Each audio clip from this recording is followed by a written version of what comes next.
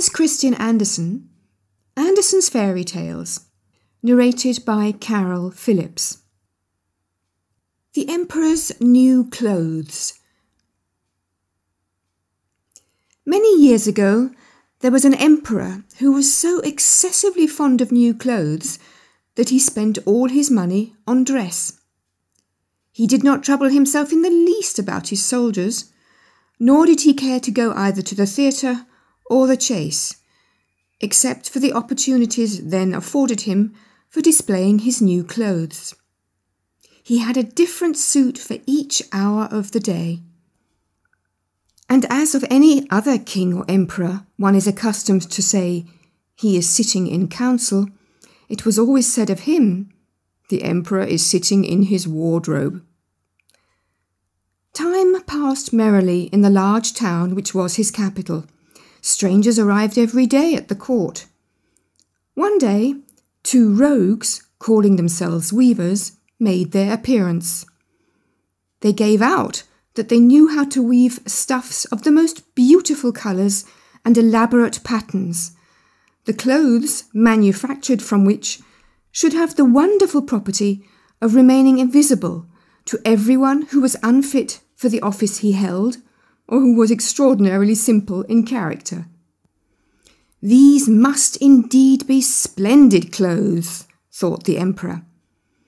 Had I such a suit, I might at once find out what men in my realms are unfit for their office, and also be able to distinguish the wise from the foolish.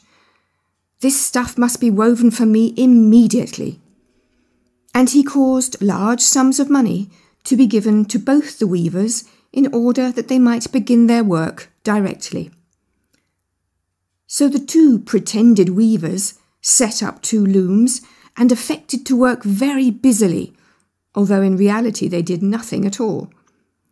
They asked for the most delicate silk and the purest gold thread, put both into their own knapsacks, and then continued their pretended work at the empty looms until late at night. "I should like to know how the weavers are getting on with my cloth," said the emperor to himself, after some little time had elapsed. He was, however, rather embarrassed when he remembered that a simpleton, or one unfit for his office, would be unable to see the manufacture. To be sure, he thought he had nothing to risk in his own person, but yet he would prefer sending someone else to bring him intelligence about the weavers and their work before he troubled himself in the affair. All the people throughout the city had heard of the wonderful property the cloth was to possess, and all were anxious to learn how wise, or how ignorant, their neighbours might prove to be. "I will send my faithful old minister to the weavers," said the emperor at last, after some deliberation. "He will be best able to see how the cloth looks, for he is a man of sense, and no one can be more suitable for his office than he is." So the faithful old minister went into the hall where the knaves were working with all their might at their empty looms. "What can be the meaning of this?" thought the old man, opening his eyes very wide. "I cannot discover the least bit of thread on the looms." However, he did not express his thoughts aloud. The impostors requested him very courteously to be so good as to come nearer their looms, and then asked him whether the design pleased him, and whether the colours were not very beautiful, at the same time pointing to the empty frames. The poor old minister looked and looked. He could not discover anything on the looms, for a very good reason. There was nothing there. "What?" thought he again. "Is it possible that I am a simpleton? I have never thought so myself, and no one must know it now if I am so. Can it be that I am unfit for my office? No, that must not be said either. I will never confess that I could not see the stuff." "Well, Sir Minister," said one of the knaves, still pretending to work, "you do not say whether the stuff pleases you." "Oh, it is excellent," replied the old minister, looking at the loom through his spectacles. "This pattern and the colours! Yes, I will tell the emperor without delay how very beautiful I think them." "We shall be much obliged to you," said the impostors, and then they named the different colours and described the pattern of the pretended stuff. The old minister listened attentively to their words in order that he might repeat them to the emperor.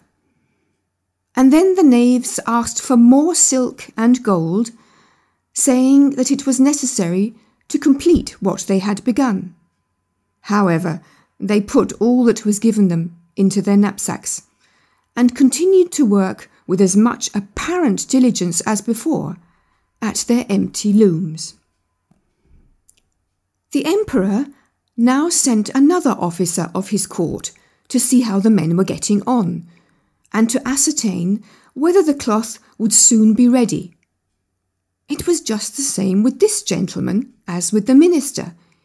He surveyed the looms on all sides, but could see nothing at all but the empty frames. "Does not the stuff appear as beautiful to you as it did to my lord the minister?" asked the impostors of the emperor's second ambassador, at the same time making the same gestures as before, and talking of the design and colours which were not there. "I certainly am not stupid," thought the messenger. "It must be that I am not fit for my good, profitable office. That is very odd. However, no one shall know anything about it." And accordingly, he praised the stuff he could not see, and declared that he was delighted with both colours and patterns.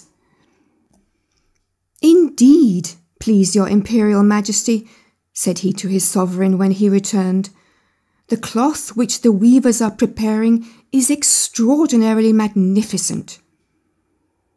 The whole city was talking of the splendid cloth which the emperor had ordered to be woven at his own expense. And now the emperor himself wished to see the costly manufacture while it was still in the loom. Accompanied by a select number of officers of the court, among whom were the 2 honest men who had already admired the cloth, he went to the crafty impostors, who, as soon as they were aware of the emperor's approach, went on working more diligently than ever, although they still did not pass a single thread through the looms. "Is not the work absolutely magnificent?" said the 2 officers of the crown already mentioned. "If your majesty will only be pleased to look at it, what a splendid design, what glorious colours!" And at the same time they pointed to the empty frames, for they imagined that everyone else could see this exquisite piece of workmanship. "How is this?" said the emperor to himself. "I can see nothing. This is indeed a terrible affair.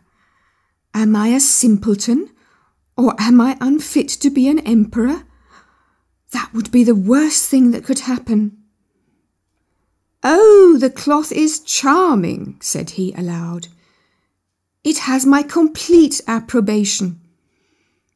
And he smiled most graciously and looked closely at the empty looms. For on no account would he say that he could not see what 2 of the officers of his court had praised so much.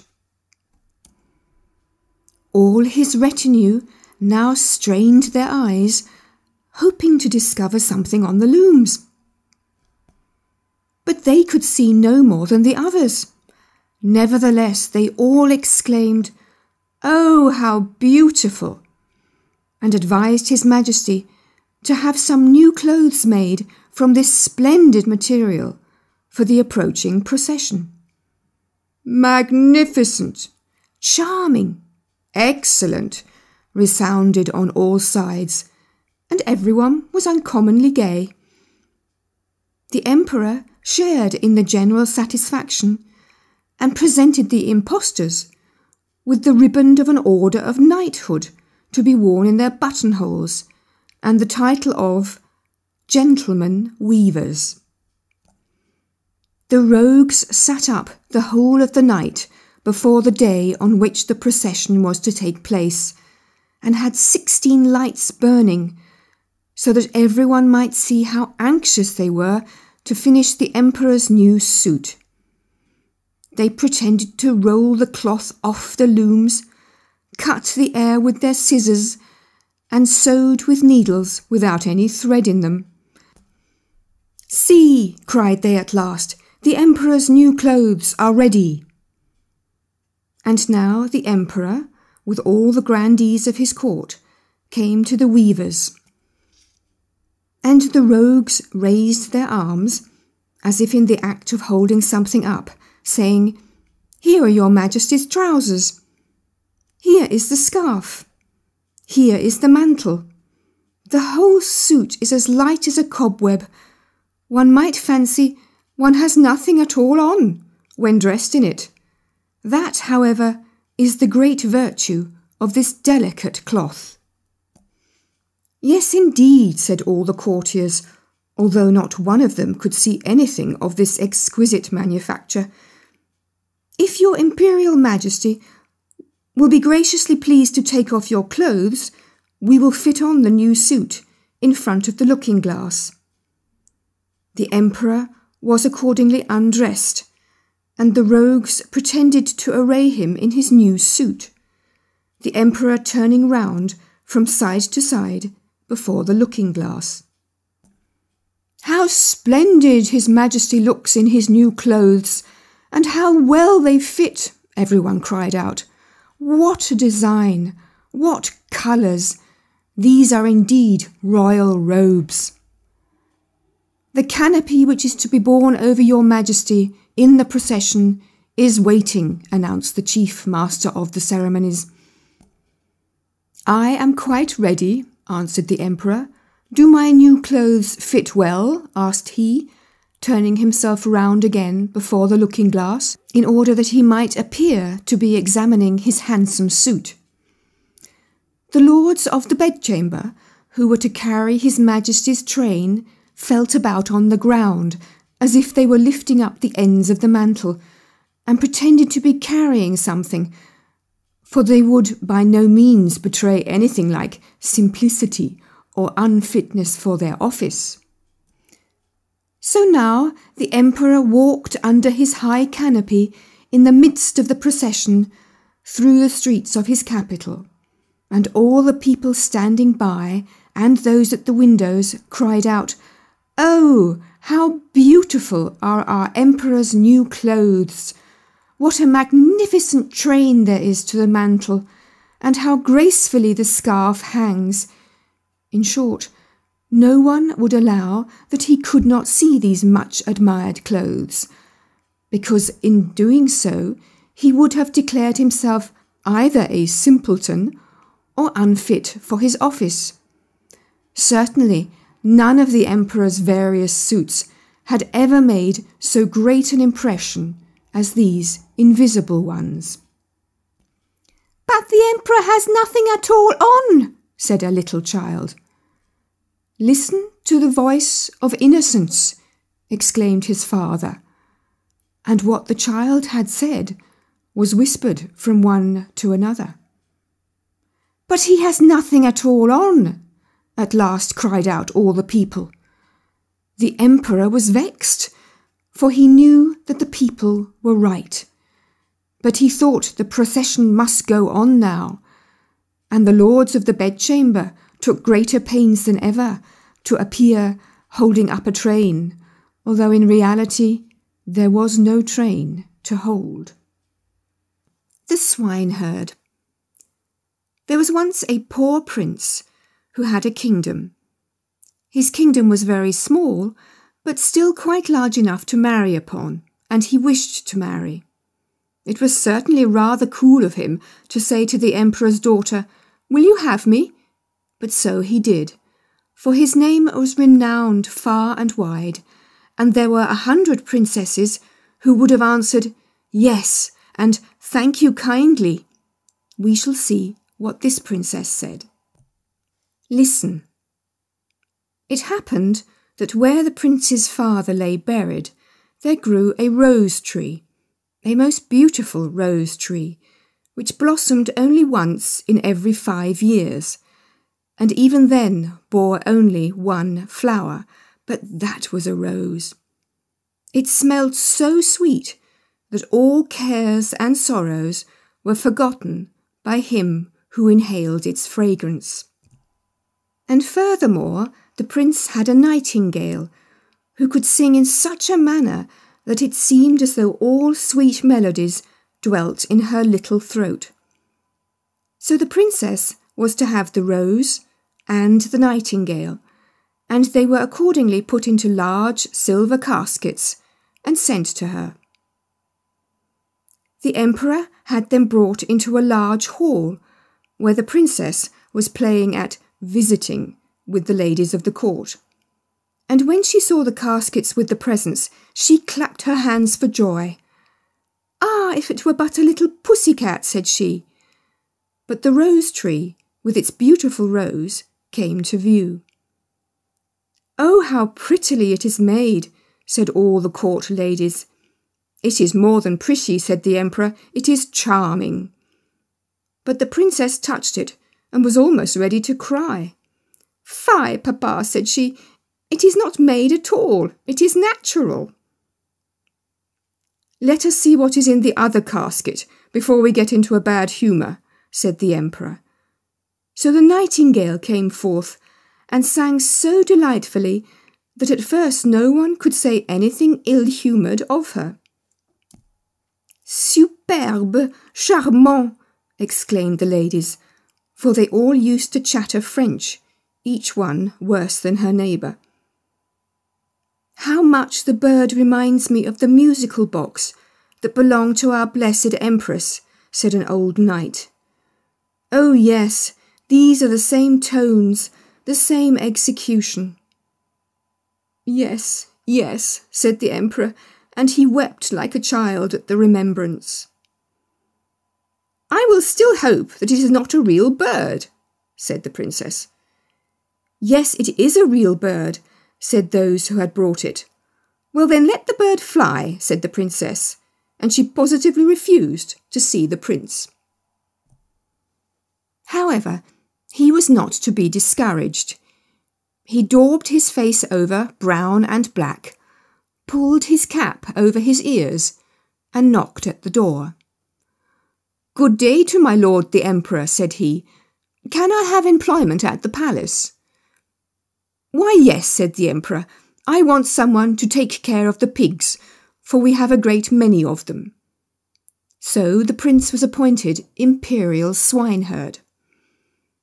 He had a dirty little room close by the pigsty, and there he sat the whole day and worked. By the evening he had made a pretty little kitchen pot.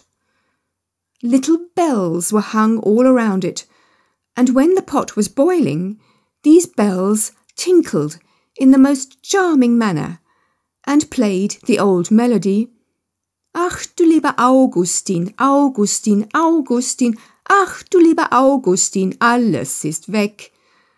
Ah, you dear Augustin, Augustin, Augustin, ah, you dear Augustin, all is gone." But what was still more curious, whoever held his finger in the smoke of the kitchen pot immediately smelt all the dishes that were cooking on every hearth in the city. This, you see, was something quite different from the rose. Now the princess happened to walk that way, and when she heard the tune, she stood quite still and seemed pleased. For she could play Lieber Augustin.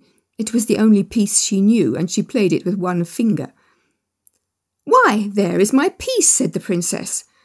"That swineherd must certainly have been well educated.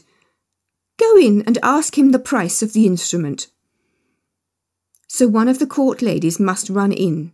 However, she drew on wooden slippers first. "What will you take for the kitchen pot?" said the lady. "I will have 10 kisses from the princess," said the swineherd. "Yes, indeed," said the lady. "I cannot sell it for less," rejoined the swineherd. "Now he is an impudent fellow," said the princess, and she walked on. But when she had gone a little way, the bells tinkled so prettily. "Ach, du lieber Augustin!" "Stay," said the princess. "Ask him if he will have 10 kisses from the ladies of my court." "No, thank you," said the swineherd. 10 kisses from the princess, or I keep the kitchen pot myself."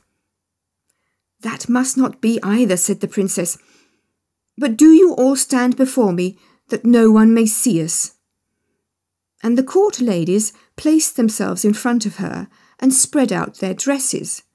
The swineherd got 10 kisses, and the princess the kitchen pot. That was delightful. The pot was boiling the whole evening and the whole of the following day. They knew perfectly well what was cooking at every fire throughout the city, from the chamberlains to the cobblers. The court ladies danced and clapped their hands. "We know who has soup, and who has pancakes for dinner today, who has cutlets, and who has eggs. How interesting!" "Yes, but keep my secret, for I am an emperor's daughter." The swineherd, that is to say the prince, for no one knew that he was other than an ill-favoured swineherd, let not a day pass without working at something. He at last constructed a rattle, which, when it was swung around, played all the waltzes and jig tunes which have ever been heard since the creation of the world.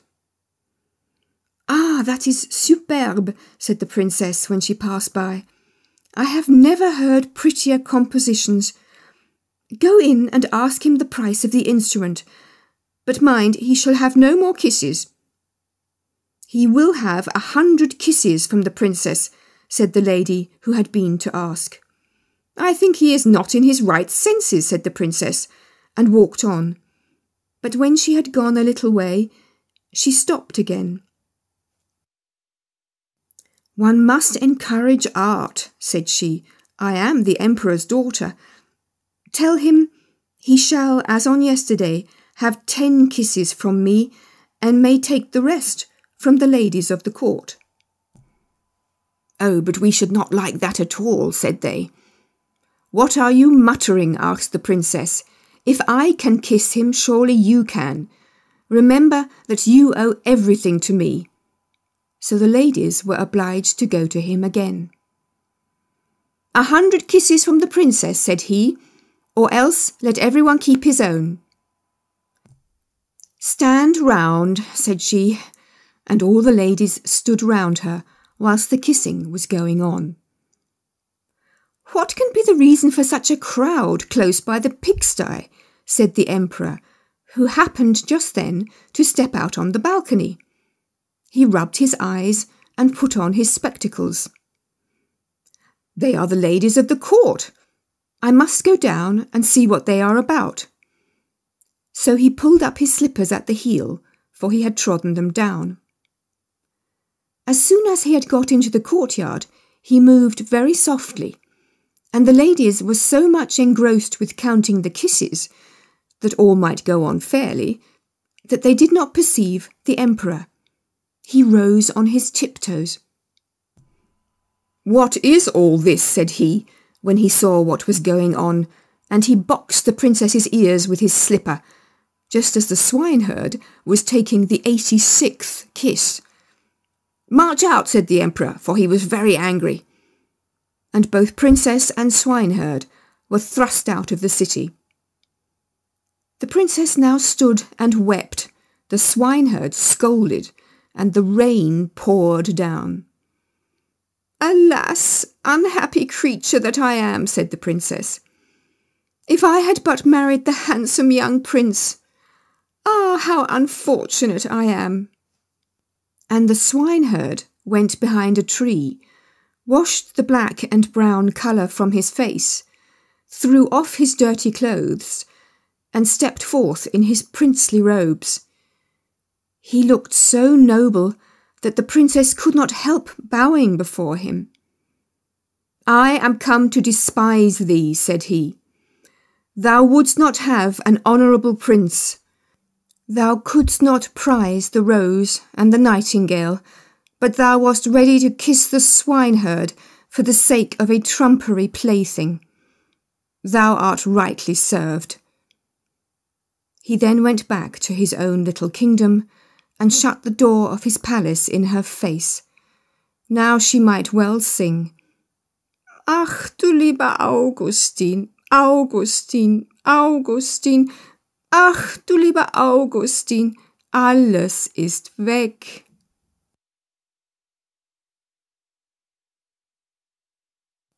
The Real Princess.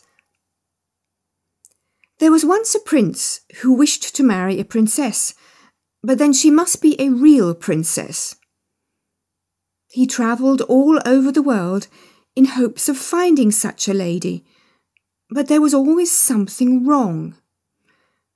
Princesses he found in plenty, but whether they were real princesses, it was impossible for him to decide, for now one thing, now another, seemed to him not quite right about the ladies. At last he returned to his palace quite cast down, because he wished so much to have a real princess for his wife. One evening a fearful tempest arose. It thundered and lightened, and the rain poured down from the sky in torrents.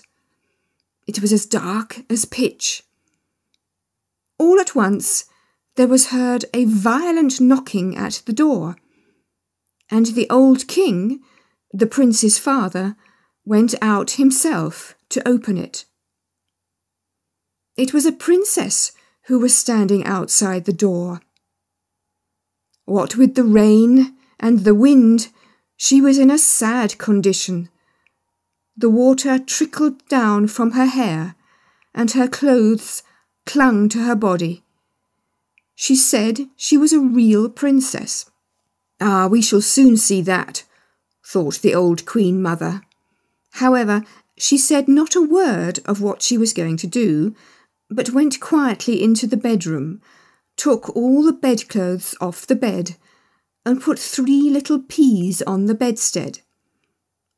She then laid 20 mattresses, one upon another, over the 3 peas, and put 20 feather beds over the mattresses.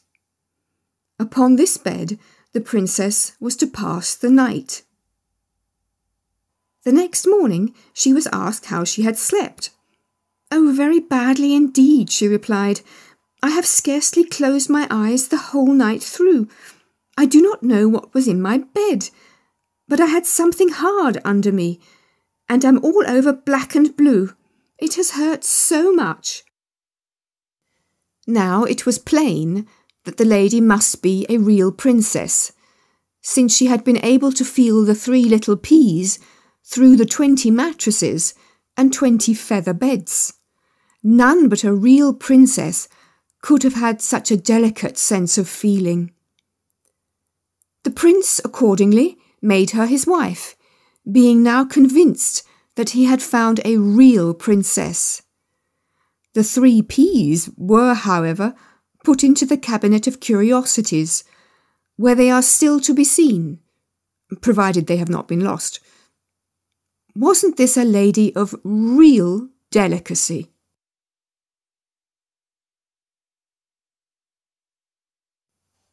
The Shoes of Fortune. Part 1. A Beginning. Every author has some peculiarity in his descriptions or in his style of writing. Those who do not like him magnify it, shrug up their shoulders and exclaim, "There he goes again." I, for my part, know very well how I can bring about this movement and this exclamation. It would happen immediately if I were to begin here, as I intended to do, with "Rome has its Corso, Naples its Toledo." "Ah, that Anderson! There he goes again," they would cry. Yet I must, to please my fancy, continue quite quietly and add, "But Copenhagen has its East Street." Here, then, we will stay for the present. In one of the houses not far from the New Market, a party was invited, a very large party, in order, as is often the case, to get a return invitation from the others. One half of the company was already seated at the card table. The other half awaited the result of the stereotype preliminary observation of the lady of the house. "Now, let us see what we can do to amuse ourselves." They had got just so far, and the conversation began to crystallise, as it could but do with the scanty stream which the commonplace world supplied. Amongst other things, they spoke of the Middle Ages. Some praised that period as far more interesting, far more poetical than our own too sober present. Indeed, Councillor Knapp defended this opinion so warmly that the hostess declared immediately on his side, and both exerted themselves with unwearied eloquence. The councillor boldly declared the time of King Hans to be the noblest and the most happy period. While the conversation turned on this subject, and was only for a moment interrupted by the arrival of a journal that contained nothing worth reading, we will just step out into the antechamber, where cloaks, mackintoshes, sticks, umbrellas and shoes were deposited. Here sat two female figures, a young and an old one. One might have thought at first they were servants, come to accompany their mistresses home, but on looking nearer, one soon saw they could scarcely be mere servants. Their forms were too noble for that, their skin too fine, the cut of their dress too striking. Two fairies were they. The younger, it is true, was not Dame Fortune herself, but one of the waiting maids of her handmaidens who carry about the lesser good things that she distributes. The other looked extremely gloomy. It was Care. She always attends to her own serious business herself, as then she is sure of having it done properly. They were telling each other, with a confidential interchange of ideas, where they had been during the day. The messenger of Fortune had only executed a few unimportant commissions, such as saving a new bonnet from a shower of rain, etc. But what she had yet to perform was something quite unusual. "I must tell you," said she, "that today is my birthday, and in honour of it, a pair of walking shoes, or galoshes, has been entrusted to me, which I am to carry to mankind. These shoes possess the property of instantly transporting him who has them on to the place or the period in which he most wishes to be. Every wish, as regards time or place or state of being, will be immediately fulfilled, and so, at last, man will be happy here below." "Do you seriously believe it?" replied Care, in a severe tone of reproach. "No, he will be very unhappy, and will assuredly bless the moment when he feels that he has freed himself from the fatal shoes." "Stupid nonsense," said the other angrily. "I will put them here by the door. Someone will make a mistake for certain and take the wrong ones. He will be a happy man." Such was their conversation.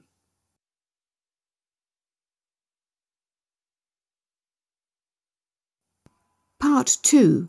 What happened to the councillor. It was late. Councillor Knapp, deeply occupied with the times of King Hans, intended to go home, and malicious fate managed matters so that his feet, instead of finding their way to his own galoshes, slipped into those of Fortune. Thus caparisoned, the good man walked out of the well-lighted rooms into East Street. By the magic power of the shoes, he was carried back to the times of King Hans, on which account his foot very naturally sank in the mud and puddles of the street, there having been in those days no pavement in Copenhagen. "Well, this is too bad. How dirty it is here," sighed the councillor. "As to a pavement, I can find no traces of one, and all the lamps, it seems, have gone to sleep." The moon was not yet very high. It was, besides, rather foggy, so that in the darkness all objects seemed mingled in chaotic confusion. At the next corner hung a votive lamp before a Madonna, but the light it gave was little better than none at all. Indeed, he did not observe it before he was exactly under it, and his eyes fell upon the bright colours of the pictures which represented the well-known group of the Virgin and the infant Jesus. "That is probably a waxwork show," thought he, and the people delayed taking down their sign in hopes of a late visitor or two. A few persons in the costume of the time of King Hans passed quickly by him. How strange they look! The good folks come probably from a masquerade. Suddenly was heard the sound of drums and fifes. The bright blaze of a fire shot up from time to time, and its ruddy gleams seemed to contend with the bluish light of the torches. The councillor stood still and watched a most strange procession pass by. First came a dozen drummers, who understood pretty well how to handle their instruments. Then came halberdiers and some armed with crossbows. The principal person in the procession was a priest. Astonished at what he saw, the councillor asked what was the meaning of all this mummery, and who that man was. "That's the Bishop of Zealand," was the answer. "Good heavens! What has taken possession of the bishop?" sighed the councillor, shaking his head. It certainly could not be the bishop, even though he was considered the most absent man in the whole kingdom, and people told the drollest anecdotes about him. Reflecting on the matter, and without looking right or left, the councillor went through East Street and across the Harbrouwplatz. The bridge leading to Palace Square was not to be found. Scarcely trusting his senses, the nocturnal wanderer discovered a shallow piece of water, and here fell in with two men who very comfortably were rocking to and fro in a boat. "Does your honour want to cross the ferry to the Holm?" asked they. "Across to the Holm?" said the councillor, who knew nothing of the age in which he at that moment was. "No, I am going to Christianshafen, to Little Market Street." Both men stared at him in astonishment. "Only just tell me where the bridge is," said he. "It is really unpardonable that there are no lamps here, and it is as dirty as if one had to wade through a morass." The longer he spoke with the boatman, the more unintelligible did their language become to him. "I don't understand your Bornholmish dialect," said he at last angrily, turning his back upon them. He was unable to find the bridge. There was no railway either. "It is really disgraceful what a state this place is in," muttered he to himself. Never had his age, with which, however, he was always grumbling, seemed so miserable as on this evening. "I'll take a hackney coach," thought he. But where were the hackney coaches? Not one was to be seen. "I must go back to the New Market. There, it is to be hoped, I shall find some coaches, for if I don't, I shall never get safe to Christianshafen." So off he went in the direction of East Street, and had nearly got to the end of it when the moon shone forth. "God bless me! What wooden scaffolding is that which they have set up there?" cried he involuntarily, as he looked at East Gate, which in those days was at the end of East Street. He found, however, a little side door open, And through this he went, and stepped into our new market of the present time. It was a huge, desolate plain. Some wild bushes stood up here and there, while across the field flowed a broad canal or river. Some wretched hovels for the Dutch sailors, resembling great boxes, and after which the place was named, lay about in confused disorder on the opposite bank. I either behold a Fata Morgana, or am regularly tipsy, whimpered out the counsellor. But what's this? He turned round anew, firmly convinced that he was seriously ill. He gazed at the street, formerly so well known to him, and now so strange in appearance, and looked at the houses more attentively. Most of them were of wood, slightly put together, and many had a thatched roof. "No, I am far from well," sighed he, "and yet I drank only 1 glass of punch. But I cannot suppose it. It was, too, really very wrong to give us punch and hot salmon for supper. I shall speak about it at the first opportunity. I have half a mind to go back again and say what I suffer. But no, that would be too silly. And heaven only knows if they are up still." He looked for the house, but it had vanished. "It is really dreadful," groaned he with increasing anxiety. "I cannot recognise East Street again. There is not a single decent shop from one end to the other. Nothing but wretched huts can I see anywhere. Just as if I were at Ringstead. Oh, I am ill. I can scarcely bear myself any longer. Where the deuce can the house be? It must be here on this very spot. Yet there is not the slightest idea of resemblance. To such a degree has everything changed this night. At all events, here are some people up and stirring. Oh, I am certainly very ill." He now hit upon a half-open door, through a chink of which a faint light shone. It was a sort of hostelry of those times, a kind of public house. The room had some resemblance to the clay-floored halls in Holstein. A pretty numerous company, consisting of seamen, Copenhagen burghers, and a few scholars, sat here in deep converse over their pewter cans, and gave little heed to the person who entered. "By your leave," said the counsellor to the hostess, who came bustling towards him. "I've felt so queer all of a sudden. Would you have the goodness to send for a hackney coach to take me to Christianshavn?" The woman examined him with eyes of astonishment, and shook her head. She then addressed him in German. The counsellor thought that she did not understand Danish, and therefore repeated his wish in German. This, in connection with his costume, strengthened the good woman in the belief that he was a foreigner. That he was ill she comprehended directly, so she brought him a pitcher of water, which tasted certainly pretty strong of the sea, although it had been fetched from the well.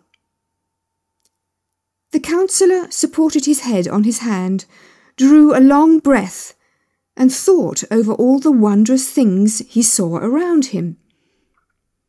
"Is this the Daily News of this evening?" he asked mechanically, as he saw the hostess push aside a large sheet of paper.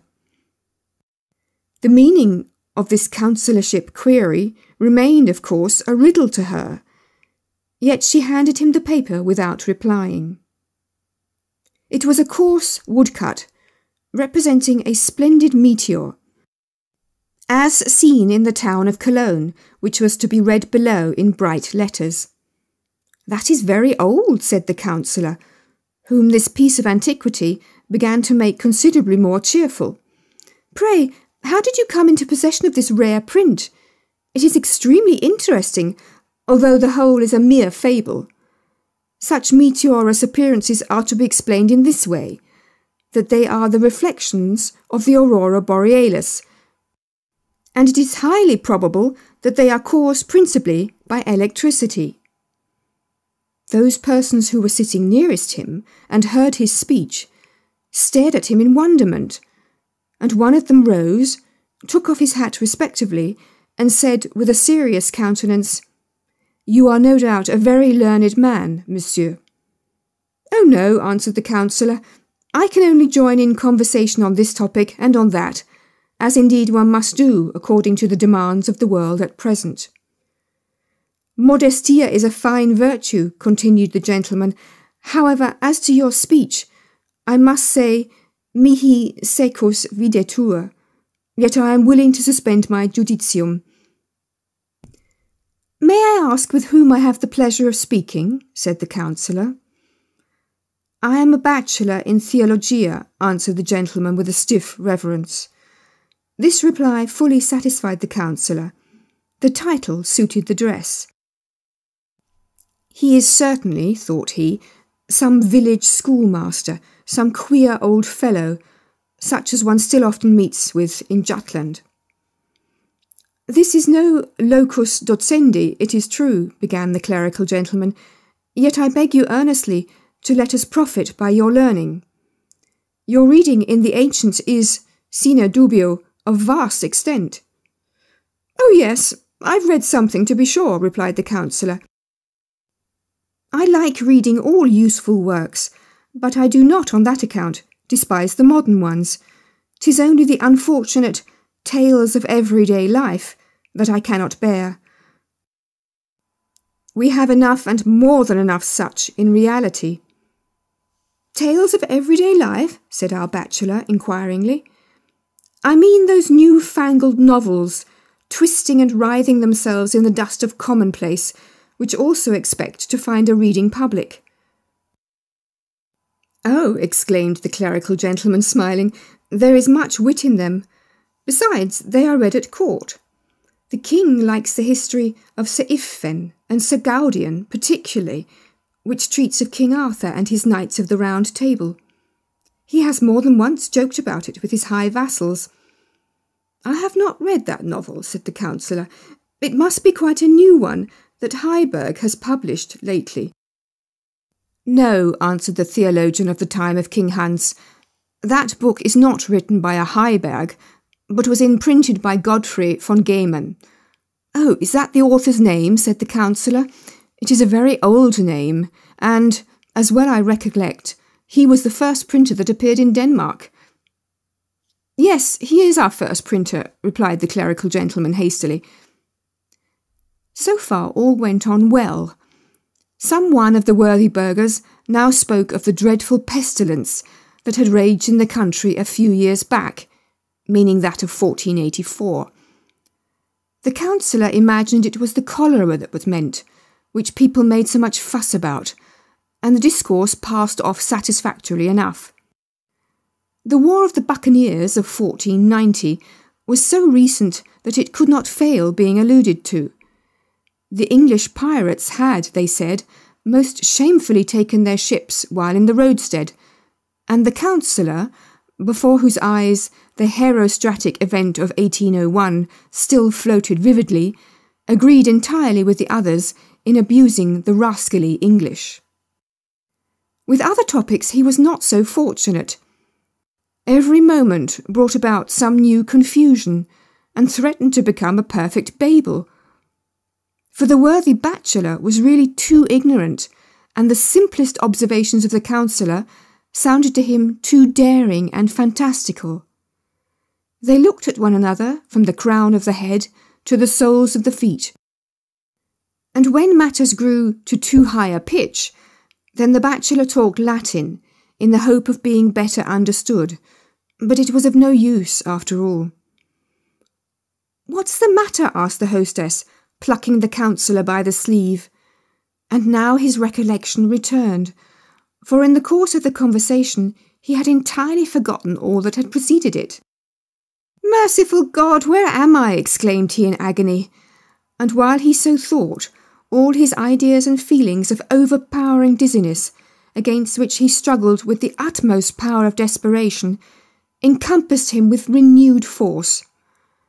"Let us drink claret and mead and Bremen beer," shouted one of the guests, and you shall drink with us." 2 maidens approached. One wore a cap of 2 colours, denoting the class of persons to which she belonged. They poured out the liquor and made the most friendly gesticulations, while a cold perspiration trickled down the back of the poor counsellor. "What's to be the end of this? What's to become of me?" groaned he. But he was forced, in spite of his opposition, to drink with the rest. They took hold of the worthy man, who, hearing on every side that he was intoxicated, did not in the least doubt the truth of this certainly not very polite assertion, but on the contrary implored the ladies and gentlemen present to procure him a hackney coach. They, however, imagined he was talking Russian. Never before, he thought, had he been in such a coarse and ignorant company. One might almost fancy the people had turned heathens again. "It is the most dreadful moment of my life. The whole world is leagued against me." But suddenly it occurred to him that he might stoop down under the table and then creep unobserved out of the door. He did so, but just as he was going, the others remarked what he was about. They laid hold of him by the legs, and now, happily for him, off fell his fatal shoes, and with them the charm was at an end. The counsellor saw quite distinctly before him a lantern burning, and behind this a large, handsome house. All seemed to him in proper order as usual. It was East Street, splendid and elegant as we now see it. He lay with his feet towards a doorway, and exactly opposite sat the watchman, asleep. "Gracious heaven," said he, "have I lain here in the street and dreamed? Yes, 'tis East Street. How splendid and light it is! But really it is terrible what an effect that one glass of punch must have had on me." 2 minutes later he was sitting in a hackney coach and driving to Frederikshafen. He thought of the distress and agony he had endured, and praised from the very bottom of his heart the happy reality, our own time, which, with all its deficiencies, is yet much better than that in which, so much against his inclination, he had lately been. Part 3. The Watchman's Adventure. "Why, there is a pair of galoshes, as sure as I'm alive," said the watchman, awaking from a gentle slumber.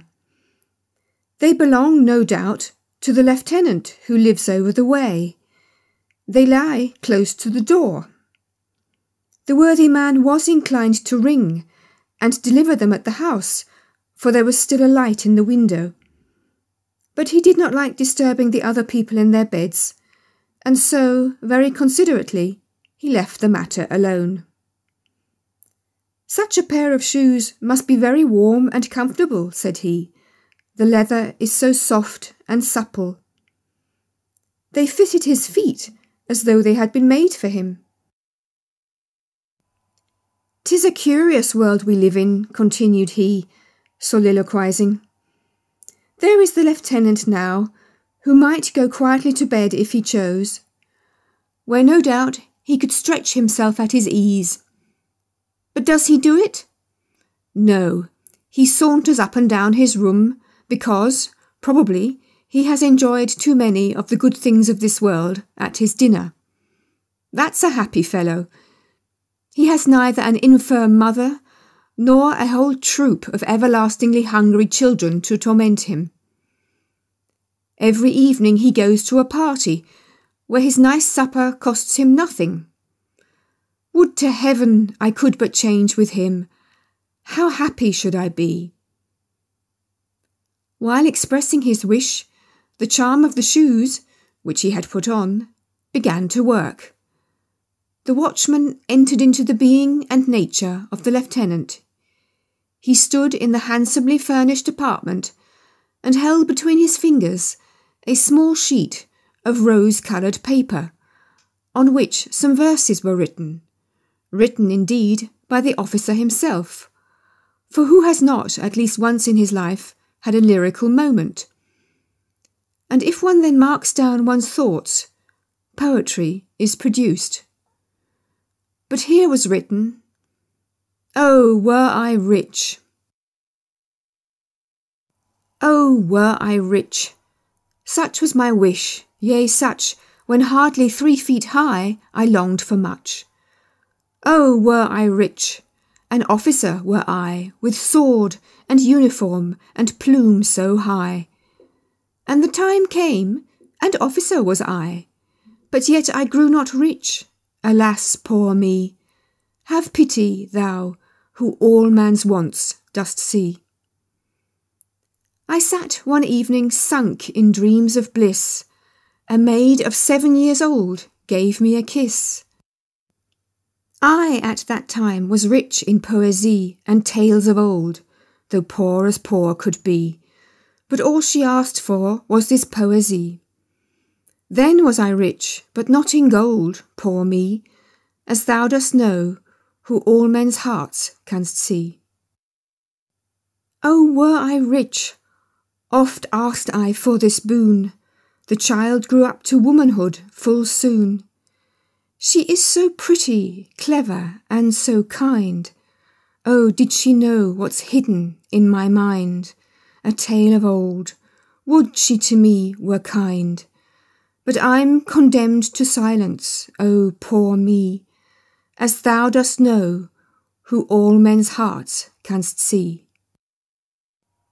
Oh, were I rich in calm and peace of mind, my grief you then would not here written find. O thou to whom I do my heart devote, O read this page of glad days now remote, a dark, dark tale which I to-night devote. Dark is the future now, alas, poor me, have pity thou, who all men's pains dost see. Such verses as these people write when they are in love, but no man in his senses ever thinks of printing them. Here one of the sorrows of life, in which there is real poetry, gave itself vent, not that barren grief which the poet may only hint at, but never depict in its detail, misery and want, that animal necessity, in short, to snatch at least at a fallen leaf of the breadfruit tree, if not at the fruit itself. The higher the position in which one finds oneself transplanted, the greater is the suffering. Everyday necessity is the stagnant pool of life. No lovely picture reflects itself therein. Lieutenant, love, and lack of money, that is a symbolic triangle, or much the same as the half of the shattered die of fortune. This the lieutenant felt most poignantly, and this was the reason he leant his head against the window and sighed so deeply. The poor watchman out there in the street is far happier than I. He knows not what I term privation. He has a home, a wife, and children, who weep with him over his sorrows, who rejoice with him when he is glad. Oh, far happier were I, could I exchange with him my being, with his desires and with his hopes perform the weary pilgrimage of life. Oh, he is 100 times happier than I. In the same moment the watchman was again watchman. It was the shoes that caused the metamorphosis by means of which, unknown to himself, he took upon the thoughts and feelings of the officer. But as we have just seen, he felt himself in his new situation much less contented, and now preferred the very thing which but some minutes before he had rejected. So then the watchman was again watchman. "That was an unpleasant dream," said he, "but 'twas droll enough altogether. I fancied that I was the lieutenant over there, and yet the thing was not very much to my taste after all. I missed my good old mother and the dear little ones who almost tear me to pieces for sheer love." He seated himself once more and nodded. The dream continued to haunt him, for he still had the shoes on his feet. A falling star shone in the dark firmament. "There falls another star," said he, "but what does it matter? There are always enough left. I should not much mind examining the little glimmering things somewhat nearer, especially the moon, for that would not slip so easily through a man's fingers. When we die, so at least says the student for whom my wife does the washing, we shall fly about as light as a feather from one such star to the other. That's of course not true, but 'twould be pretty enough if it were so. If I could but once take a leap up there, my body might stay here on the steps for what I care. Behold, there are certain things in the world to which one ought never to give utterance, except with the greatest caution. But doubly careful must one be when we have the shoes of fortune on our feet. Now just listen to what happened to the watchman.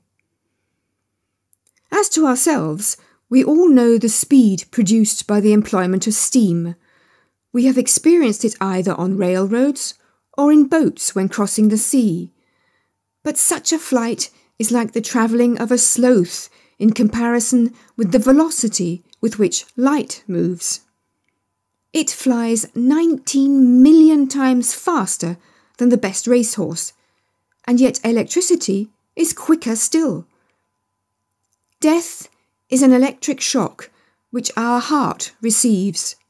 The freed soul soars upwards on the wings of electricity. The sun's light wants 8 minutes and some seconds to perform a journey of more than 20 million of our Danish miles.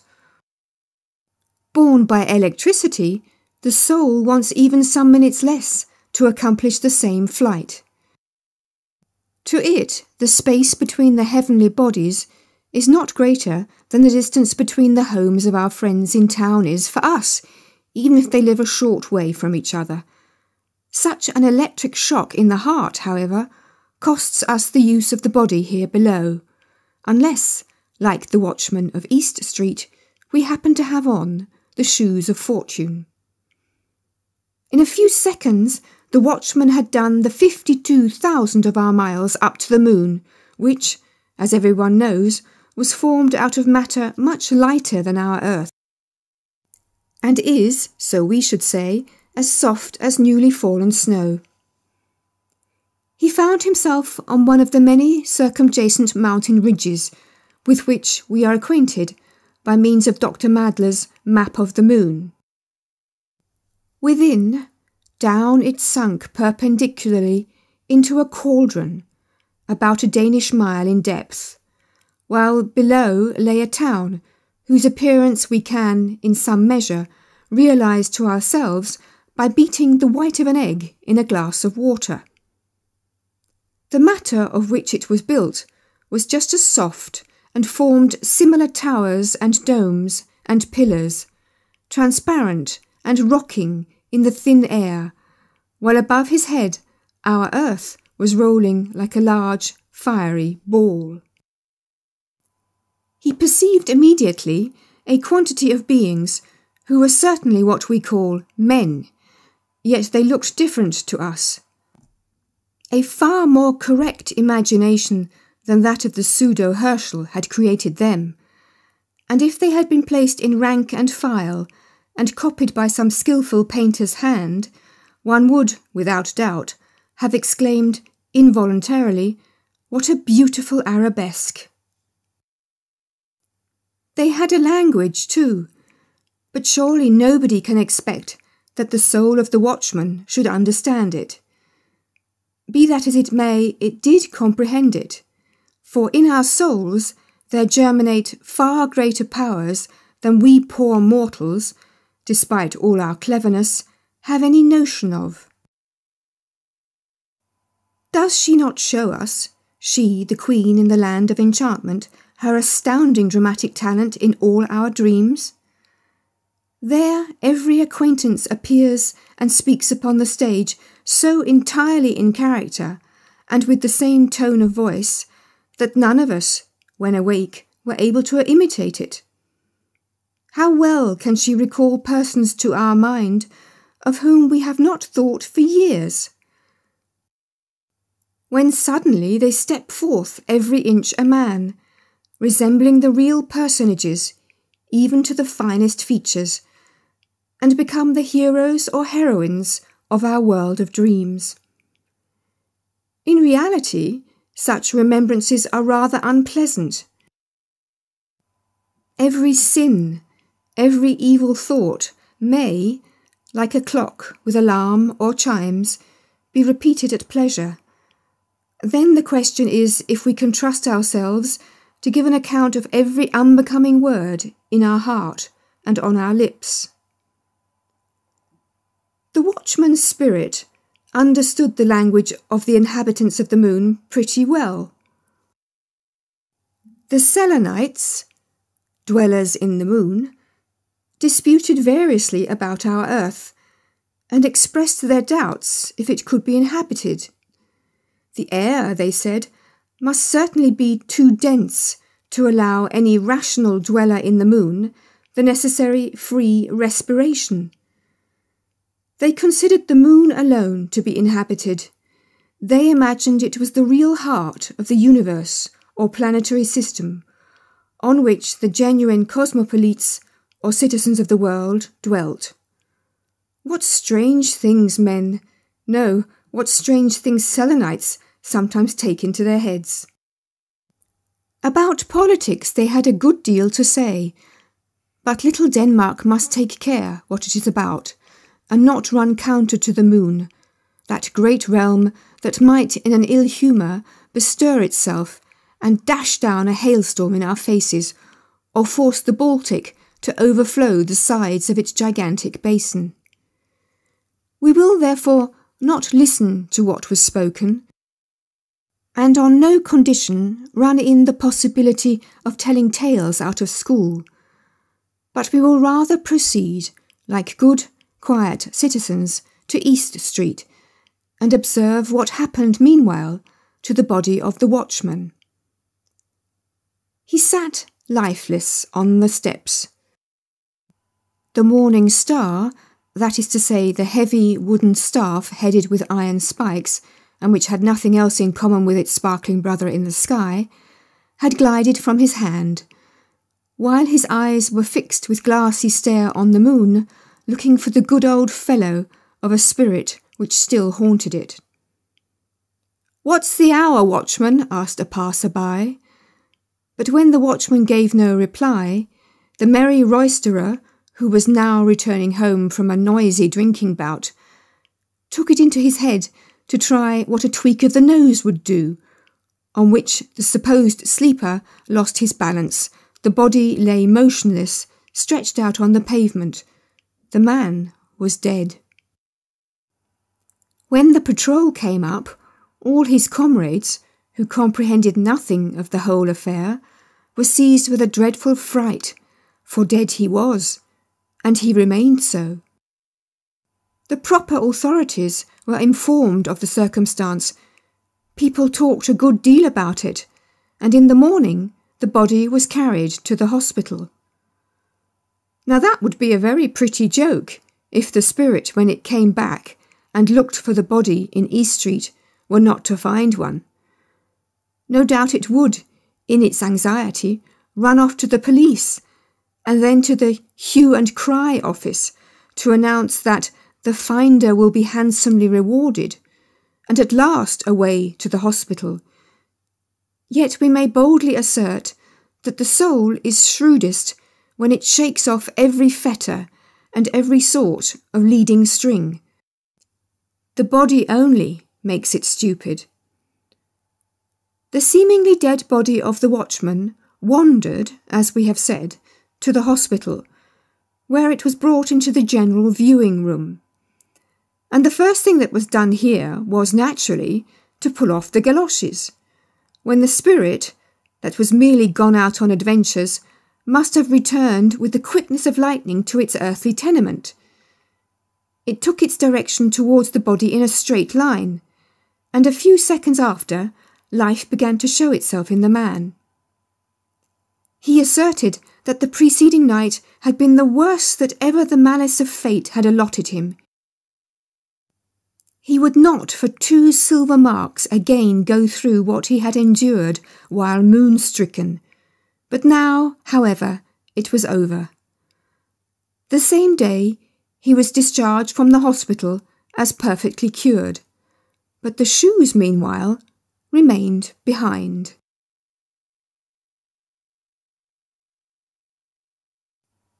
Part 4. A moment of head importance, an evening's dramatic readings, a most strange journey.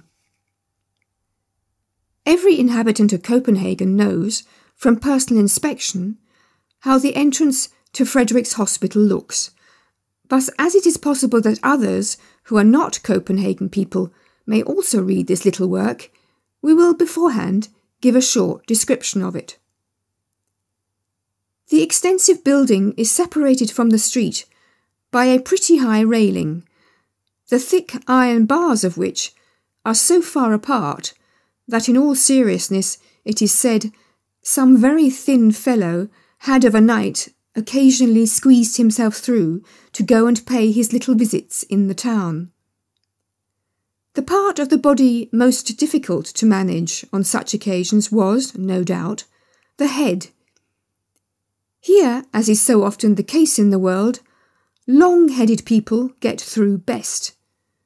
So much then for the introduction.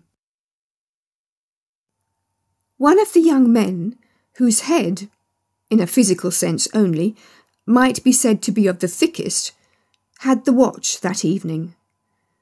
The rain poured down in torrents, yet despite these 2 obstacles, the young man was obliged to go out, if it were but for a quarter of an hour. And as to telling the doorkeeper about it, that, he thought, was quite unnecessary, if, with a whole skin, he were able to slip through the railings.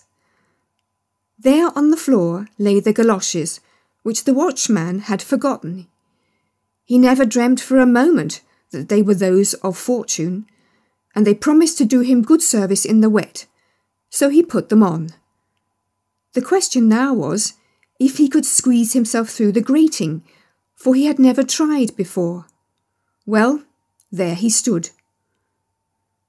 "Would to heaven I had got my head through," said he, involuntarily, and instantly through it slipped, easily and without pain, notwithstanding it was pretty large and thick. But now the rest of the body was to be got through. "Ah, I am much too stout," groaned he aloud, while fixed as in a vice. "I had thought the head was the most difficult part of the matter. Oh, I really cannot squeeze myself through." He now wanted to pull his over-hasty head back again, but he could not. For his neck there was room enough, but for nothing more. His first feeling was of anger, his next that his temper fell to 0. The shoes of Fortune had placed him in the most dreadful situation, and unfortunately it never occurred to him to wish himself free. The pitch-black clouds poured down their contents in still heavier torrents. Not a creature was to be seen in the streets. To reach up to the bell was what he did not like. To cry aloud for help would have availed him little. Besides, how ashamed would he have been to be found caught in a trap, like an outwitted fox. How was he to twist himself through? He saw clearly that it was his irrevocable destiny to remain a prisoner till dawn, or perhaps even late in the morning. Then the smith must be fetched to file away the bars. But all that would not be done so quickly as he could think about it. The whole charity school, just opposite, would be in motion. All the new booths with their not very courtier-like swarm of seamen, would join them out of curiosity, and would greet him with a wild hurrah while he was standing in his pillory. There would be a mob, a hissing and rejoicing and jeering, 10 times worse than in the rows about the Jews some years ago. Oh, my blood is mounting to my brain. 'Tis enough to drive one mad. I shall go wild. I know not what to do.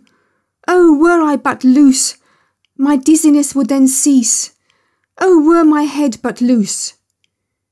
You see, he ought to have said that sooner, for the moment he expressed the wish, his head was free, and cured of all his paroxysms of love, he hastened off to his room, where the pains consequent on the fright the shoes had prepared for him did not so soon take their leave.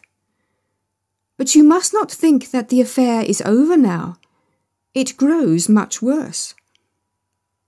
The night passed, the next day also, but nobody came to fetch the shoes.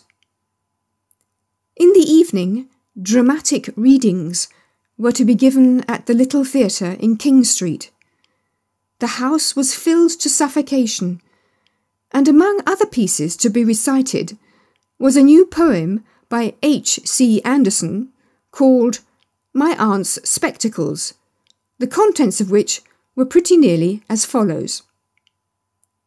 A certain person had an aunt who boasted of particular skill in fortune-telling with cards, and who was constantly being stormed by persons that wanted to have a peep into futurity. But she was full of mystery about her art, in which a certain pair of magic spectacles did her essential service. Her nephew, a merry boy, who was his aunt's darling, begged so long for these spectacles that, at last, she lent him the treasure, after having informed him, with many exhortations, that in order to execute the interesting trick, he need only repair to some place where a great many persons were assembled, and then, from a higher position, whence he could overlook the crowd, pass the company in review before him through his spectacles. Immediately, the inner man of each individual will be displayed before him, like a game of cards, in which he unerringly might read what the future of every person presented was to be. Well pleased, the little magician hastened away to prove the powers of the spectacles in the theatre, no place seeming to him more fitted for such a trial. He begged permission of the worthy audience and set his spectacles on his nose.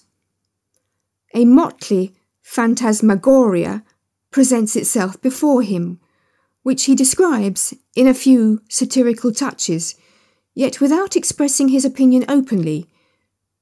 He tells the people enough to set them all thinking and guessing, but in order to hurt nobody, he wraps his witty, oracular judgments in a transparent veil, or rather in a lurid thundercloud, shooting forth bright sparks of wit, that they may fall in the powder magazine of the expectant audience.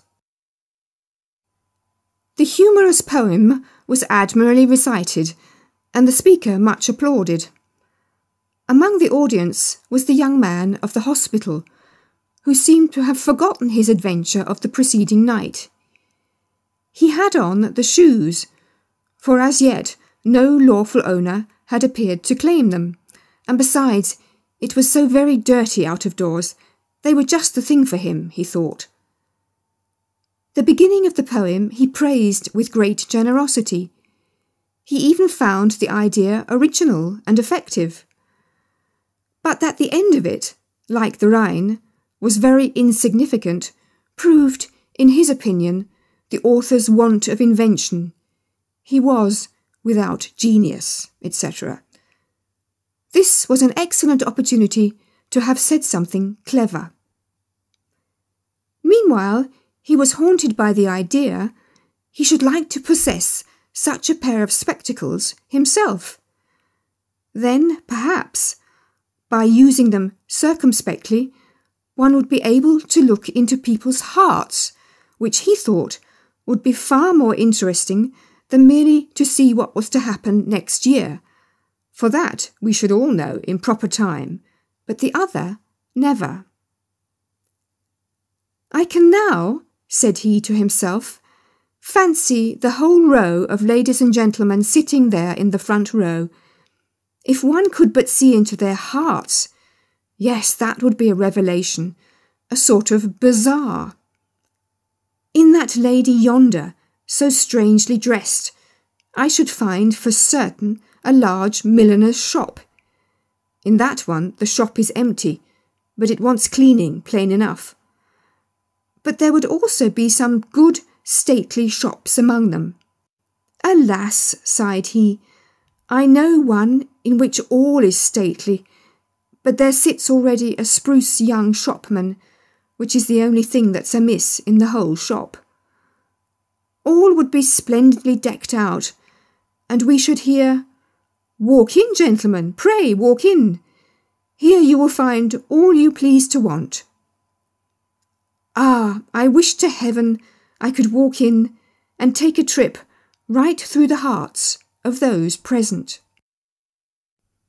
And behold, to the shoes of fortune, this was the cue. The whole man shrunk together, and a most uncommon journey through the hearts of the front row of spectators now began.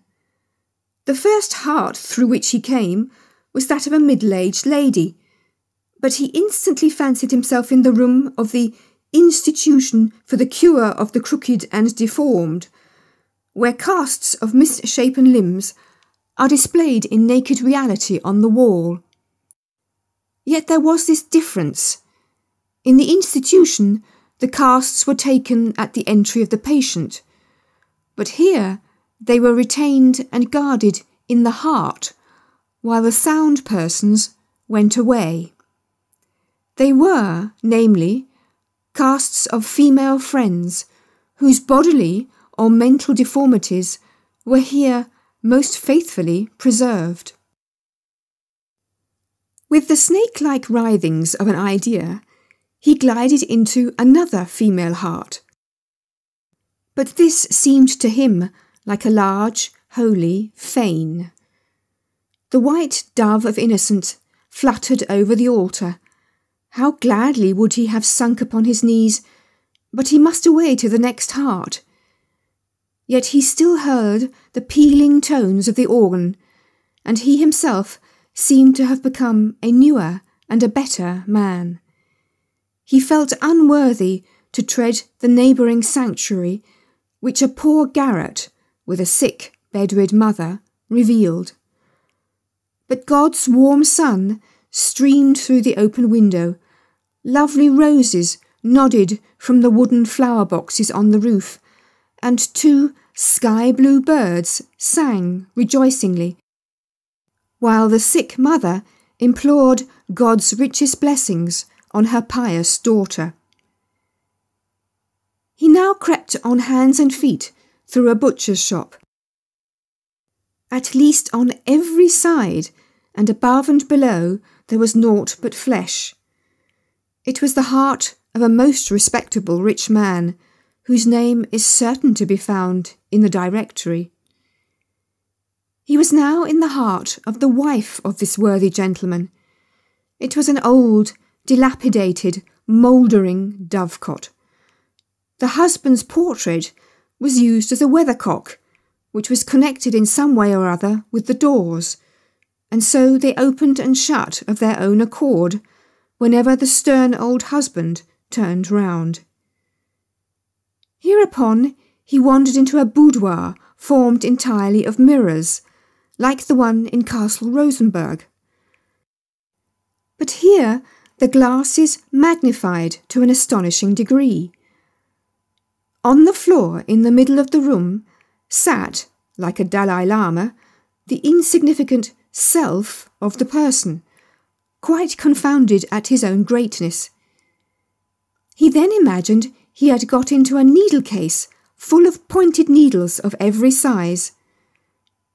This is certainly the heart of an old maid, thought he, but he was mistaken. It was the heart of a young military man, a man, as people said, of talent and feeling. In the greatest perplexity, he now came out of the last heart in the row. He was unable to put his thoughts in order, and fancied that his too lively imagination had run away with him. "Good heavens," sighed he, "I have surely a disposition to madness. 'Tis dreadfully hot here. My blood boils in my veins, and my head is burning like a coal." And he now remembered the important event of the evening before, how his head had got jammed in between the iron railings of the hospital. "That's what it is, no doubt," said he. "I must do something in time. Under such circumstances, a Russian bath might do me good. I only wish I were already on the upper, hottest bank." And so there he lay on the uppermost bank in the vapour bath, but with all his clothes on, in his boots and galoshes, while the hot drops fell scalding from the ceiling on his face. "Holloa!" cried he, leaping down. The bathing attendant, on his side, uttered a loud cry of astonishment when he beheld in the bath a man completely dressed. The other, however, retained sufficient presence of mind to whisper to him, "'Tis a bet, and I have won it." But the first thing he did, as soon as he got home, was to have a large blister put on his chest and back to draw out his madness. The next morning he had a sore chest and a bleeding back, and, excepting the fright, that was all that he had gained by the shoes of fortune.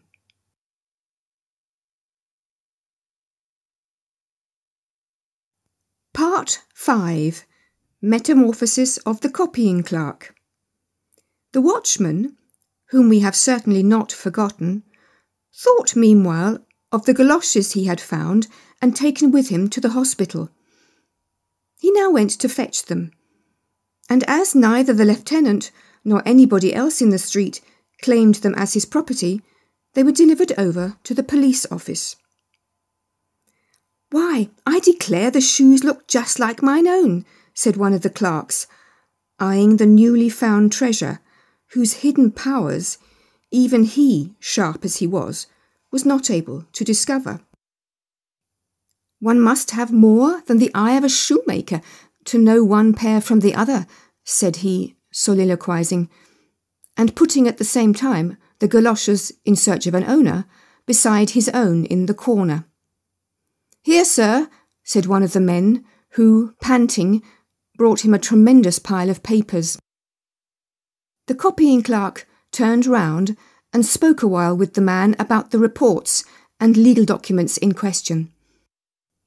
But when he had finished, and his eye fell again on the shoes, he was unable to say whether those to the left or those to the right belonged to him. "At all events, it must be those which are wet," thought he. But this time, in spite of his cleverness, he guessed quite wrong. For it was just those of fortune which played, as it were, into his hands, or rather on his feet. And why, I should like to know, are the police never to be wrong? So he put them on quickly, stuck his papers in his pocket, and took besides a few under his arm, intending to look them through at home to make the necessary notes. It was noon, and the weather that had threatened rain began to clear up, while gaily dressed holiday folks filled the streets. "A little trip to Fredericksburg would do me no great harm," thought he, "for I, poor beast of burden that I am, have so much to annoy me that I don't know what a good appetite is. 'Tis a bitter crust, alas, at which I am condemned to gnaw." Nobody could be more steady or quiet than this young man. We therefore wish him joy of the excursion with all our heart, and it will certainly be beneficial for a person who leads so sedentary a life. In the park he met a friend, one of our young poets, who told him that the following day he should set out on his long-intended tour. "So you are going away again," said the clerk. "You are a free and happy being. We others are chained by the leg and held fast to our desk." "Yes, but it is a chain, friend, which ensures you the blessed bread of existence," answered the poet. "You need feel no care for the coming morrow. When you are old, you receive a pension." "True," said the clerk, shrugging his shoulders, "and yet you are the better off. To sit at one's ease and poetise, that is a pleasure. Everybody has something agreeable to say to you, and you are always your own master. No, friend, you should but try what it is to sit from one year's end to the other, occupied with and judging the most trivial matters." The poet shook his head, the copying clerk did the same. Each one kept to his own opinion, and so they separated. "It's a strange race, those poets," said the clerk, who was very fond of soliloquising. "I should like some day, just for a trial, to take such nature upon me and be a poet myself. I am very sure I should make no such miserable verses as the others. Today, methinks, is a most delicious day for a poet. Nature seems anew to celebrate her awakening into life. The air is so unusually clear, the clouds sail on so buoyantly, and from the green herbage a fragrance is exhaled that fills me with delight. For many a year have I not felt as at this moment." We see already, by the foregoing effusion, that he is become a poet. To give further proof of it, however, would in most cases be insipid, for it is a most foolish notion to fancy a poet different from other men. Among the latter, there may be far more poetical natures than many an acknowledged poet, when examined more closely, could boast of. The difference only is that the poet possesses a better mental memory, on which account he is able to retain the feeling and the thought till they can be embodied by means of words, a faculty which the others do not possess. But the transition from a commonplace nature to one that is richly endowed demands always a more or less breakneck leap over a certain abyss which yawns threateningly below, and thus must the sudden change with the clerk strike the reader. "The sweet air," continued he of the police office in his dreamy imaginings, "how it reminds me of the violets in the garden of my Aunt Magdalena. Yes, then I was a little wild boy, who did not go to school very regularly. Oh, heavens, 'tis a long time since I have thought on those times. The good old soul. She lived behind the Exchange. She always had a few twigs or green shoots in water, let the winter rage without as it might. The violets exhaled their sweet breath, whilst I pressed against the window panes, covered with fantastic frostwork, the copper coin I had heated on the stove, and so made peepholes. What splendid vistas were then opened to my view! What change! What magnificence! Yonder in the canal lay the ships frozen up and deserted by their whole crews, with a screaming crow for the sole occupant. But when the spring, with a gentle, stirring motion, announced her arrival, a new and busy life arose. With songs and hurrahs, the ice was sawn asunder, the ships were fresh tarred and rigged, that they might sail away to distant lands. But I have remained here, must always remain here, sitting at my desk in the office, and patiently see other people fetch their passports to go abroad. Such is my fate, alas, sighed he, and was again silent. Great heaven, what is come to me? Never have I thought or felt like this before. It must be the summer air that affects me with feelings almost as disquieting as they are refreshing." He felt in his pocket for the papers. These police reports will soon stem the torrent of my ideas and effectually hinder any rebellious overflowing of the time-worn banks of official duties, he said to himself consolingly, while his eye ran over the first page. Dame Tigbrith, tragedy in 5 acts. What is that? And yet it is undeniably my own handwriting. Have I written the tragedy? Wonderful, very wonderful. And this, what have I here? Intrigue on the ramparts, or The Day of Repentance, vaudeville with new songs to the most favourite airs. The deuce! Where did I get all this rubbish? Someone must have slipped it slyly into my pocket for a joke. There is, too, a letter to me, a crumpled letter, and the seal broken.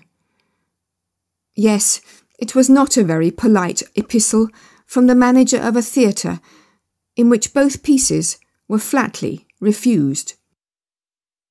Hum, said the clerk, breathlessly, and quite exhausted, he seated himself on a bank. His thoughts were so elastic, his heart so tender, and involuntarily he picked one of the nearest flowers. It is a simple daisy, just bursting out of the bud. What the botanist tells us after a number of imperfect lectures, the flower proclaimed in a minute. It related the mythos of its birth, told of the power of the sunlight that spread out its delicate leaves and forced them to impregnate the air with their incense. And then he thought of the manifold struggles of life, which in like manner awaken the budding flowers of feeling in our bosom. Light and air contend with chivalric emulation for the love of the fair flower that bestowed her chief favours on the latter. Full of longing, she turned towards the light, and as soon as it vanished, rolled her tender leaves together and slept in the embraces of the air. It is the light which adorns me, said the flower. But 'tis the air which enables thee to breathe, said the poet's voice. Close by stood a boy who dashed his stick into a wet ditch. The drops of water splashed up to the green leafy roof, and the clerk thought of the million of ephemera which, in a single drop, were thrown up to a height that was as great, doubtless for their size, as for us if we were to be hurled above the clouds. While he thought of this, and of the whole metamorphosis he had undergone, he smiled and said, I sleep and dream, but it is wonderful how one can dream so naturally, and know besides so exactly that it is but a dream. If only tomorrow, on waking, I could again call all to mind so vividly. I seem in unusually good spirits. My perception of things is clear. I feel as light and cheerful as though I were in heaven, but I know for a certainty that if tomorrow a dim remembrance of it should swim before my mind, it will then seem nothing but stupid nonsense, as I have often experienced already, especially before I enlisted under the banner of the police, for that dispels like a whirlwind all the visions of an unfettered imagination. All we hear or say in a dream that is fair and beautiful is like the gold of the subterranean spirits. It is rich and splendid when it is given us, but viewed by daylight we find only withered leaves. Alas, he sighed, quite sorrowful, and gazed at the chirping birds that hopped contentedly from branch to branch. They are much better off than I. To fly must be a heavenly art, and happy do I prize that creature in which it is innate. Yes, could I exchange my nature with any other creature, I fain would be such a happy little lark."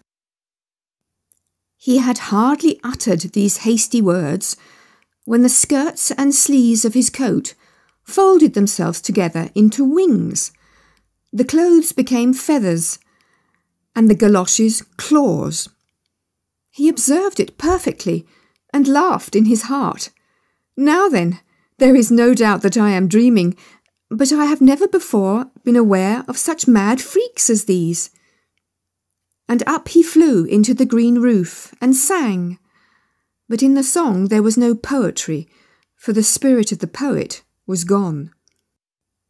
The shoes, as is the case with anybody who does what he has to do properly, could only attend to one thing at a time. He wanted to be a poet, and he was one. He now wished to be a merry, chirping bird, but when he was metamorphosed into one, the former peculiarities ceased immediately. "It is really pleasant enough," said he. "The whole day long I sit in the office amid the driest law papers, and at night I fly in my dream as a lark in the gardens of Fredericksburg. One might really write a very pretty comedy upon it." He now fluttered down into the grass, turned his head gracefully on every side, and with his bill pecked the pliant blades of grass, which, in comparison to his present size, seemed as majestic as the palm branches of northern Africa. Unfortunately, the pleasure lasted but a moment. Presently, black night overshadowed our enthusiast, who had so entirely missed his part of copying clerk at a police office. Some vast object seemed to be thrown over him. It was a large oilskin cap, which a sailor boy of the quay had thrown over the struggling bird. A coarse hand sought its way carefully in under the broad rim, and seized the clerk over the back and wings. In the first moment of fear, he called, indeed as loud as he could, "You impudent little blackguard! I am a copying clerk at the police office, and you know you cannot insult any belonging to the constabulary force without a chastisement. Besides, you good-for-nothing rascal, it is strictly forbidden to catch birds in the royal gardens of Fredericksburg. But your blue uniform betrays where you come from." This fine tirade sounded, however, to the ungodly sailor boy like a mere pip, pip, pip. He gave the noisy bird a knock on his beak and walked on. He was soon met by two schoolboys of the upper class, that is to say as individuals, for with regard to learning they were in the lowest class in the school, and they bought the stupid bird. So the copying clerk came to Copenhagen as a guest, or rather prisoner, in a family living in Gotha Street. "'Tis well that I'm dreaming," said the clerk, "or I should really get angry. First I was a poet, now sold for a few pence as a lark. No doubt it was that accursed poetical nature which has metamorphosed me into such a poor, harmless little creature. It is really pitiable, particularly when one gets into the hands of a little blackguard, perfect in all sorts of cruelty to animals. All I should like to know is how the story will end." The two schoolboys, the proprietors now of the transformed clerk, carried him into an elegant room. A stout, stately dame received them with a smile, but she expressed much dissatisfaction that a common field bird, as she called the lark, should appear in such high society. For today, however, she would allow it, and they must shut him up in the empty cage that was standing in the window. "Perhaps he will amuse my good Polly," added the lady, looking with a benignant smile at a large green parrot that swung himself backwards and forwards most comfortably in his ring inside a magnificent brass-wired cage. "Today is Polly's birthday," said she with stupid simplicity, "and the little brown field bird must wish him joy." Mr. Polly uttered not a syllable in reply, but swung to and fro with dignified condescension, while a pretty canary as yellow as gold, that had lately been brought from his sunny, fragrant home, began to sing out loud. "Noisy creature, will you be quiet?" screamed the lady of the house, covering the cage with an embroidered white pocket handkerchief. "Chirp, chirp," sighed he. That was a dreadful snowstorm, and he sighed again and was silent. The copying clerk, or as the lady said, the brown field bird, was put into a small cage close to the canary and not far from my good Polly. The only human sounds that the parrot could bawl out were, "Come, let us be men." Everything else that he said was as unintelligible to everybody as the chirping of the canary, except to the clerk, who was now a bird too. He understood his companion perfectly. "I flew about beneath the green palms and the blossoming almond trees," sang the canary. "I flew around with my brothers and sisters over the beautiful flowers and over the glassy lakes, where the bright water plants nodded to me from below. There, too, I saw many splendidly dressed parakeets that told the drollest stories and the wildest fairy tales without end." "Oh, those were uncouth birds," answered the parrot. "They had no education, and talked of whatever came into their head. If my mistress and all her friends can laugh at what I say, so may you too, I should think. It is a great fault to have no taste for what is witty or amusing. Come, let us be men." "Ah, you have no remembrance of love for the charming maidens that dance beneath the outspread tents beside the bright fragrant flowers? Do you no longer remember the sweet fruits and the cooling juice in the wild plants of our never-to-be-forgotten home?" said the former inhabitant of the Canary Isles, continuing his dithyrambic. "Oh yes," said the parrot, "but I am far better off here. I am well fed and get friendly treatment. I know I am a clever fellow, and that is all I care about. Come, let us be men." "You are of a poetical nature, as it is called. I, on the contrary, possess profound knowledge and inexhaustible wit. You have genius, but clear-sighted, calm discretion does not take such lofty flights and utter such high, natural tones. For this they have covered you over. They never do the like to me, for I cost more. Besides, they are afraid of my beak, and I always have a witty answer at hand. Come, let us be men." "O warm, spicy land of my birth," sang the canary bird, "I will sing of thy dark green bowers, of the calm bays, where the pendant boughs kiss the surface of the water.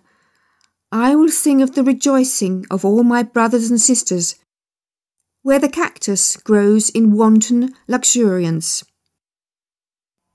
"Spare us your elegiac tones," said the parrot, giggling. "Rather speak of something at which one may laugh heartily. Laughing is an infallible sign of the highest degree of mental development. Can a dog or a horse laugh? No, but they can cry. The gift of laughing was given to man alone. Ha, ha, ha," screamed Polly, and added his stereotype witticism. "Come, let us be men." "Poor little Danish grey bird," said the canary. "You have been caught too. It is, no doubt, cold enough in your woods, but there at least is the breath of liberty. Therefore fly away. In the hurry they have forgotten to shut your cage, and the upper window is open. Fly, my friend, fly away. Farewell. Instinctively, the clerk obeyed. With a few strokes of his wings, he was out of the cage. But at the same moment, the door, which was only ajar, and which led to the next room, began to creak, and supple and creeping came the large tomcat into the room and began to pursue him. The frightened canary fluttered about in his cage. The parrot flapped his wings and cried, "Come, let us be men." The clerk felt a mortal fright and flew through the window far away over the houses and streets. At last he was forced to rest a little. The neighbouring house had something familiar about it. A window stood open. He flew in. It was his own room. He perched upon the table. "Come, let us be men," said he, involuntarily imitating the chatter of the parrot, and at the same moment he was again a copying clerk, but he was sitting in the middle of the table. "Heaven help me," cried he. "How did I get up here, and so buried in sleep too? After all, that was a very unpleasant, disagreeable dream that haunted me. The whole story is nothing but silly, stupid nonsense." Part 6. The Best that the Galoshes Gave. The following day, early in the morning, while the clerk was still in bed, someone knocked at his door. It was his neighbour, a young divine, who lived on the same floor. He walked in. "Lend me your galoshes," said he. "It is so wet in the garden, though the sun is shining most invitingly. I should like to go out a little." He got the galoshes, and he was soon below in a little duodecimo garden, where between the two immense walls a plum tree and an apple tree were standing. Even such a little garden as this was considered in the metropolis of Copenhagen as a great luxury. The young man wandered up and down the narrow paths, as well as the prescribed limits would allow. The clock struck 6. Without was heard the horn of a postboy. To travel," exclaimed he, overcome by most painful and passionate remembrances. "That is the happiest thing in the world. That is the highest aim of all my wishes. Then at last would the agonizing restlessness be allayed which destroys my existence. But it must be far, far away. I would hold magnificent Switzerland. I would travel to Italy, and—" It was a good thing that the power of the galoshes worked as instantaneously as lightning in a powder magazine would do. Otherwise, the poor man with his overstrained wishes would have travelled about the world too much for himself as well as for us. In short, he was travelling. He was in the middle of Switzerland, but packed up with 8 other passengers in the inside of an eternally creaking diligence. His head ached till it almost split. His weary neck could hardly bear the heavy load, and his feet, pinched by his torturing boots, were terribly swollen. He was in an intermediate state between sleeping and waking, at variance with himself, with his company, and with the country and government. In his right pocket he had his letter of credit, in the left his passport, and in a small leathern purse some double louis d'or, carefully sewn up in the bosom of his waistcoat. Every dream proclaimed that one or the other of these valuables was lost, wherefore he started up as in a fever, and the first movement which his hand made described a magic triangle from the right pocket to the left and then up towards the bosom, to feel if he had them all safe or not. From the roof inside the carriage Umbrellas, walking sticks, hats, and sundry other articles were depending, and hindered the view, which was particularly imposing. He now endeavoured, as well as he was able, to dispel his gloom, which was caused by outward chance circumstances merely, and on the bosom of nature imbibed the milk of purest human enjoyment. Grand, solemn, and dark was the whole landscape around. The gigantic pine forests on the pointed crags seemed almost like little tufts of heather, coloured by the surrounding clouds. It began to snow. A cold wind blew and roared, as though it were seeking a bride. "Oh," sighed he, "were we only on the other side of the Alps, then we should have summer, and I could get my letters of credit cashed. The anxiety I feel about them prevents me enjoying Switzerland. Were I but on the other side." And so saying, he was on the other side, in Italy, between Florence and Rome. Lake Trasimene, illumined by the evening sun, lay like flaming gold between the dark blue mountain ridges. Here, where Hannibal defeated Flaminius, the rivers now held each other in their green embraces. Lovely, half-naked children tended a herd of black swine beneath a group of fragrant laurel trees hard by the roadside. Could we render this inimitable picture properly, then would everybody exclaim, "Beautiful, unparalleled Italy!" But neither the young divine said so, nor any one of his grumbling companions in the coach of the Vetturino. The poisonous flies and gnats swarmed around by thousands. In vain one waved myrtle branches about like mad. The audacious insect population did not cease to sting, nor was there a single person in the well-crammed carriage whose face was not swollen and sore from their ravenous bites.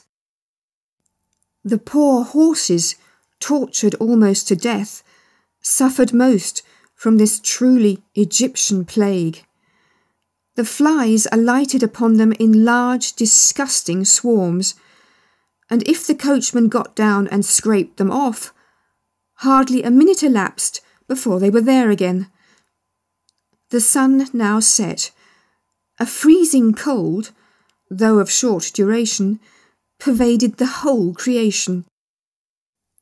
It was like a horrid gust coming from a burial vault on a warm summer's day, but all around the mountains retained that wonderful green tone which we see in some old pictures, and which, should we not have seen a similar play of colour in the south, we declare at once to be unnatural.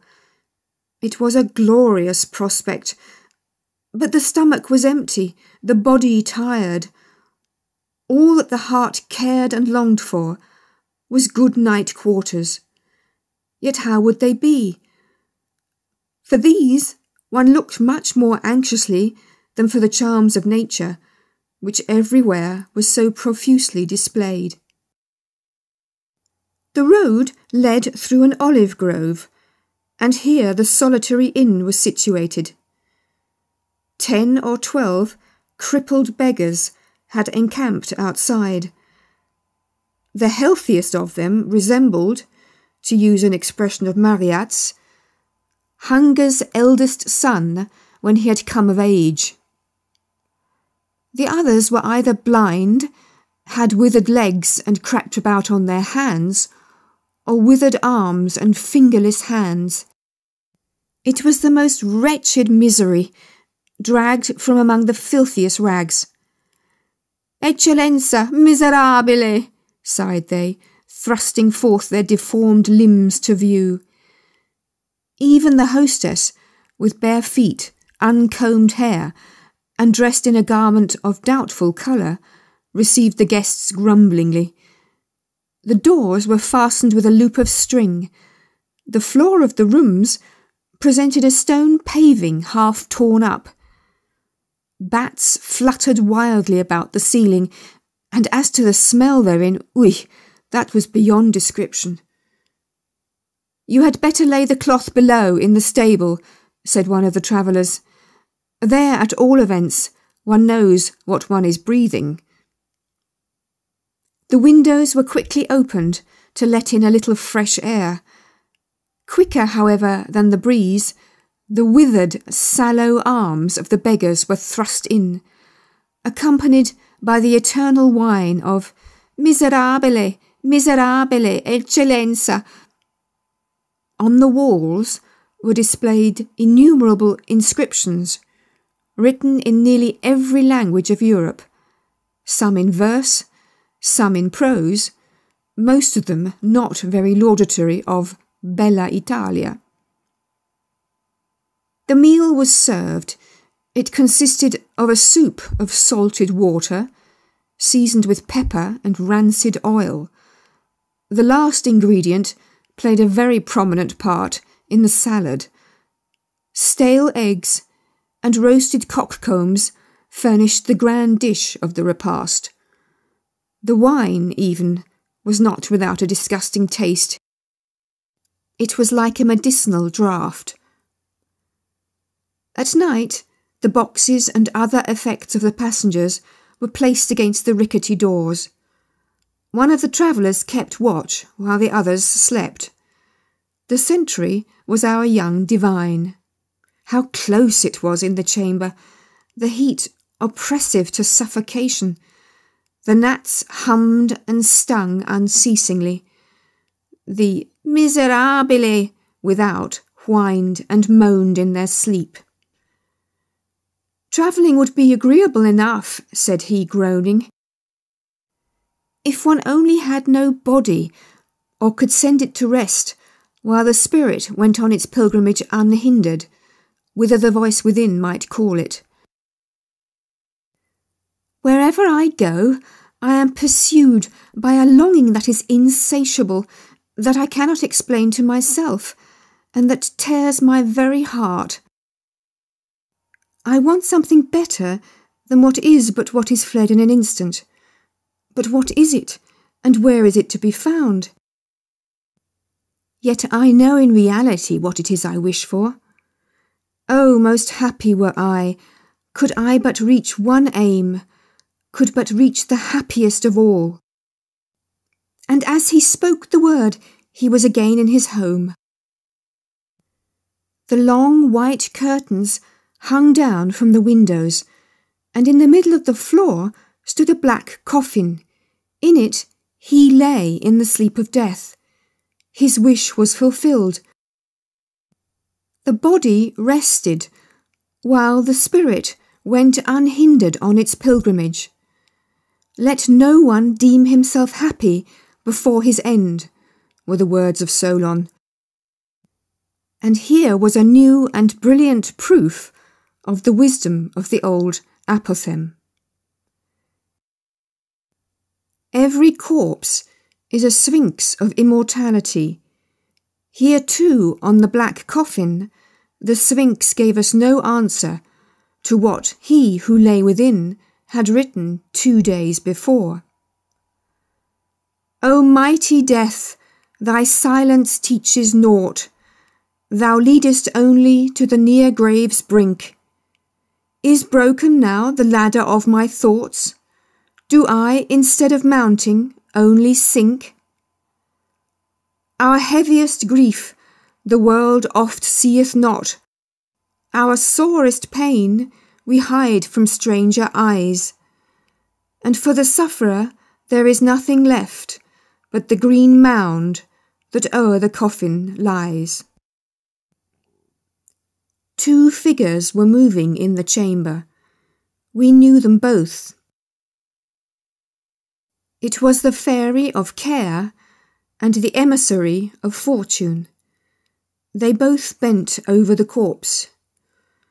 "Do you now see," said Care, "what happiness your galoshes have brought to mankind?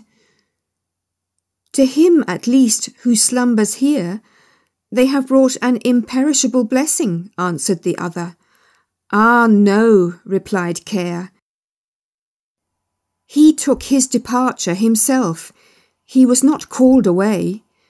His mental powers here below were not strong enough to reach the treasures lying beyond this life, and which his destiny ordained he should obtain. I will now confer a benefit on him. And she took the galoshes from his feet. His sleep of death was ended, and he who had been thus called back again to life arose from his dread couch in all the vigour of youth.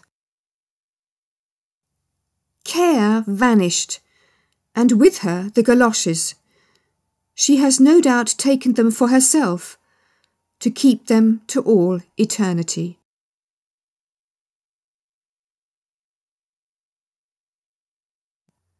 The Fir Tree. Out in the woods stood a nice little fir tree. The place he had was a very good one. The sun shone on him. As to fresh air, there was enough of that, and round him grew many large-sized comrades, pines as well as firs. But the little fir wanted so very much to be a grown-up tree. He did not think of the warm sun and of the fresh air. He did not care for the little cottage children that ran about and prattled when they were in the woods looking for wild strawberries. The children often came with a whole pitcher full of berries, or a long row of them threaded on a straw, and sat down near the young tree and said, "Oh, how pretty he is! What a nice little fir!" But this was what the tree could not bear to hear. At the end of a year, he had shot up a good deal, and after another year, he was another long bit taller. For with fir trees, one can always tell by the shoots how many years old they are. "Oh, were I but such a high tree as the others are," sighed he. "Then I should be able to spread out my branches and with the tops look into the wide world. Then would the birds build nests among my branches, and when there was a breeze, I could bend with as much stateliness as the others." Neither the sunbeams, nor the birds, nor the red clouds, which morning and evening sailed above him, gave the little tree any pleasure. In winter, when the snow lay glittering on the ground, a hare would often come leaping along and jump right over the little tree. Ooh, that made him so angry. But 2 winters were past, and in the third the tree was so large that the hare was obliged to go round it. To grow and grow, to get older and be tall, thought the tree. That, after all, is the most delightful thing in the world. In autumn, the woodcutters always came and felled some of the largest trees. This happened every year, and the young fir tree, that had now grown to a very comely size, trembled at the sight. For the magnificent great trees fell to the earth with noise and cracking. The branches were lopped off, and the trees looked long and bare. They were hardly to be recognised. And then they were laid in carts, and the horses dragged them out of the wood. Where did they go to? What became of them? In spring, when the swallows and the storks came, the tree asked them, "Don't you know where they have been taken? Have you not met any of them anywhere?" The swallows did not know anything about it, but the stork looked musing, nodded his head and said, "Yes, I think I know. I met many ships as I was flying hither from Egypt. On the ships were magnificent masts, and I venture to assert that it was they that smelt so of fir. I may congratulate you, for they lifted themselves on high most majestically. Oh, were I but old enough to fly across the sea! But how does the sea look in reality? What is it like?" "That would take a long time to explain," said the stork. and with these words off he went. "Rejoice in thy growth," said the sunbeams. "Rejoice in thy vigorous growth, and in the fresh life that moveth within thee." And the wind kissed the tree, and the dew wept tears over him, but the fir understood it not. When Christmas came, quite young trees were cut down, trees which often were not even as large or of the same age as this fir tree, who could never rest but always wanted to be off. These young trees, and they were always the finest looking, retained their branches. They were laid on carts, and the horses drew them out of the wood. "Where are they going to?" asked the fir. "They are not taller than I. There was one, indeed, that was considerably shorter. And why do they retain all their branches? Whither are they taken?" We know," chirped the sparrows. "We have peeped in at the windows in the town below. We know whither they are taken. The greatest splendour and the greatest magnificence one can imagine await them. We peeped through the windows and saw them planted in the middle of the warm room and ornamented with the most splendid things, with gilded apples, with gingerbread, with toys, and many 100 lights." "And then?" asked the fir tree, trembling in every bough. "And then? What happens then?" "We did not see anything more. It was incomparably beautiful." "I would fain know if I am destined for so glorious a career," cried the tree, rejoicing. "That is still better than to cross the sea. What a longing do I suffer! Were Christmas but come! I am now tall, and my branches spread like the others that were carried off last year. Oh, were but I already on the cart! Were I in the warm room with all the splendour and magnificence! Yes, then something better, something still grander, will surely follow, or wherefore should they thus ornament me? Something better, something still grander must follow, but what? Oh, how I long, how I suffer! I do not know myself what is the matter with me." "Rejoice in our presence," said the air and the sunlight. "Rejoice in thy own fresh youth." But the tree did not rejoice at all. He grew and was green both winter and summer. People that saw him said, "What a fine tree!" And towards Christmas he was one of the first that was cut down. The axe struck deep into the very pith. The tree fell to the earth with a sigh. He felt a pang. It was like a swoon. He could not think of happiness, for he was sorrowful at being separated from his home, from the place where he had sprung up. He well knew that he should never see his dear old comrades, the little bushes and flowers around him, any more, perhaps not even the birds. The departure was not at all agreeable. The tree only came to himself when he was unloaded in a courtyard with the other trees, and heard a man say, "That one is splendid. We don't want the others." Then 2 servants came in rich livery and carried the fir tree into a large and splendid drawing-room. Portraits were hanging on the walls, and near the white porcelain stove stood 2 large Chinese vases with lions on the covers. There, too, were large easy chairs, silken sofas, large tables full of picture books, and full of toys worth hundreds and hundreds of crowns, at least the children said so.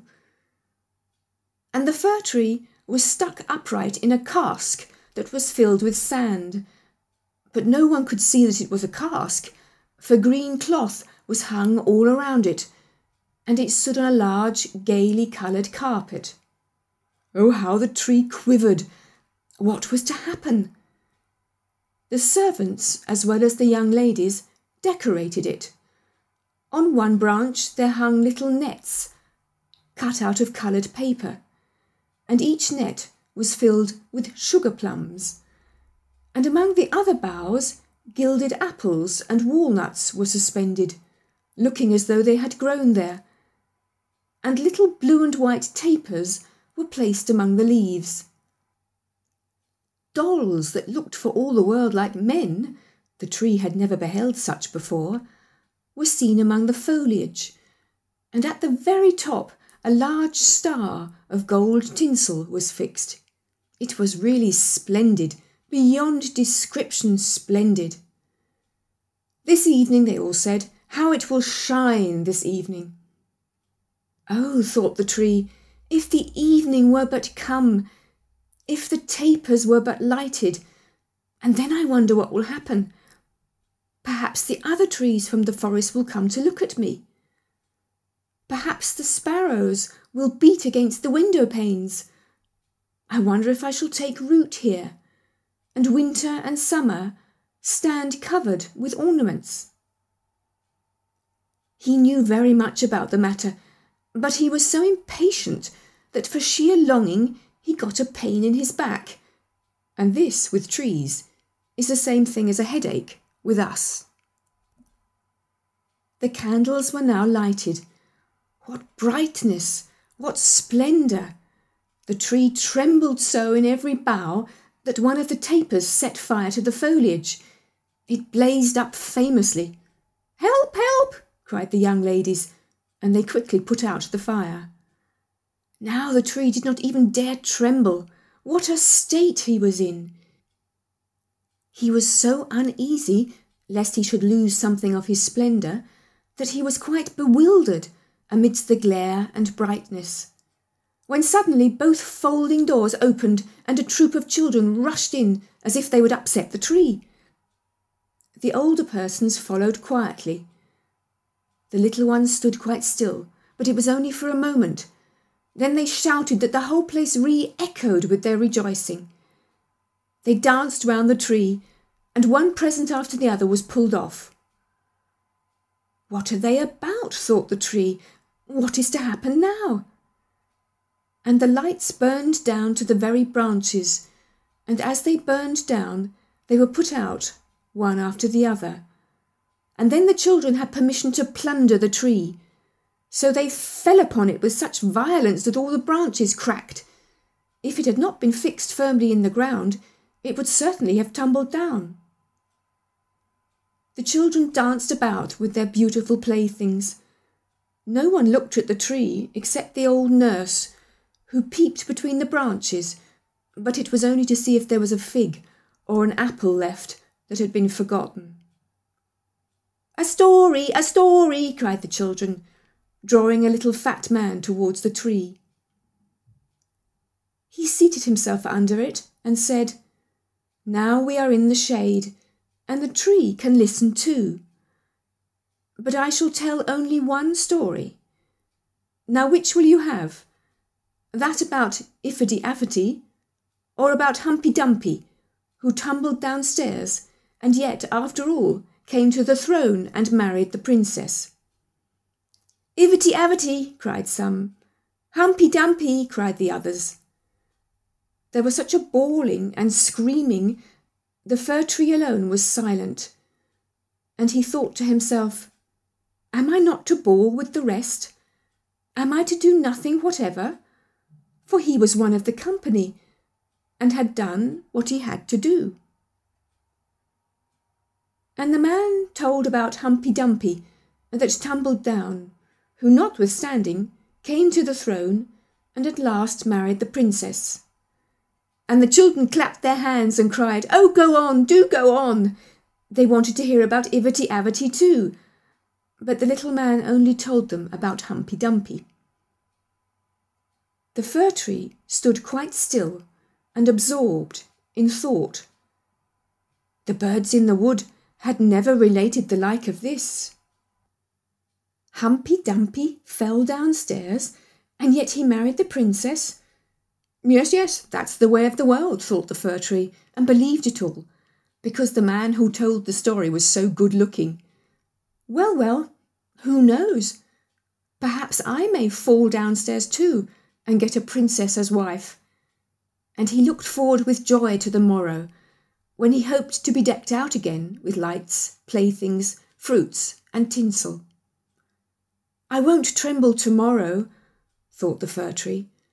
I will enjoy to the full all my splendour. Tomorrow I shall hear again the story of Humpy Dumpy, and perhaps that of Ivedy Avedy too. And the whole night the tree stood still and in deep thought. In the morning the servant and the housemaid came in. Now then, the splendour will begin again, thought the fir. But they dragged him out of the room and up the stairs into the loft, and here, in a dark corner, where no daylight could enter, they left him. What's the meaning of this? Thought the tree. What am I to do here? What shall I hear now, I wonder? And he leaned against the wall, lost in reverie. Time enough had he too for his reflections. For days and nights passed on, and nobody came up. And when at last somebody did come, it was only to put some great trunks in a corner out of the way. There stood the tree quite hidden. It seemed as if he had been entirely forgotten. "'Tis now winter out of doors," thought the tree. "The earth is hard and covered with snow. Men cannot plant me now, and therefore I have been put up here under the shelter till the springtime comes. How thoughtful that is! How kind man is, after all! If it were only not so dark here, and so terribly lonely. Not even a hare. And out in the woods it was so pleasant when the snow was on the ground, and the hare leapt by. Yes, even when he jumped over me, but I did not like it then. It is really terribly lonely here." "Squeak, squeak," said a little mouse at the same moment, peeping out of his hole. And then another little one came. They snuffed about the fir tree and rustled among the branches. "It is dreadfully cold," said the mouse. "But for that it would be delightful here, old fir, wouldn't it?" "I am by no means old," said the fir tree. "There's many a one considerably older than I am." "Where do you come from?" asked the mice. "And what can you do?" They were so extremely curious. "Tell us about the most beautiful spot on the earth. Have you never been there? Were you never in the larder, where cheeses lie on the shelves, and hams hang from above, where one dances about on tallow candles, that place where one enters lean and comes out again fat and portly?" "I know no such place," said the tree, "but I know the wood where the sun shines and where the little birds sing." And then he told all about his youth, and the little mice had never heard the like before. And they listened and said, "Well, to be sure, how much you have seen! How happy you must have been!" "I," said the fir tree, thinking over what he had himself related. "Yes, in reality those were happy times." And then he told about Christmas Eve, when he was decked out with cakes and candles. "Oh," said the little mice, "how fortunate you have been, old fir tree." "I am by no means old," said he.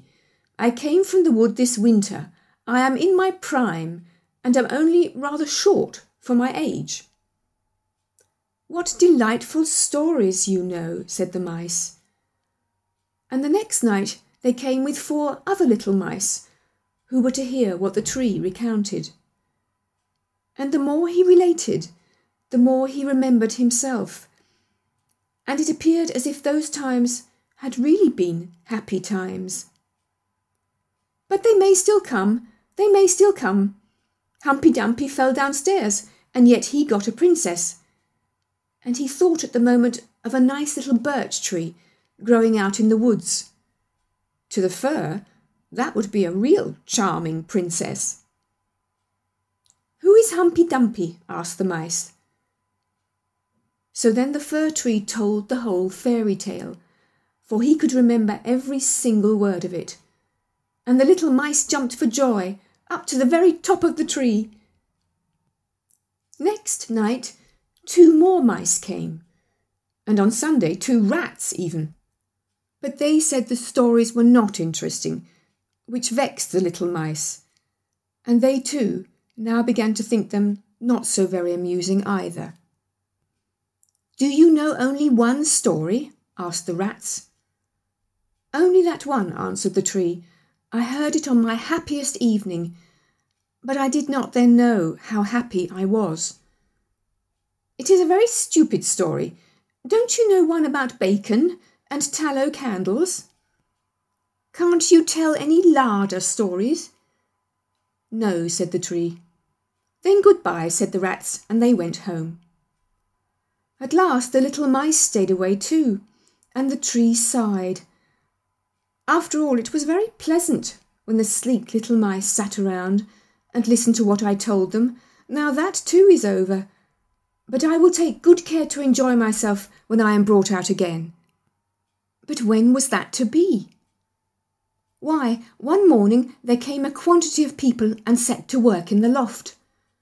The trunks were moved, the tree was pulled out and thrown, rather hard, it is true, down on the floor, but a man drew him towards the stairs where the daylight shone.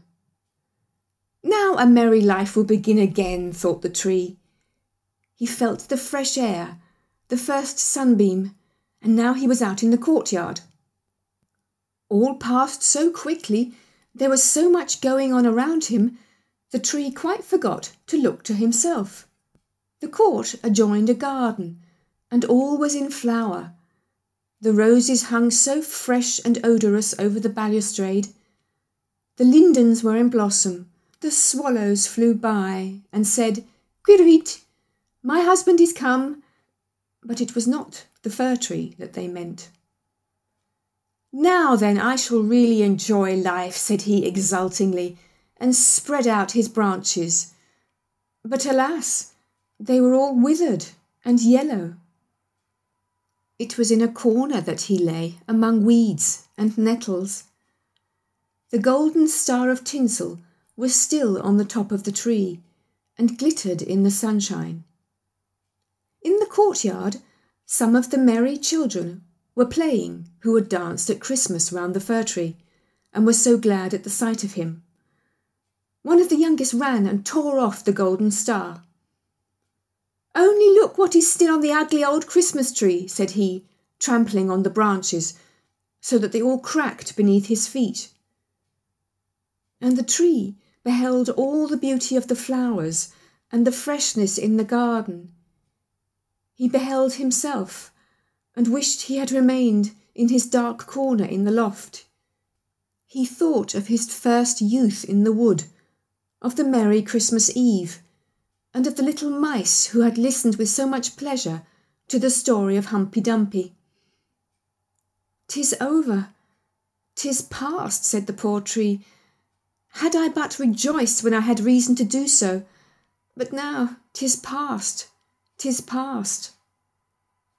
And the gardener's boy chopped the tree into small pieces. There was a whole heap lying there. The wood flamed up splendidly under the large brewing copper, and it sighed so deeply. Each sigh was like a shot. The boys played about in the court, and the youngest wore the gold star on his breast, which the tree had had on the happiest evening of his life. However, that was over now. The tree gone, the story at an end.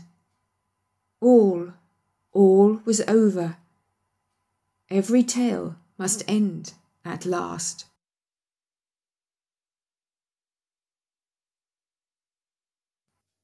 The Snow Queen. First story, which treats of a mirror and of the splinters. Now then, let us begin. When we are at the end of the story, we shall know more than we know now. But to begin. Once upon a time there was a wicked sprite. Indeed, he was the most mischievous of all sprites.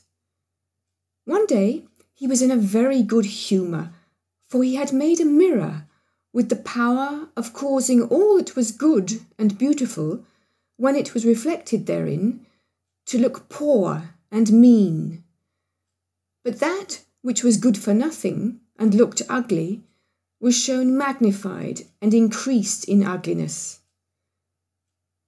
In this mirror, the most beautiful landscapes looked like boiled spinach, and the best persons were turned into frights or appeared to stand on their heads. Their faces were so distorted that they were not to be recognized, and if anyone had a mole, you might be sure that it would be magnified and spread over both nose and mouth. "That's glorious fun," said the sprite. If a good thought passed through a man's mind, then a grin was seen in the mirror, and the sprite laughed heartily at his clever discovery. All the little sprites who went to his school, for he kept a sprite school, told each other that a miracle had happened, and that now only, as they thought, would it be possible to see how the world really looked. They ran about with the mirror, and at last there was not a land or a person who was not represented, distorted in the mirror. So then they thought they would fly up to the sky and have a joke there. The higher they flew with the mirror, the more terribly it grinned. They could hardly hold it fast. Higher and higher still they flew, nearer and nearer to the stars, when suddenly the mirror shook so terribly with grinning that it flew out of their hands and fell to the earth, where it was dashed in 100 million and more pieces. And now it worked much more evil than before, for some of these pieces were hardly so large as a grain of sand, and they flew about in the wide world, and when they got into people's eyes, there they stayed. And then people saw everything perverted, or only had an eye for that which was evil. This happened because the very smallest bit had the same power which the whole mirror had possessed. Some people even got a splinter in their heart, and then it made one shudder, for their heart became like a lump of ice. Some of the broken pieces were so large that they were used for window panes, through which one could not see one's friends. Other pieces were put in spectacles, and that was a sad affair when people put on their glasses to see well and rightly. Then the wicked sprite laughed till he almost choked, for all this tickled his fancy. The fine splinters still flew about in the air, and now we shall hear what happened next. Second story, A Little Boy and a Little Girl.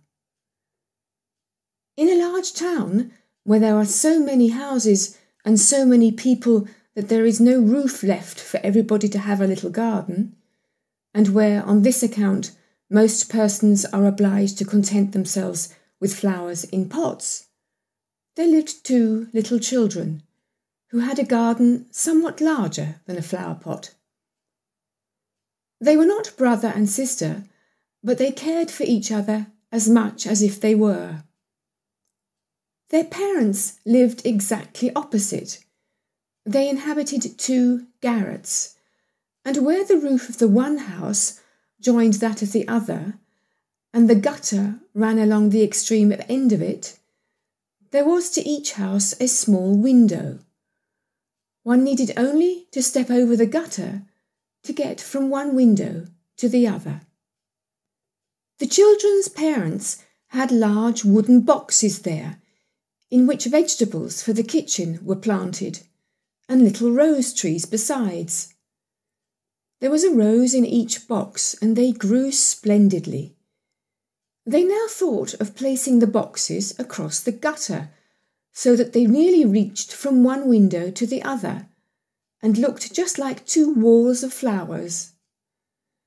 The tendrils of the peas hung down over the boxes, and the rose trees shot up long branches twined around the windows and then bent towards each other. It was almost like a triumphant arch of foliage and flowers. The boxes were very high, and the children knew that they must not creep over them. So they often obtained permission to get out of the windows to each other and to sit on their little stools among the roses, where they could play delightfully. In winter there was an end of this pleasure. The windows were often frozen over, but then they heated copper farthings on the stove and laid the hot farthing on the window pane, and then they had a capital peep-hole, quite nicely rounded, and out of each peeped a gentle, friendly eye. It was the little boy and the little girl who were looking out. His name was Kay, hers was Gerda. In summer, with one jump, they could get to each other, but in winter they were obliged first to go down the long stairs and then up the long stairs again, and out of doors there was quite a snowstorm. "It is the white bees that are swarming," said Kay's old grandmother. "Do the white bees choose a queen?" asked the little boy, for he knew that the honey bees always have one. "Yes," said the grandmother, "she flies where the swarm hangs in the thickest clusters. She is the largest of all, and she can never remain quietly on the earth, but goes up again into the black clouds. Many a winter's night she flies through the streets of the town and peeps in at the windows, and they then freeze in so wondrous a manner that they look like flowers."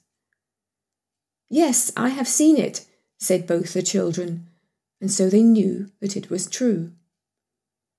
"Can the Snow Queen come in?" said the little girl. "Only let her come in," said the little boy. "Then I'd put her on the stove and she'd melt."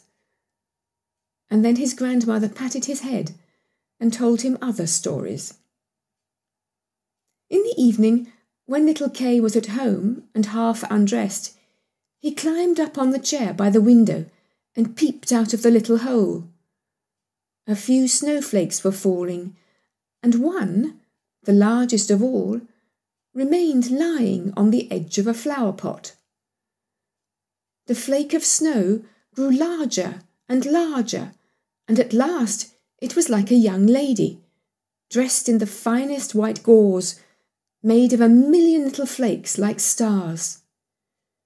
She was so beautiful and delicate, but she was of ice, of dazzling, sparkling ice.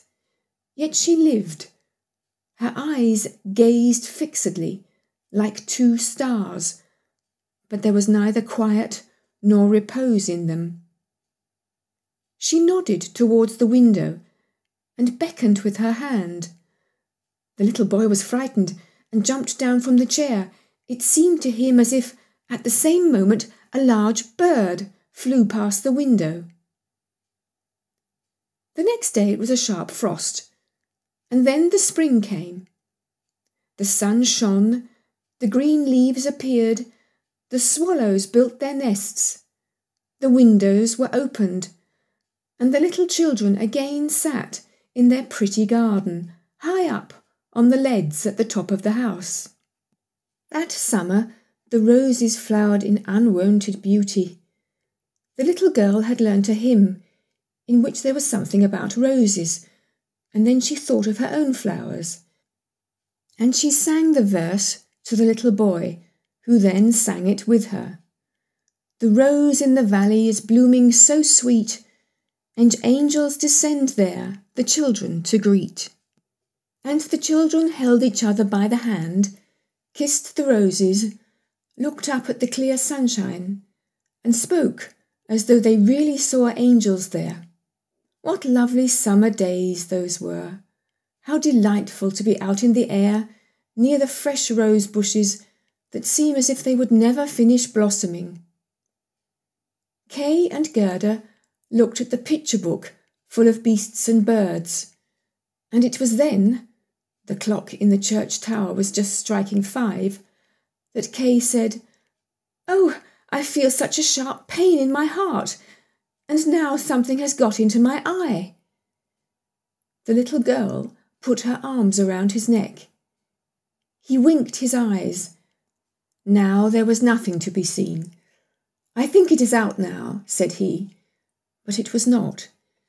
It was just one of those pieces of glass from the magic mirror that had got into his eye. And poor Kay had got another piece right in his heart. It will soon become like ice. It did not hurt any longer, but there it was. "What are you crying for?" asked he. "You look so ugly. There's nothing the matter with me." "Ah," said he at once, "that rose is cankered. And look, this one is quite crooked. After all, these roses are very ugly. They are just like the box they are planted in." And then he gave the box a good kick with his foot and pulled both the roses up. "What are you doing?" cried the little girl. And as he perceived her fright, he pulled up another rose, got in at the window, and hastened off from dear little Gerda. Afterwards, when she brought her picture book, he asked, "What horrid beasts have you there?" And if his grandmother told them stories, he always interrupted her. Besides, if he could manage it, he would get behind her, put on her spectacles, and imitate her way of speaking. He copied all her ways, and then everybody laughed at him. He was soon able to imitate the gait and manner of everyone in the street. Everything that was peculiar and displeasing in them, that Kay knew how to imitate. And at such times all the people said, "The boy is certainly very clever." But it was the glass he had got in his eye, the glass that was sticking in his heart, which made him tease even little Gerda, whose whole soul was devoted to him. His games now were quite different to what they had formerly been. They were so very knowing. One winter's day, when the flakes of snow were flying about, he spread the skirts of his blue coat and caught the snow as it fell. "Look through this glass, Gerda," said he, and every flake seemed larger and appeared like a magnificent flower or beautiful star. It was splendid to look at. "Look, how clever," said Kay. "That's much more interesting than real flowers. They are as exact as possible.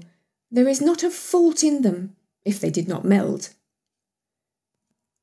It was not long after this that Kay came one day with large gloves on and his little sledge at his back, and bawled right into Gerda's ears, "I have permission to go out into the square where the others are playing." And off he was in a moment. There, in the marketplace, some of the boldest of the boys used to tie their sledges to the carts as they passed by, and so they were pulled along and got a good ride. It was so capital. Just as they were in the very height of their amusement, a large sledge passed by. It was painted quite white, and there was someone in it wrapped up in a rough white mantle of fur, with a rough white fur cap on his head. The sledge drove round the square twice, and Kay tied on his sledge as quickly as he could, and off he drove with it. On they went quicker and quicker into the next street, and the person who drove turned round to Kay and nodded to him in a friendly manner, just as if they knew each other. Every time he was going to untie his sledge, the person nodded to him, and then Kay sat quiet. And so on they went till they came outside the gates of the town. Then the snow began to fall so thickly that the little boy could not see an arm's length before him, but still on he went. When suddenly he let go the string he held in his hand in order to get loose from the sledge, but it was of no use. Still the little vehicle rushed on with the quickness of the wind. He then cried out as loud as he could, but no one heard him. The snow drifted, and the sledge flew on, and sometimes it gave a jerk, as though they were driving over hedges and ditches. He was quite frightened, and he tried to repeat the Lord's Prayer, but he was only able to remember the multiplication table. The snowflakes grew larger and larger, till at last they looked just like great white fowls. Suddenly they flew on one side. The large sledge stopped, and the person who drove rose up. It was a lady. Her cloak and cap were of snow. She was tall and of slender figure and of a dazzling whiteness. It was the Snow Queen. "We have travelled fast," said she, "but it is freezingly cold. Come under my bearskin." And she put him in the sledge beside her, wrapped the fur round him, and he felt as though he were sinking in a snow wreath. "Are you still cold?" asked she, and then she kissed his forehead. Ah, it was colder than ice. It penetrated to his very heart, which was already almost a frozen lump. It seemed to him as if he were about to die, but a moment more, and it was quite congenial to him, and he did not remark the cold that was around him. "My sledge! Do not forget my sledge!" It was the first thing he thought of. It was there tied to one of the white chickens, who flew along with it on his back behind the large sledge. The Snow Queen kissed Kay once more, and then he forgot little Gerda, grandmother, and all whom he had left at his home. "Now you will have no more kisses," said she, "or else I should kiss you to death." Kay looked at her. She was very beautiful. A more clever or a more lovely countenance he could not fancy to himself, and she no longer appeared of ice as before, when she sat outside the window and beckoned to him. In his eyes she was perfect. He did not fear her at all, and told her that he could calculate in his head, and with fractions even, that he knew the number of square miles there were in the different countries, and how many inhabitants they contained. And she smiled while he spoke. It then seemed to him as if what he knew was not enough, and he looked upwards in the large, huge, empty space above him, and on she flew with him, flew high over the black clouds, while the storm moaned and whistled as though it were singing some old tune. On they flew over woods and lakes, over seas and many lands, and beneath them the chilling storm rushed fast, the wolves howled, the snow crackled. Above them flew large screaming crows, but higher up appeared the moon, quite large and bright, and it was on it that Kay gazed during the long, long winter's night, while by day he slept at the feet of the Snow Queen. Third story, of the flower garden at the old woman's who understood witchcraft. But what became of little Gerda when Kay did not return? Where could he be? Nobody knew. Nobody could give any intelligence. All the boys knew was that they had seen him tie his sledge to another large and splendid one, which drove down the street and out of the town. Nobody knew where he was. Many sad tears were shed, and little Gerda wept long and bitterly. At last she said, "He must be dead." that he had been drowned in the river which flowed close to the town. Oh, those were very long and dismal winter evenings. At last, spring came with its warm sunshine. "Kay is dead and gone," said little Gerda. "That I don't believe," said the sunshine. "Kay is dead and gone," said she to the swallows. "That I don't believe," said they. And at last little Gerda did not think so any longer either. "I'll put on my red shoes," said she one morning. "Kay has never seen them, and then I'll go down to the river and ask there." It was quite early. She kissed her old grandmother, who was still asleep, put on her red shoes, and went alone to the river. "Is it true that you have taken my little playfellow? I will make you a present of my red shoes if you will give him back to me." And, as it seemed to her, the blue waves nodded in a strange manner. Then she took off her red shoes, the most precious things she possessed, and threw them both into the river. But they fell close to the bank, and the little waves bore them immediately to land. It was as if the stream would not take what was dearest to her, for in reality it had not got little Kay. But Gerda thought that she had not thrown the shoes out far enough, so she clambered into a boat which lay among the rushes, went to the furthest end of it, and threw out the shoes. But the boat was not fastened, and the motion which she occasioned made it drift from the shore. She observed this and hastened to get back, but before she could do so, the boat was more than a yard from the land, and was gliding quickly onward. Little Gerda was very frightened, and began to cry, but no one heard her except the sparrows, and they could not carry her to land. But they flew along the bank and sang as if to comfort her, "Here we are, here we are." The boat drifted with the stream. Little Gerda sat quite still without shoes, for they were swimming behind the boat. But she could not reach them, because the boat went much faster than they did.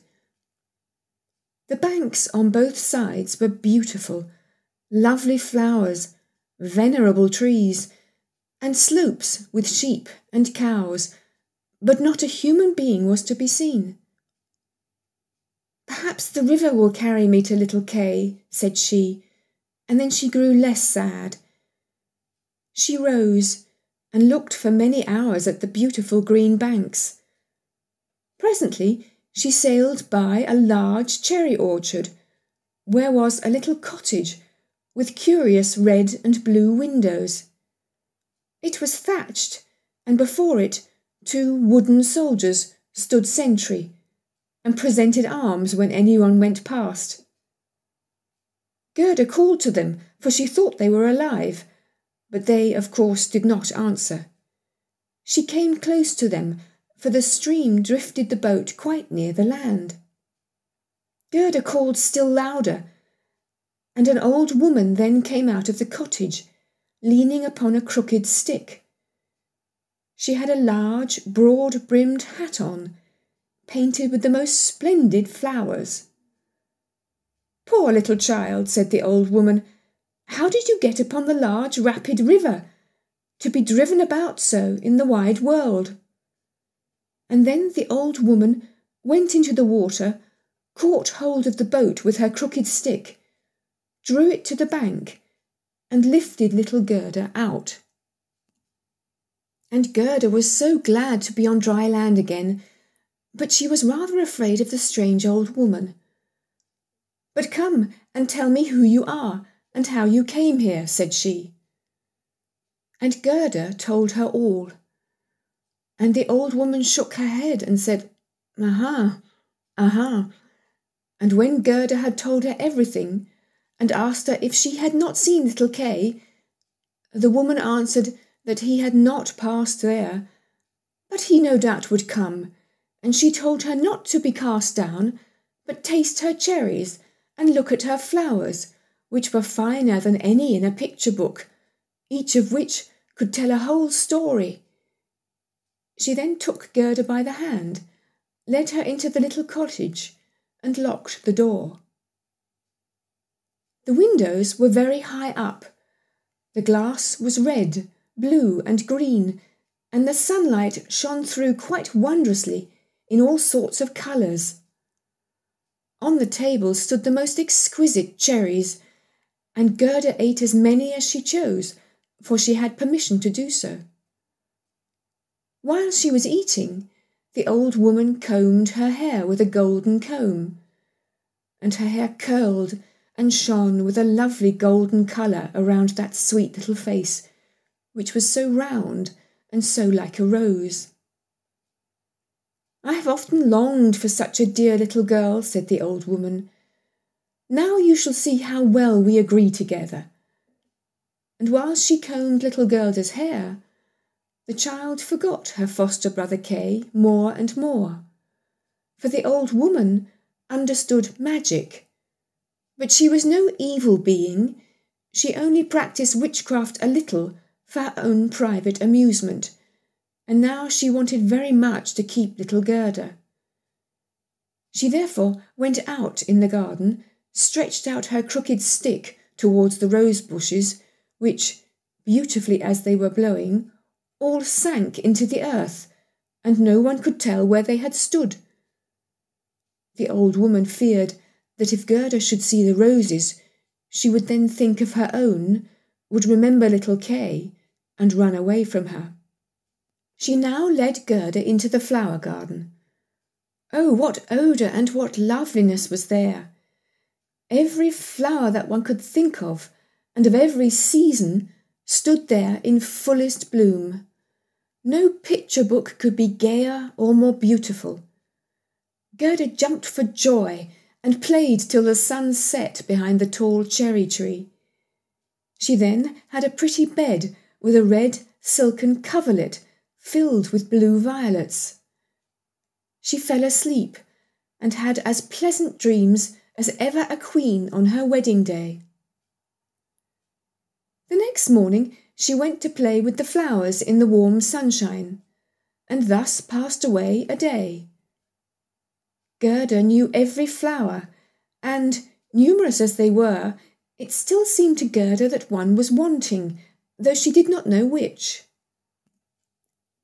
One day, while she was looking at the hat of the old woman painted with flowers, the most beautiful of them all seemed to her to be a rose. The old woman had forgotten to take it from her hat when she made the others vanish in the earth. But so it is when one's thoughts are not collected. "What?" said Gerda. "Are there no roses here?" And she ran about amongst the flower beds, and looked, but there was not one to be found. She then sat down and wept, but her hot tears fell just where a rose bush had sunk, and when her warm tears watered the ground, the tree shot up suddenly, as fresh and blooming as when it had been swallowed up. Gerda kissed the roses, thought of her own dear roses at home, and with them of little Kay. "Oh, how long I have stayed," said the little girl. "I intended to look for Kay. Don't you know where he is?" she asked of the roses. "Do you think he is dead and gone?" "Dead he certainly is not," said the roses. "We have been in the earth where all the dead are, but Kay was not there." "Many thanks," said little Gerda, and she went to the other flowers, looked into their cups, and asked, "Don't you know where little Kay is?"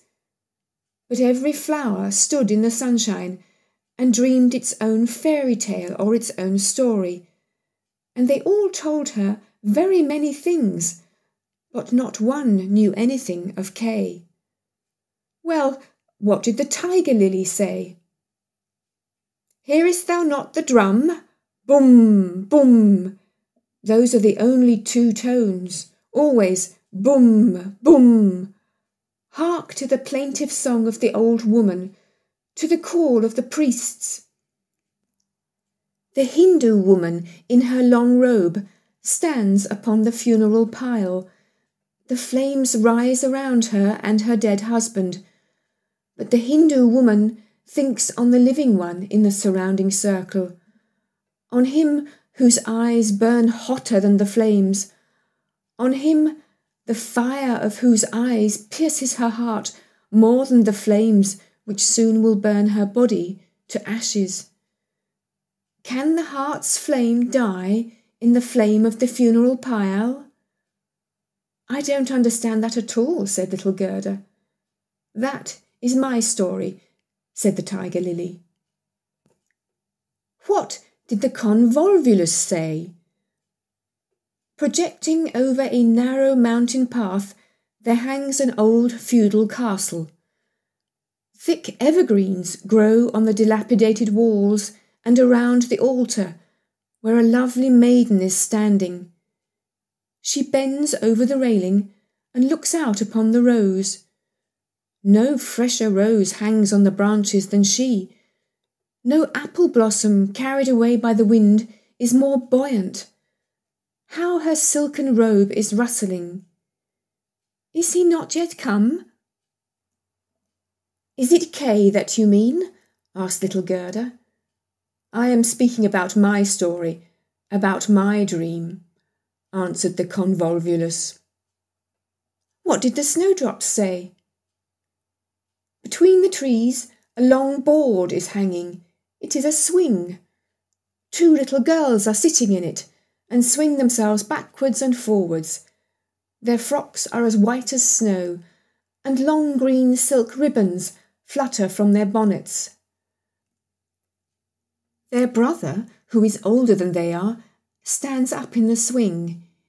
He twines his arms around the cords to hold himself fast, for in one hand he has a little cup, and in the other a clay pipe. He is blowing soap bubbles. The swing moves, and the bubbles float in charming changing colours. The last is still hanging to the end of the pipe and rocks in the breeze. The swing moves. The little black dog, as light as a soap bubble, jumps up on his hind legs to try to get into the swing. It moves, the dog falls down, barks, and is angry. They tease him. The bubble bursts. A swing, a bursting bubble. Such is my song. What you relate may be very pretty, but you tell it in so melancholy a manner and do not mention Kay. What do the hyacinths say?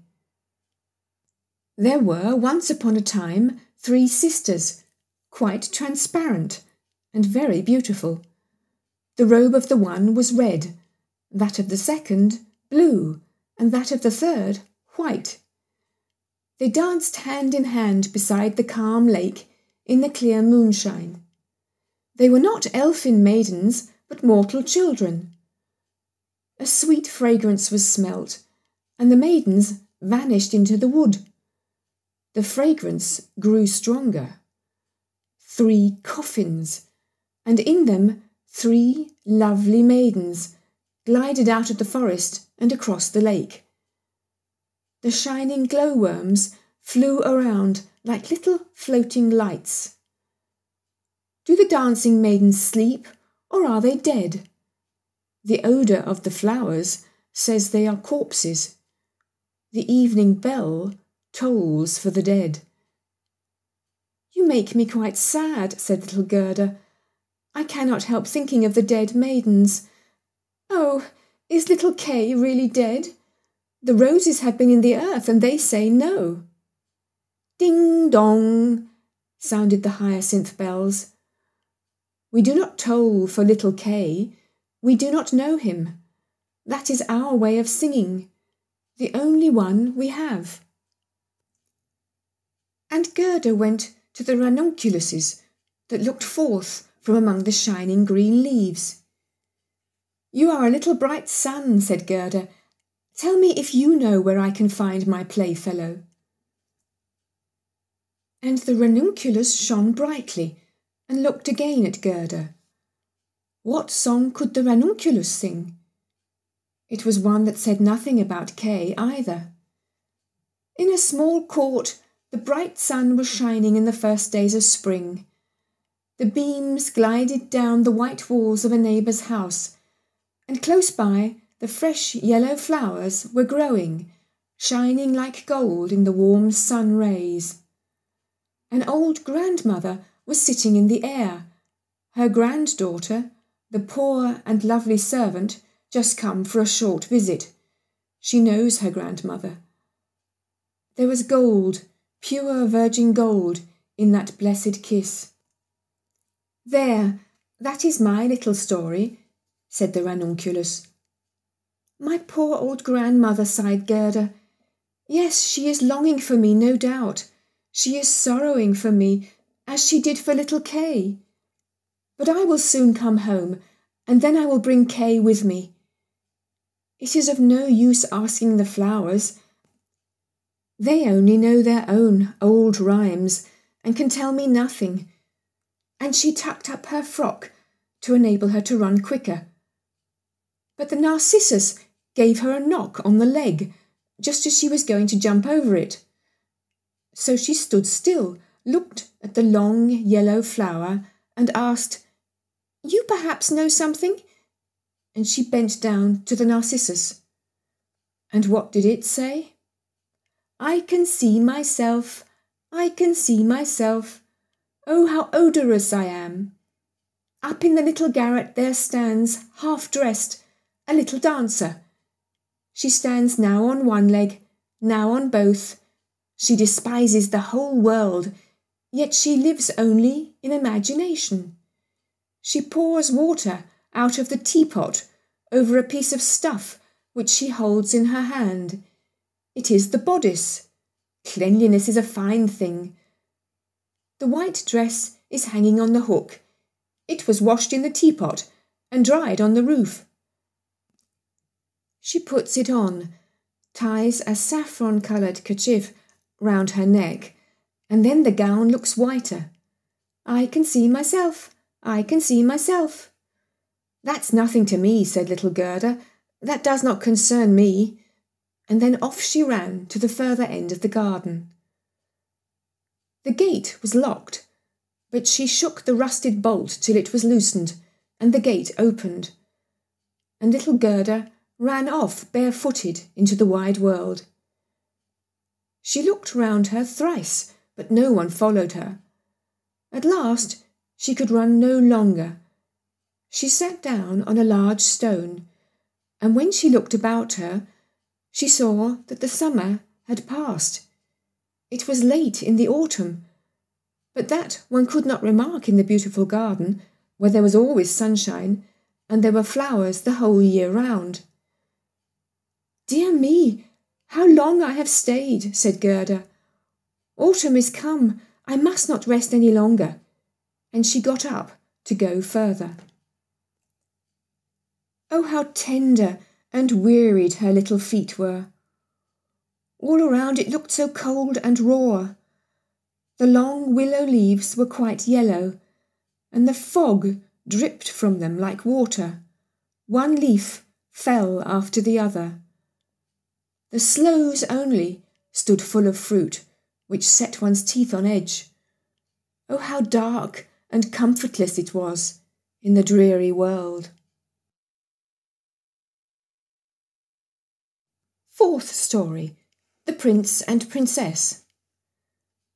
Gerda was obliged to rest herself again when, exactly opposite to her, a large raven came hopping over the white snow.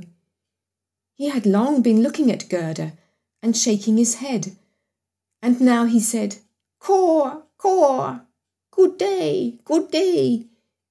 He could not say it better, but he felt a sympathy for the little girl and asked her where she was going all alone.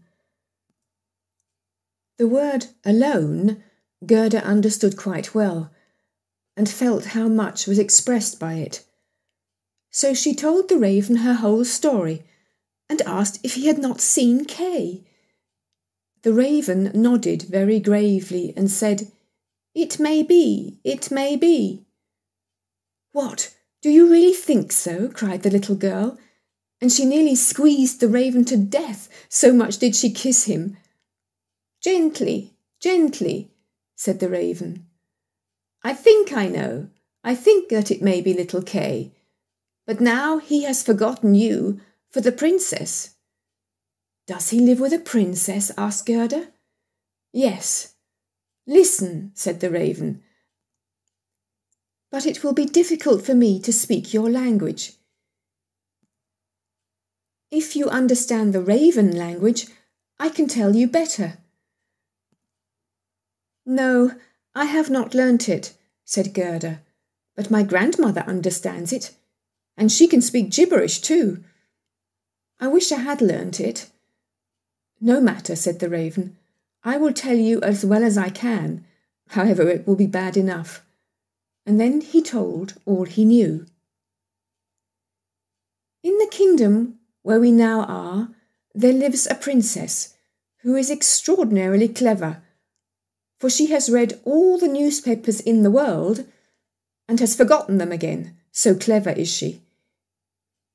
She was lately, it is said, sitting on her throne, which is not very amusing after all, when she began humming an old tune, and it was just, "Oh, why should I not be married?" "That song is not without its meaning," said she, and so then she was determined to marry. But she would have a husband who knew how to give an answer when he was spoken to, not one who looked only as if he were a great personage, for that is so tiresome. She then had all the ladies of the court drummed together, and when they heard her intention, all were very pleased, and said, "We are very glad to hear it. It is the very thing we were thinking of." "You may believe every word I say," said the raven, "for I have a tame sweetheart that hops about in the palace quite free, and it was she who told me all this." The newspapers appeared forthwith with a border of hearts and the initials of the princess, and therein you might read that every good-looking young man was at liberty to come to the palace and speak to the princess, and he who spoke in such wise as showed he felt himself at home there, that one the princess would choose for her husband. "Yes, yes," said the raven, "you may believe it. It is as true as I am sitting here. People came in crowds. There was a crush and a hurry, but no one was successful either on the first or second day. They could all talk well enough when they were out in the street, but as soon as they came inside the palace gates and saw the guard richly dressed in silver, and the lackeys in gold on the staircase, and the large illuminated saloons, then they were abashed. And when they stood before the throne on which the princess was sitting, all they could do was to repeat the last word they had uttered, and to hear it again did not interest her very much. It was just as if the people within were under a charm, and had fallen into a trance till they came out again into the street. For then, oh then, they could chatter enough. There was a whole row of them standing from the town gates to the palace. I was there myself to look, said the raven. They grew hungry and thirsty, but from the palace they got nothing whatever, not even a glass of water. Some of the cleverest, it is true, had taken bread and butter with them, but none shared it with his neighbour, for each thought, "Let him look hungry, and then the princess won't have him." "But Kay, little Kay," said Gerda, "when did he come? Was he among the number?" "Patience, patience. We are just come to him. It was on the third day, when a little personage, without horse or equipage, came marching right boldly up to the palace. His eyes shone like yours. He had beautiful long hair, but his clothes were very shabby." "That was Kay," cried Gerda, with a voice of delight. "Oh, now I've found him!" and she clapped her hands for joy. "He had a little knapsack on his back," said the raven. "No, that was certainly his sledge," said Gerda, "for when he went away he took his sledge with him." "That may be," said the raven. "I did not examine him so minutely, but I know from my tame sweetheart that when he came into the courtyard of the palace and saw the bodyguard in silver, the lackeys on the staircase, he was not the least abashed. He nodded and said to them, 'It must be very tiresome to stand on the stairs. For my part, I shall go in.'" The saloons were gleaming with lustres. Privy councillors and excellencies were walking about barefooted and wore gold keys. It was enough to make anyone feel uncomfortable. His boots creaked too, so loudly, but still he was not at all afraid. "That's Kay for certain," said Gerda. "I know he had on new boots. I have heard them creaking in Grandmamma's room." "Yes, they creaked," said the raven. And on he went boldly up to the princess, who was sitting on a pearl as large as a spinning wheel. All the ladies of the court, with their attendants and attendants, and all the cavaliers, with their gentlemen and gentlemen's gentlemen, stood around, and the nearer they stood to the door, the prouder they looked. It was hardly possible to look at the gentleman's gentleman, so very haughtily did he stand in the doorway. "It must have been terrible," said little Gerda. "And did Kay get the princess?" "Were I not a raven, I should have taken the princess myself, although I am promised. It is said he spoke as well as I speak when I talk raven language. This I learned from my tame sweetheart. He was bold and nicely behaved. He had not come to woo the princess, but only to hear her wisdom. She pleased him, and he pleased her." "Yes, yes, for certain that was Kay," said Gerda. "He was so clever, he could reckon fractions in his head. Oh, won't you take me to the palace?" "That is very easily said," answered the raven, "but how are we to manage it?" "I'll speak to my tame sweetheart about it.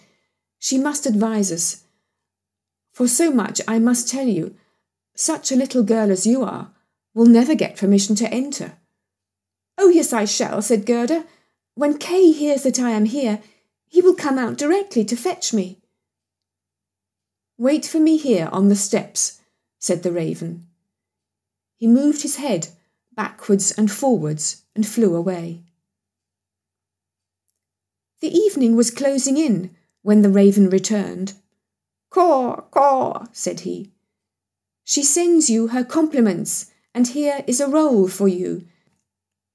She took it out of the kitchen, where there is bread enough. "You are hungry, no doubt. It is not possible for you to enter the palace, for you are barefooted. The guards in silver and the lackeys in gold would not allow it. But do not cry, you shall come in still. My sweetheart knows a little back stair that leads to the bedchamber, and she knows where she can get the key of it." And they went into the garden in the large avenue, where one leaf was falling after the other. And when the lights in the palace had all gradually disappeared, the raven led little Gerda to the back door, which stood half open.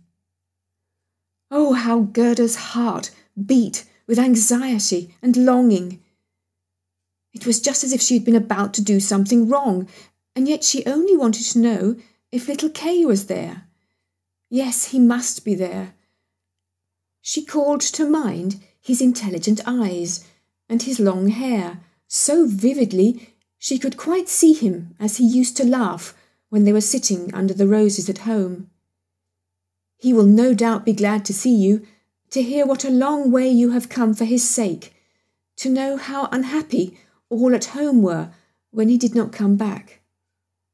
Oh, what a fright and a joy it was! They were now on the stairs.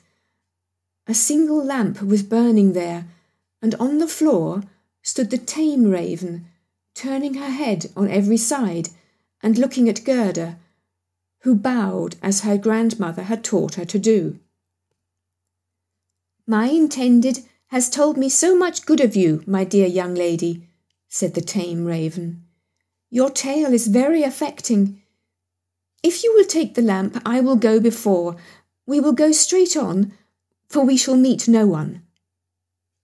"I think there is somebody just behind us," said Gerda, and something rushed past.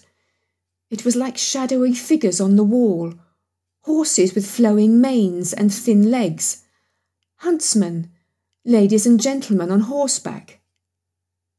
"They are only dreams," said the raven. "They come to fetch the thoughts of the high personages to the chase. 'Tis well, for now you can observe them in bed all the better. But let me find, when you enjoy honour and distinction, that you possess a grateful heart." "Tut, that's not worth talking about," said the Raven of the Woods. They now entered the first saloon, which was of rose-coloured satin, with artificial flowers on the wall. Here the dreams were rushing past, but they hastened by so quickly that Gerda could not see the high personages. One hall was more magnificent than the other. One might indeed well be abashed. And at last they came into the bedchamber. The ceiling of the room resembled a large palm tree with leaves of glass, of costly glass, and in the middle, from a thick golden stem, hung 2 beds, each of which resembled a lily. One was white, and in this lay the princess. The other was red, and it was here that Gerda was to look for little Kay. She bent back one of the red leaves and saw a brown neck. Oh, that was Kay! She called him quite loud by name, held the lamp towards him. The dreams rushed back again into the chamber. He awoke and turned his head, and it was not little Kay. The prince was only like him about the neck, but he was young and handsome. And out of the white lily leaves the princess peeped too, and asked what was the matter. Then little Gerda cried, and told her whole history, and all that the ravens had done for her. "Poor little thing," said the prince and the princess. They praised the ravens very much, and told them they were not at all angry with them, but they were not to do so again. However, they should have a reward. "Will you fly about here at liberty?" asked the princess, "or would you like to have a fixed appointment as court ravens, with all the broken bits from the kitchen?"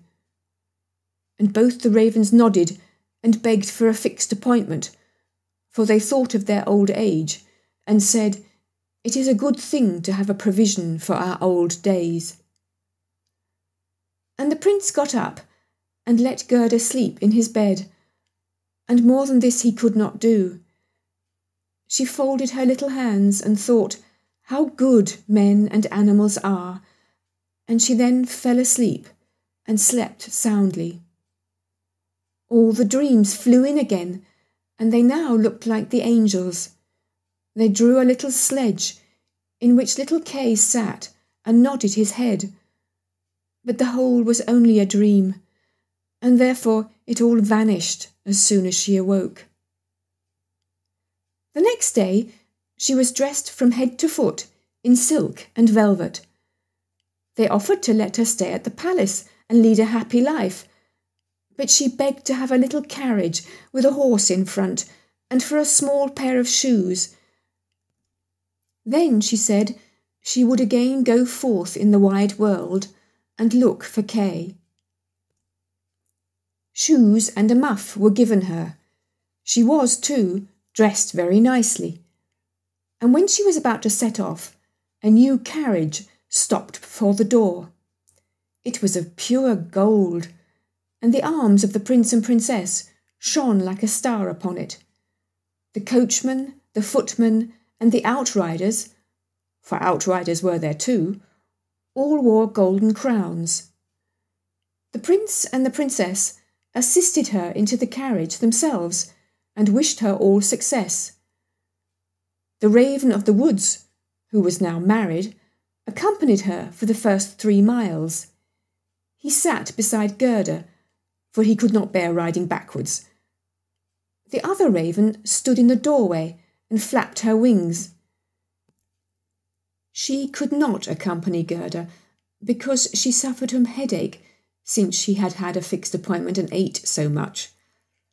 The carriage was lined inside with sugar plums, and in the seats were fruits and gingerbread. "Farewell, farewell," cried Prince and Princess, and Gerda wept, and the raven wept. Thus passed the first miles, and then the raven bade her farewell, and this was the most painful separation of all. He flew into a tree and beat his black wings as long as he could see the carriage that shone from afar like a sunbeam. Fifth story, The Little Robber Maiden. They drove through the dark wood, but the carriage shone like a torch, and it dazzled the eyes of the robbers, so that they could not bear to look at it. "'Tis gold! 'Tis gold!" they cried, and they rushed forward, seized the horses, knocked down the little postilion, the coachman, and the servants, and pulled little Gerda out of the carriage. "How plump, how beautiful she is! She must have been fed on nut kernels," said the old female robber, who had a long, scrubby beard and bushy eyebrows that hung down over her eyes. "She is as good as a fatted lamb. How nice she will be!" And then she drew out a knife, the blade of which shone so that it was quite dreadful to behold. "Oh!" cried the woman at the same moment. She had been bitten in the ear by her own little daughter, who hung at her back, and who was so wild and unmanageable that it was quite amusing to see her. "You naughty child," said the mother, and now she had not time to kill Gerda. "She shall play with me," said the little robber child. "She shall give me her muff and her pretty frock. She shall sleep in my bed." And then she gave her mother another bite, so that she jumped and ran around with pain, and the robbers laughed and said, "Look how she is dancing with the little one." "I will go into the carriage," said the little robber maiden, and she would have her will, for she was very spoiled and very headstrong. She and Gerda got in, and then away they drove over the stumps of felled trees, deeper and deeper into the woods. The little robber maiden was as tall as Gerda, but stronger, broader-shouldered, and of dark complexion. Her eyes were quite black. They looked almost melancholy. She embraced little Gerda and said, "They shall not kill you as long as I am not displeased with you. You are doubtless a princess." "No," said little Gerda, who then related all that had happened to her and how much she cared about little Kay. The little robber maiden looked at her with a serious air, nodded her head slightly, and said, "They shall not kill you, even if I am angry with you. Then I will do it myself." And she dried Gerda's eyes and put both her hands in the handsome muff, which was so soft and warm. At length the carriage stopped. They were in the midst of the courtyard of a robber's castle. It was full of cracks from top to bottom, and out of the openings magpies and rooks were flying. And the great bulldogs, each of which looked as if it could swallow a man, jumped up, but they did not bark, for that was forbidden. In the midst of the large, old, smoking hall burnt a great fire on the stone floor. The smoke disappeared under the stones and had to seek its own egress. In an immense cauldron, soup was boiling, and rabbits and hares were being roasted on a spit. "You shall sleep with me tonight, with all my animals," said the little robber maiden. They had something to eat and drink, and then went into a corner where straw and carpets were lying. Beside them, on laths and perches, sat nearly 100 pigeons, all asleep seemingly, but yet they moved a little when the robber maiden came. "They are all mine," said she, at the same time seizing one that was next to her by the legs and shaking it so that its wings fluttered. "Kiss it," cried the little girl, and flung the pigeon in Gerda's face. "Up there is the rabble of the wood," continued she, pointing to several laths which were fastened before a hole high up in the wall. "That's the rabble.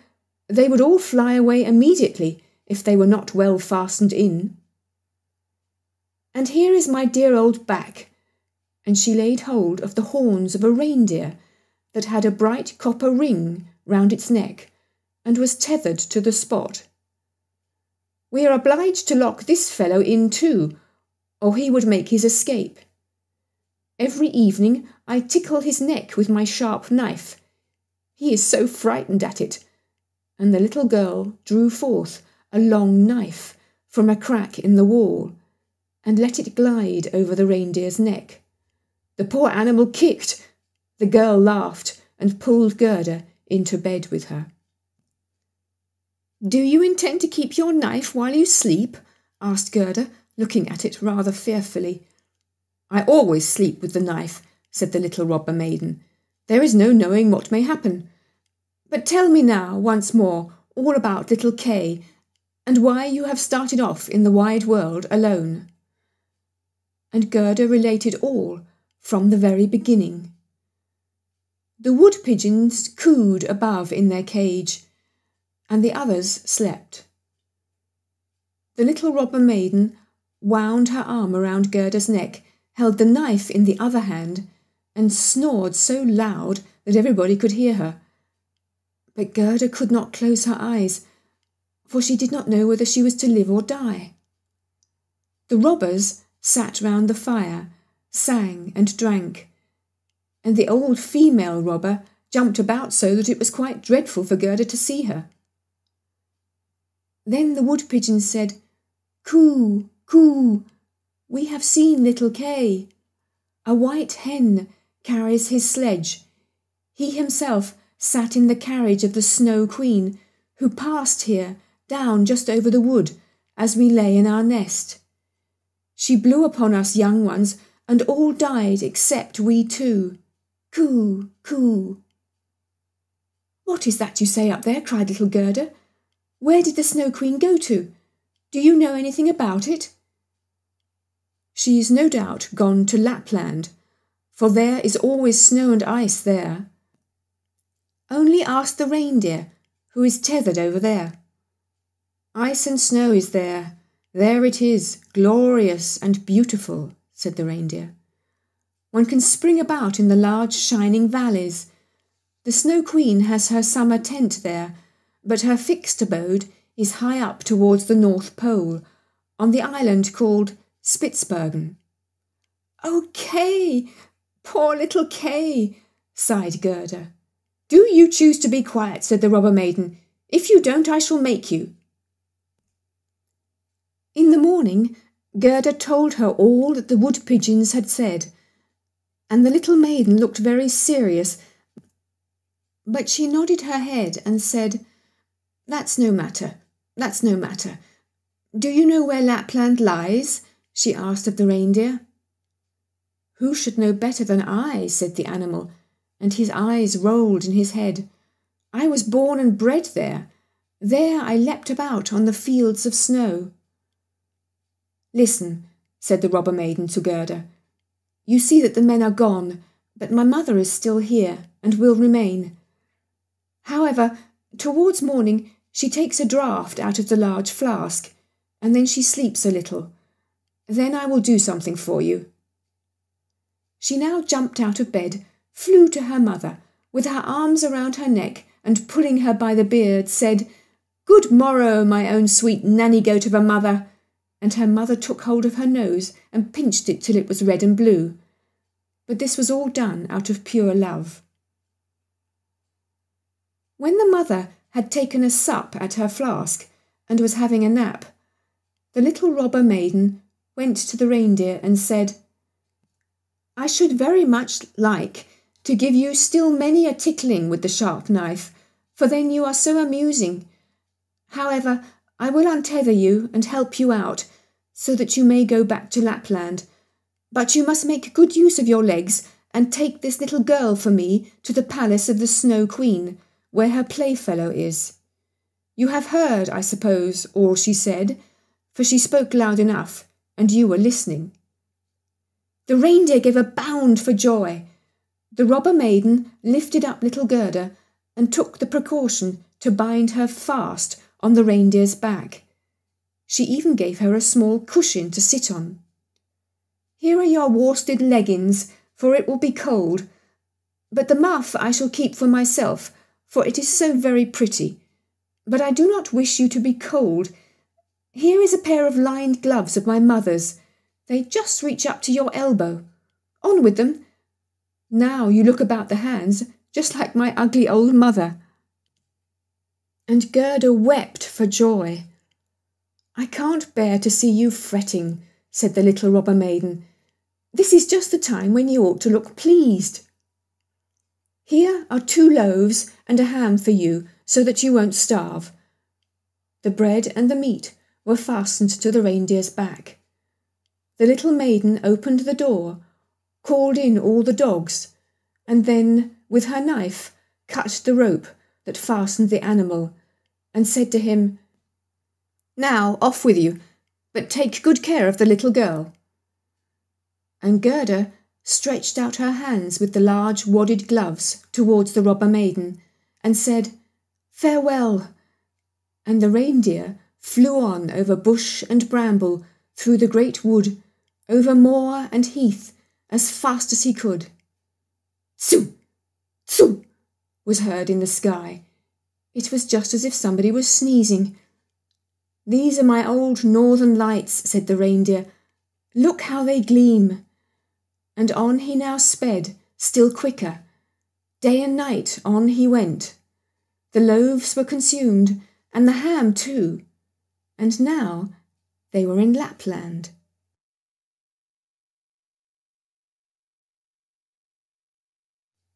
Sixth story: The Lapland Woman and the Finland Woman. Suddenly they stopped before a little house which looked very miserable. The roof reached to the ground, and the door was so low that the family were obliged to creep upon their stomachs when they went in or out. Nobody was at home except an old Lapland woman who was dressing fish by the light of an oil lamp. And the reindeer told her the whole of Gerda's history, but first of all his own, for that seemed to him of much greater importance. Gerda was so chilled that she could not speak. "Poor thing," said the Lapland woman, "you have far to run still. You have more than 100 miles to go before you get to Finland. There the Snow Queen has her country house and burns blue lights every evening. I will give you a few words from me, which I will write on a dried haberdine. For paper I have none. This you can take with you to the Finland woman, and she will be able to give you more information than I can." When Gerda had warmed herself and had eaten and drunk, the Lapland woman wrote a few words on a dried haberdine, begged Gerda to take care of them, put her on the reindeer, bound her fast, and away sprang the animal. "Tsu! Tsu!" was again heard in the air. The most charming blue lights burned the whole night in the sky, and at last they came to Finland. They knocked at the chimney of the Finland woman, for as to a door, she had none. There was such a heat inside that the Finland woman herself went about almost naked. She was diminutive and dirty. She immediately loosened little Gerda's clothes, pulled off her thick gloves and boots, for otherwise the heat would have been too great, and after laying a piece of ice on the reindeer's head, read what was written on the fish skin. She read it 3 times. She then knew it by heart, so she put the fish into the cupboard, for it might very well be eaten, and she never threw anything away. Then the reindeer related his own story first, and afterwards that of little Gerda, and the Finland woman winked her eyes but said nothing. "You are so clever," said the reindeer. "You can, I know, twist all the winds of the world together in a knot. If the seaman loosens 1 knot, then he has a good wind. If a second, then it blows pretty stiffly. If he undoes the 3rd and 4th, then it rages so that the forests are upturned. Will you give the little maiden a potion, that she may possess the strength of 12 men, and vanquish the Snow Queen?" "The strength of 12 men?" said the Finland woman. "Much good that would be." Then she went to a cupboard and drew out a large skin rolled up. When she had unrolled it, strange characters were to be seen written thereon, and the Finland woman read at such a rate that the perspiration trickled down her forehead. But the reindeer begged so hard for little Gerda, and Gerda looked so imploringly with tearful eyes at the Finland woman, that she winked, and drew the reindeer aside into a corner, where they whispered together, while the animal got some fresh ice put on his head. "'Tis true, little Kay is at the Snow Queen's, and finds everything there quite to his taste, and he thinks it is the very best place in the world. But the reason of that is, he has a splinter of glass in his eye and in his heart. These must be got out first, otherwise he will never go back to mankind, and the Snow Queen will retain her power over him." "But can you give little Gerda nothing to take, which will endue her with the power over the whole?"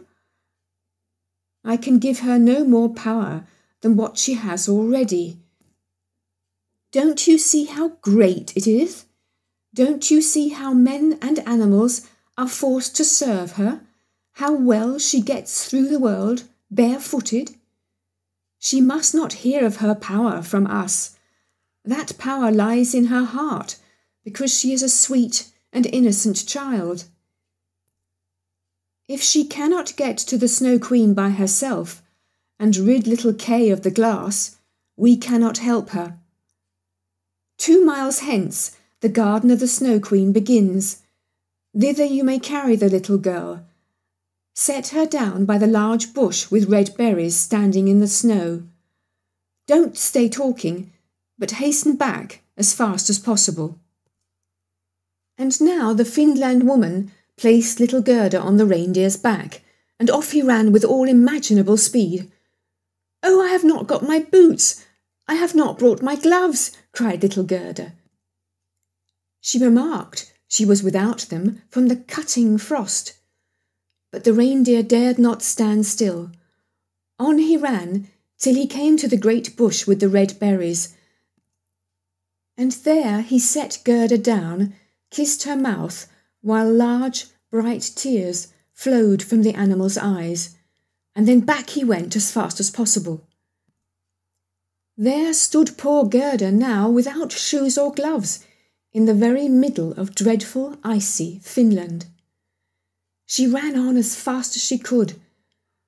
There then came a whole regiment of snowflakes, but they did not fall from above, and they were quite bright and shining from the aurora borealis.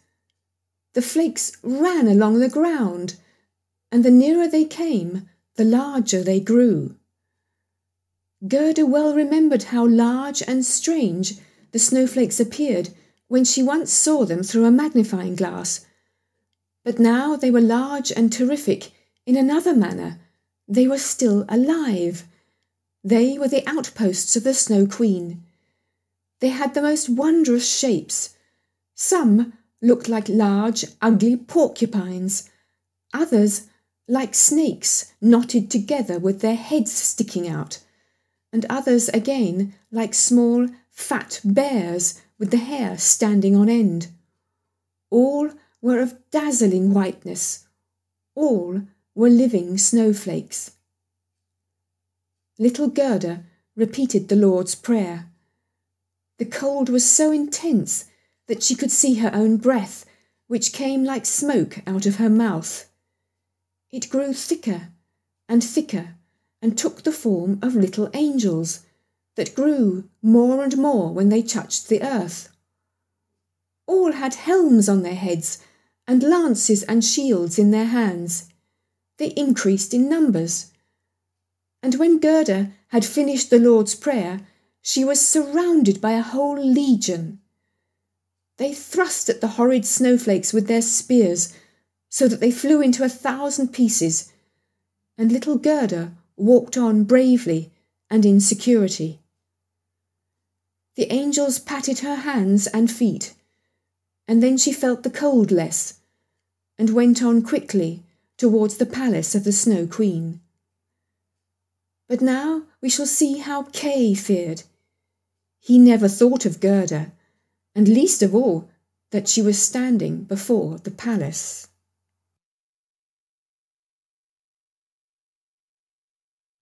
Seventh story. What took place in the palace of the Snow Queen and what happened afterward. The walls of the palace were of driving snow, and the windows and doors of cutting winds. There were more than 100 halls there, according as the snow was driven by the winds. The largest was many miles in extent. All were lighted up by the powerful aurora borealis, and all were so large, so empty, so icy cold, and so resplendent. Mirth never reigned there. There was never even a little bear ball with the storm for music while the polar bears went on their hind legs and showed off their steps.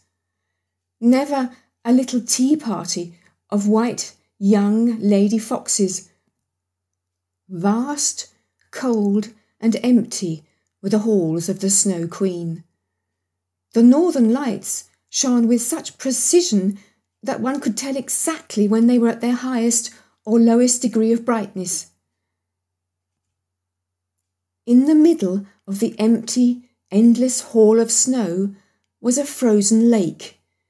It was cracked in 1,000 pieces, but each piece was so like the other that it seemed the work of a cunning artificer. In the middle of this lake sat the Snow Queen when she was at home, and then she said she was sitting in the mirror of understanding, and that this was the only one and the best thing in the world. Little Kay was quite blue, yes, nearly black with cold, but he did not observe it, for she had kissed away all feeling of cold from his body, and his heart was a lump of ice. He was dragging along some pointed, flat pieces of ice, which he laid together in all possible ways, for he wanted to make something with them, just as we have little flat pieces of wood to make geometrical figures with, called the Chinese puzzle.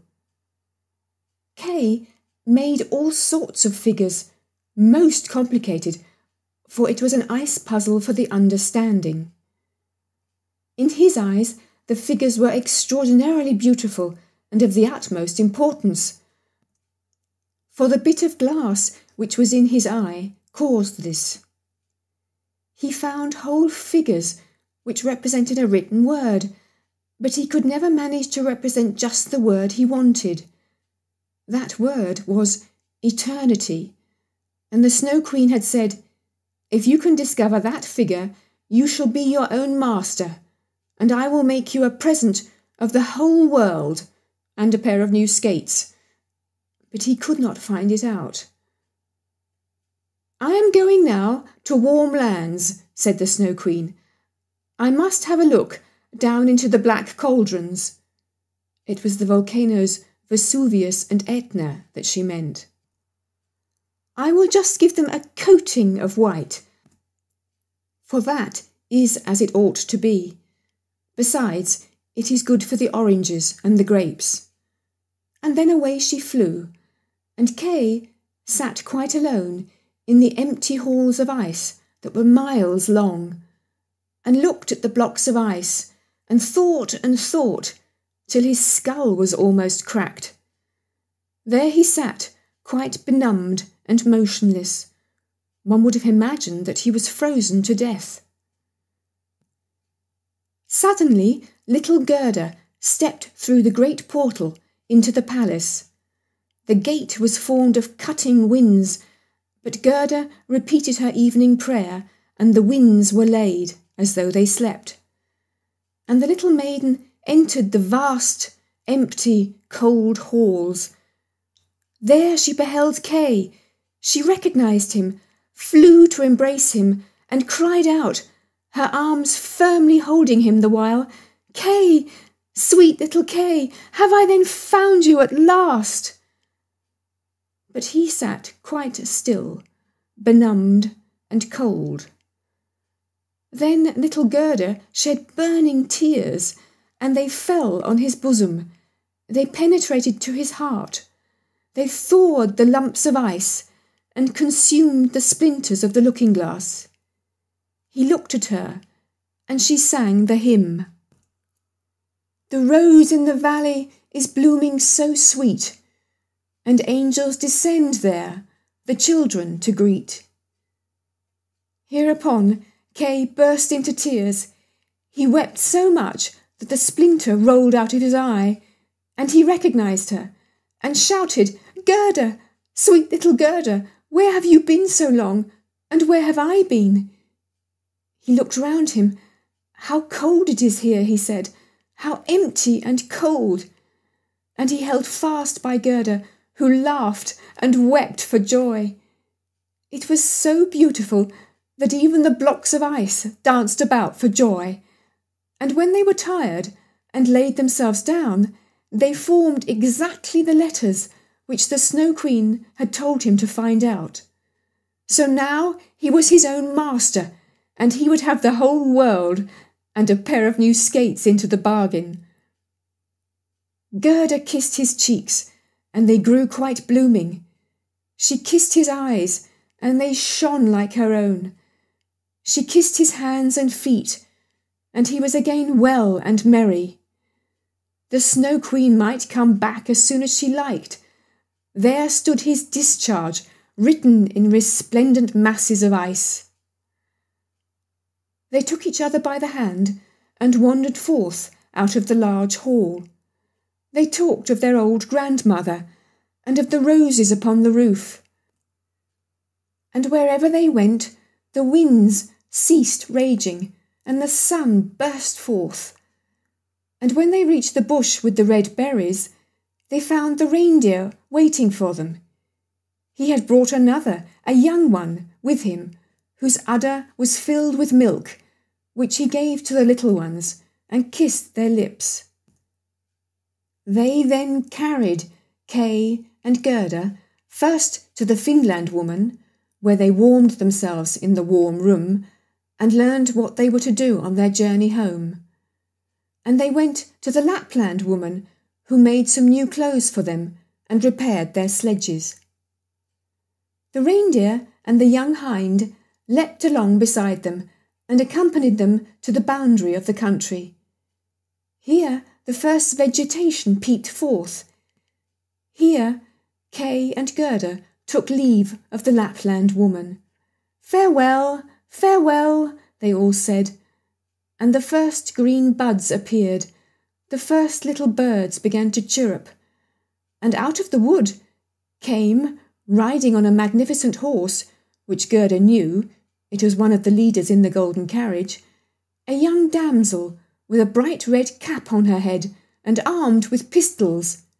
It was the little robber maiden, who, tired of being at home, had determined to make a journey to the north and afterwards in another direction if that did not please her. She recognised Gerda immediately, and Gerda knew her too. It was a joyful meeting. "You are a fine fellow for tramping about," said she to little Kay. "I should like to know, Faith, if you deserve that one should run from one end of the world to the other for your sake." But Gerda patted her cheeks and inquired of the prince and princess. "They are gone abroad," said the other. "But the raven?" asked little Gerda. "Oh, the raven is dead," she answered. "His tame sweetheart is a widow and wears a bit of black worsted round her leg. She laments most piteously, but it's all mere talk and stuff. Now tell me what you've been doing and how you managed to catch him." And Gerda and Kay both told their story. "And snip-snap, snurri-bazzalurri," said the robber maiden, and she took the hands of each and promised that if she should some day pass through the town where they lived, she would come and visit them, and then away she rode. Kay and Gerda took each other's hand. It was lovely spring weather, with abundance of flowers and of verdure. The church bells rang, and the children recognised the high towers and the large town. It was that in which they dwelt. They entered and hastened up to their grandmother's room, where everything was standing as formerly. The clock said tick-tack, and the finger moved round. But as they entered, they remarked that they were now grown up. The roses on the leads hung blooming in at the open window. There stood the little children's chairs, and Kay and Gerda sat down on them, holding each other by the hand. They both had forgotten the cold, empty splendour of the Snow Queen, as though it had been a dream. The grandmother sat in the bright sunshine and read aloud from the Bible. "Unless ye become as little children, ye cannot enter the kingdom of heaven." And Kay and Gerda looked in each other's eyes, and all at once they understood the old hymn. "The rose in the valley is blooming so sweet, and angels descend there the children to greet." There sat the two grown-up persons, grown up and yet children, children at least in heart. And it was summer-time, summer, glorious summer.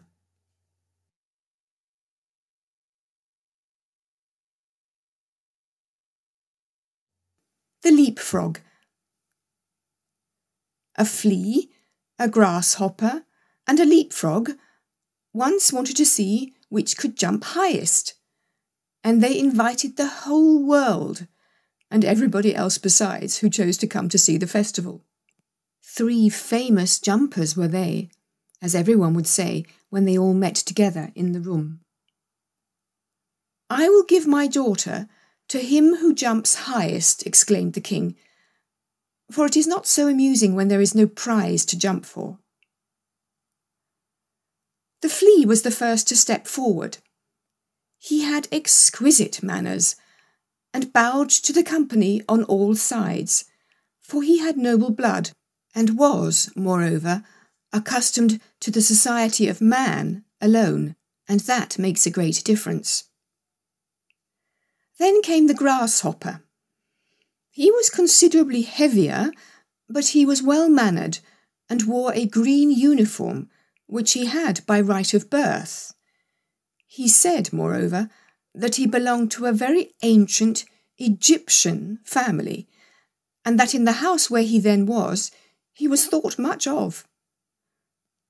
The fact was, he had been just brought out of the fields and put in a pasteboard house 3 stories high, all made of court cards with the coloured side inwards, and doors and windows cut out of the body of the Queen of Hearts.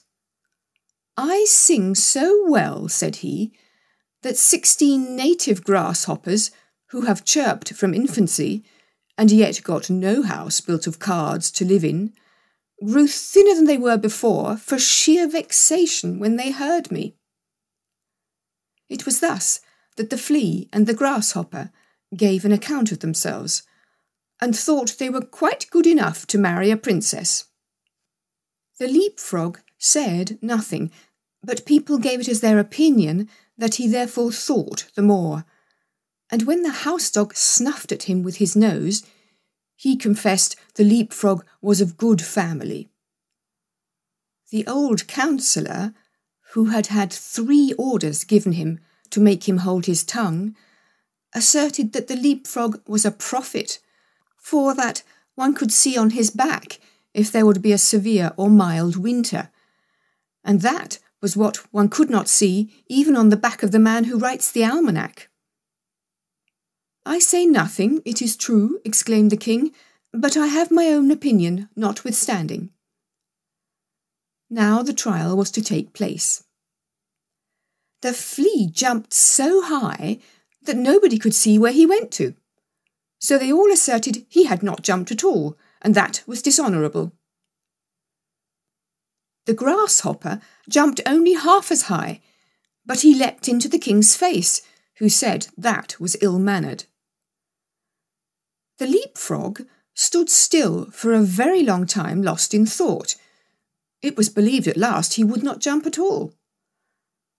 "I only hope he is not unwell," said the housedog, when, pop! He made a jump all on one side into the lap of the princess, who was sitting on a little golden stool close by. Hereupon the king said, "There is nothing above my daughter. Therefore, to bound up to her is the highest jump that can be made. But for this, one must possess understanding, and the leapfrog has shown that he has understanding. He is brave and intellectual." And so he won the princess. "It's all the same to me," said the flea. "She may have the old leapfrog for all I care. I jumped the highest, but in this world merit seldom meets its reward. A fine exterior is what people look at nowadays." The flea then went into foreign service, where, it is said, he was killed. The grasshopper sat without on a green bank and reflected on worldly things. And he said too, "Yes, a fine exterior is everything. A fine exterior is what people care about." And then he began chirping his peculiar, melancholy song, from which we have taken this history, and which may, very possibly, be all untrue, although it does stand here printed in black and white.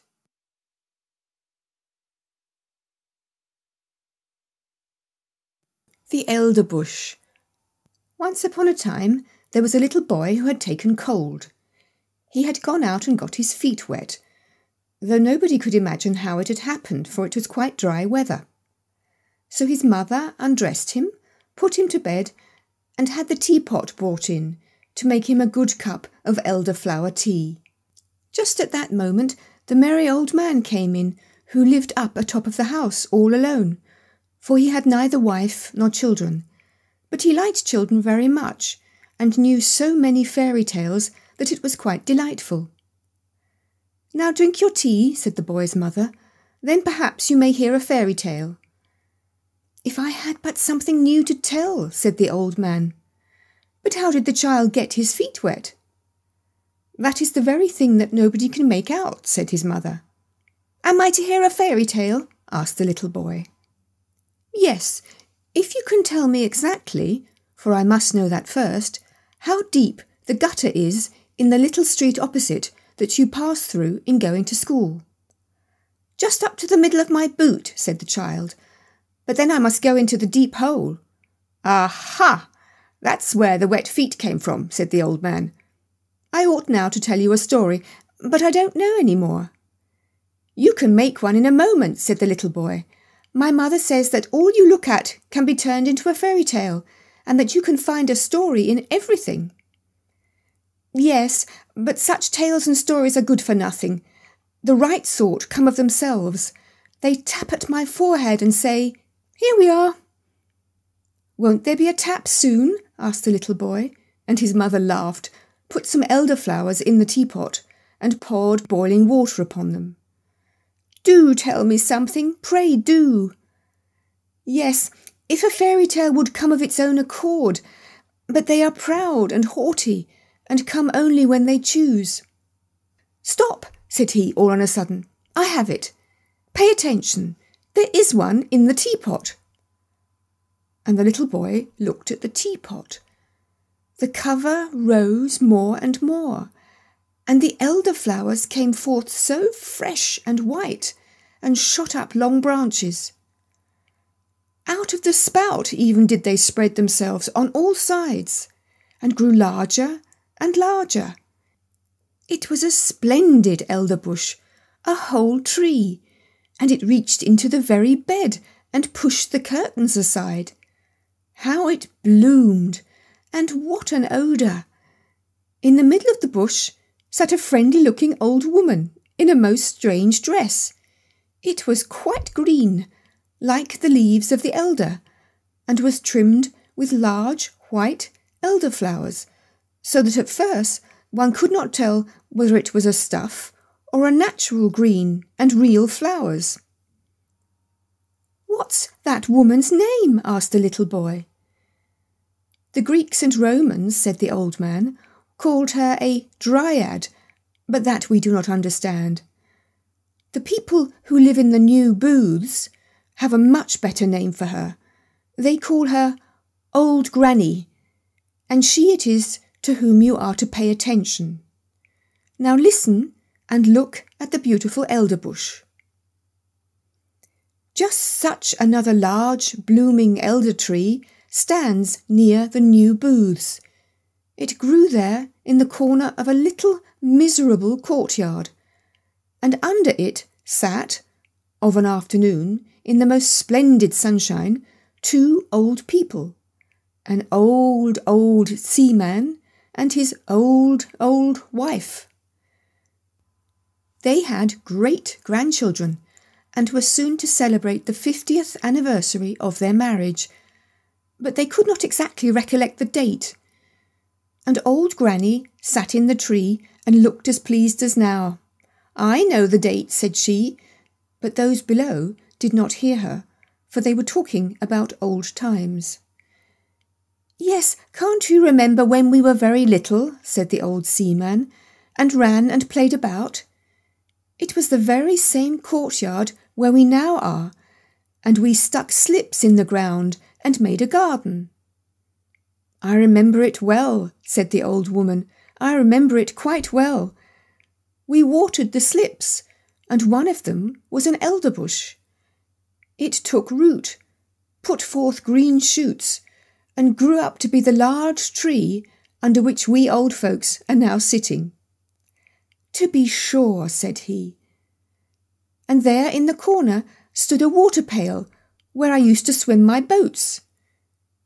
"True, but first we went to school to learn somewhat," said she, "and then we were confirmed." We both cried, but in the afternoon we went up the round tower and looked down on Copenhagen, and far, far away over the water.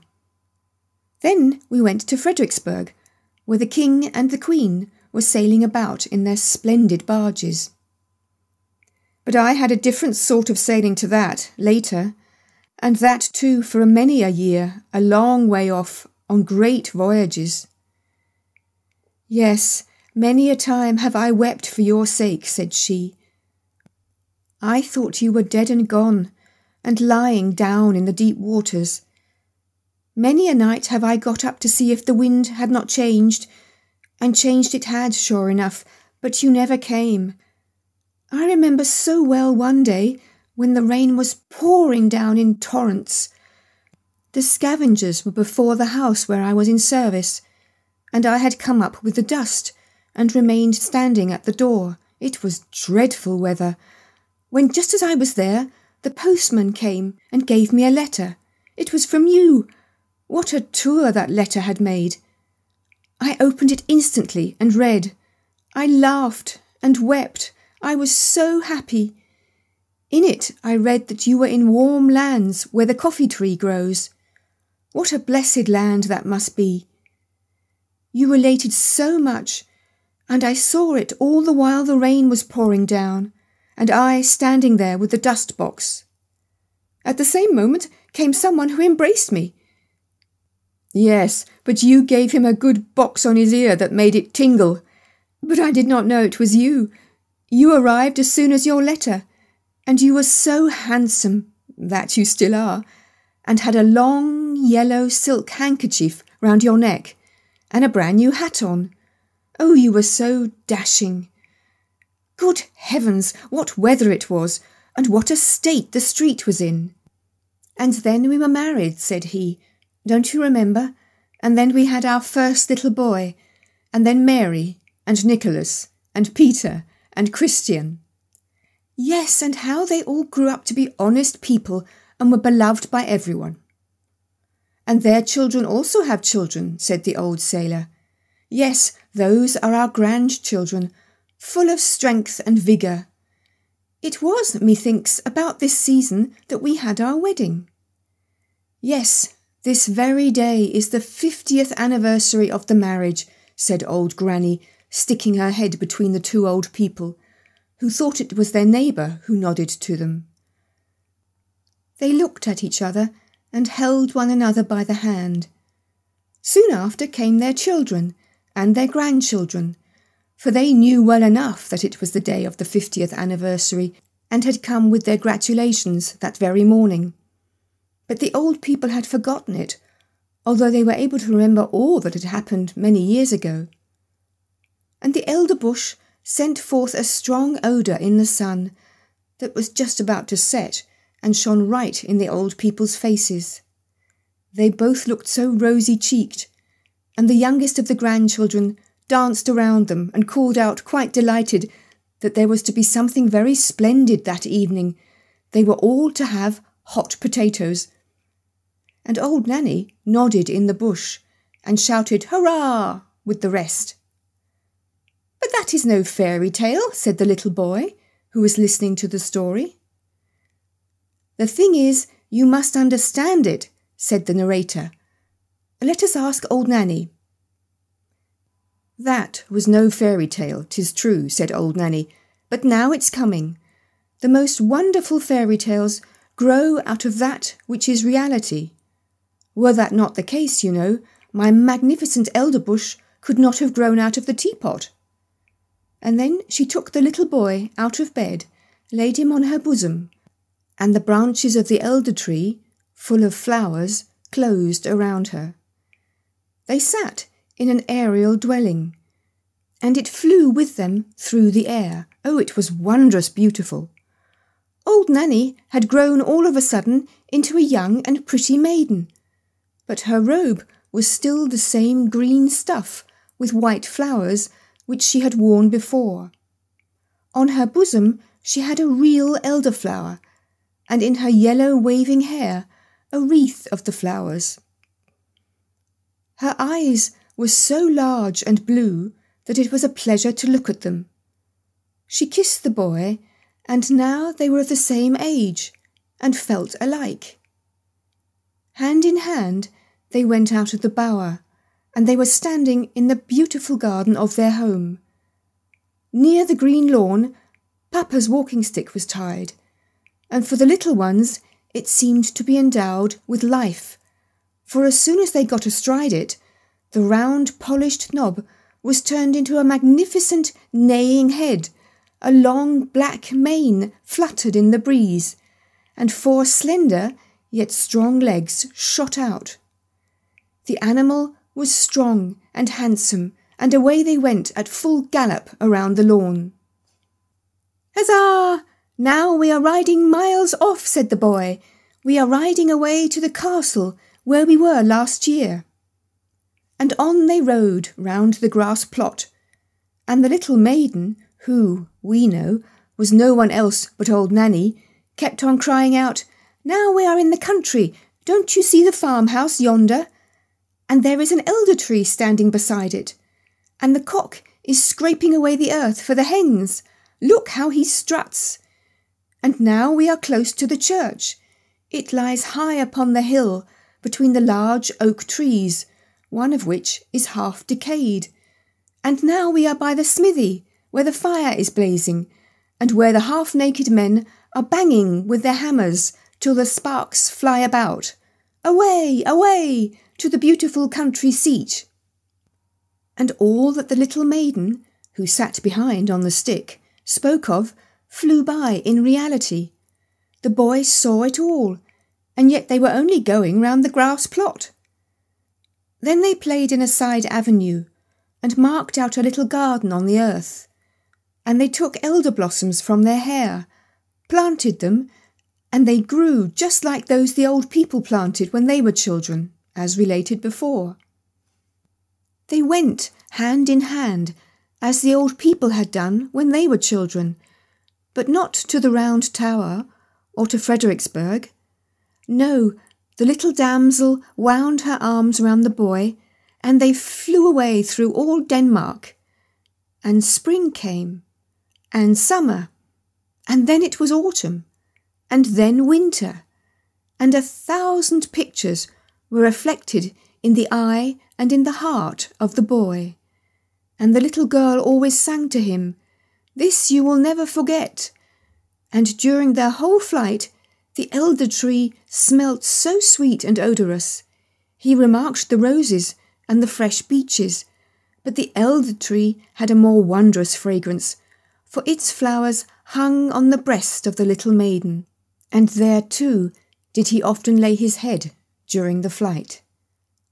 "It is lovely here in spring," said the young maiden, and they stood in a beech wood that had just put on its first green, where the woodroof at their feet sent forth its fragrance, and the pale red anemone looked so pretty among the verdure. Oh, would it were always spring in the sweetly smelling Danish beech forests. "It is lovely here in summer," said she, and she flew past old castles of bygone days of chivalry, where the red walls and the embattled gables were mirrored in the canal, where the swans were swimming, and peered up into the old cool avenues. In the fields the corn was waving like the sea. In the ditches red and yellow flowers were growing, while wild drone flowers and blooming convolvuluses were creeping in the hedges. And towards evening the moon rose round and large, and the haycocks in the meadows smelled so sweetly. This one never forgets. "It is lovely here in autumn," said the little maiden, and suddenly the atmosphere grew as blue again as before. The forest grew red and green and yellow-coloured. The dogs came leaping along, and whole flocks of wild fowl flew over the cairn, where blackberry bushes were hanging around the old stones. The sea was dark blue, covered with ships full of white sails, and in the barn old women, maidens, and children were sitting picking hops into a large cask. The young sang songs, but the old told fairy tales of mountain sprites and soothsayers. Nothing could be more charming. "It is delightful here in winter," said the little maiden, "and all the trees were covered with hoarfrost. They looked like white corals. The snow crackled underfoot as if one had on new boots, and one falling star after the other was seen in the sky. The Christmas tree was lighted in the room, presents were there, and good humour reigned. In the country, the violin sounded in the room of the peasant. The newly baked cakes were attacked. Even the poorest child said, 'It is really delightful here in winter.' Yes, it was delightful, and the little maiden showed the boy everything. And the elder tree still was fragrant, and the red flag with the white cross was still waving, the flag under which the old seaman in the new booths had sailed. And the boy grew up to be a lad, and was to go forth in the wide world, far, far away, to warm lands where the coffee tree grows. But at his departure, the little maiden took an elder blossom from her bosom and gave it him to keep, and it was placed between the leaves of his prayer book. And when in foreign lands he opened the book, it was always at the place where the keepsake flower lay, and the more he looked at it, the fresher it became. He felt, as it were, the fragrance of the Danish groves, and from among the leaves of the flowers he could distinctly see the little maiden peeping forth with her bright blue eyes. And then she whispered, "It is delightful here in spring, summer, autumn and winter," and 100 visions glided before his mind. Thus passed many years, and he was now an old man, and sat with his old wife under the blooming tree. They held each other by the hand, as the old grandfather and grandmother yonder in the new booths did, and they talked exactly like them of old times and of the 50th anniversary of their wedding. The little maiden, with the blue eyes and with elder blossoms in her hair, sat in the tree, nodded to both of them and said, "Today is the 50th anniversary." And then she took 2 flowers out of her hair and kissed them. First they shone like silver, then like gold. And when they laid them on the heads of the old people, each flower became a golden crown. So there they both sat, like a king and a queen, under the fragrant tree that looked exactly like an elder. The old man told his wife the story of Old Nanny as it had been told him when a boy, and it seemed to both of them it contained much that resembled their own history, and those parts that were like it pleased them best. "Thus it is," said the little maiden in the tree. "Some call me Old Nanny, others a Dryad, but in reality my name is Remembrance. 'Tis I who sit in the tree that grows and grows. I can remember, I can tell things. Let me see if you have my flower still." And the old man opened his prayer book. There lay the elder blossom, as fresh as if it had been placed there but a short time before.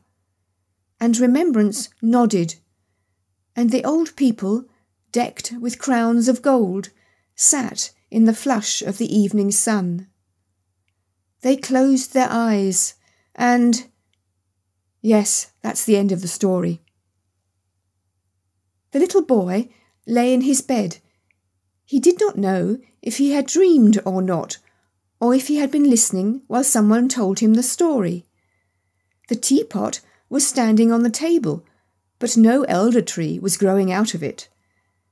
And the old man, who had been talking, was just on the point of going out of the door. And he did go. "How splendid that was," said the little boy. "Mother, I have been to warm countries." "So I should think," said his mother. "When one has drunk 2 good cupfuls of elderflower tea, 'tis likely enough one goes into warm climates." And she tucked him up nicely, lest he should take cold. "You have had a good sleep while I have been sitting here, and arguing with him whether it was a story or a fairy tale." "And where is Old Nanny?" asked the little boy. "In the teapot," said his mother, "and there she may remain."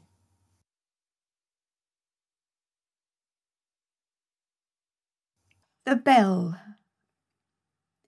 People said, "The evening bell is sounding, the sun is setting," for a strange, wondrous tone was heard in the narrow streets of a large town. It was like the sound of a church bell, but it was only heard for a moment, for the rolling of the carriages and the voices of the multitude made too great a noise. Those persons who were walking outside the town, where the houses were farther apart, with gardens or little fields between them, could see the evening sky still better, and heard the sound of the bell much more distinctly. It was as if the tones came from a church in the still forest. People looked thitherward and felt their minds attuned most solemnly. A long time passed, and people said to each other, "I wonder if there is a church out in the wood. The bell has a tone that is wondrous sweet. Let us stroll thither and examine the matter nearer." And the rich people drove out, and the poor walked, but the way seemed strangely long to them. And when they came to a clump of willows, which grew on the skirts of the forest, they sat down and looked up at the long branches, and fancied they were now in the depth of the green wood. The confectioner of the town came out and set up his booth there, and soon after came another confectioner, who hung a bell over his stand as a sign or ornament, but it had no clapper, and it was tarred over to preserve it from the rain. When all the people returned home, they said it had been very romantic, and that it was quite a different sort of thing to a picnic or a tea party. There were 3 persons who asserted they had penetrated to the end of the forest, and that they had always heard the wonderful sounds of the bell, but it had seemed to them as if it had come from the town.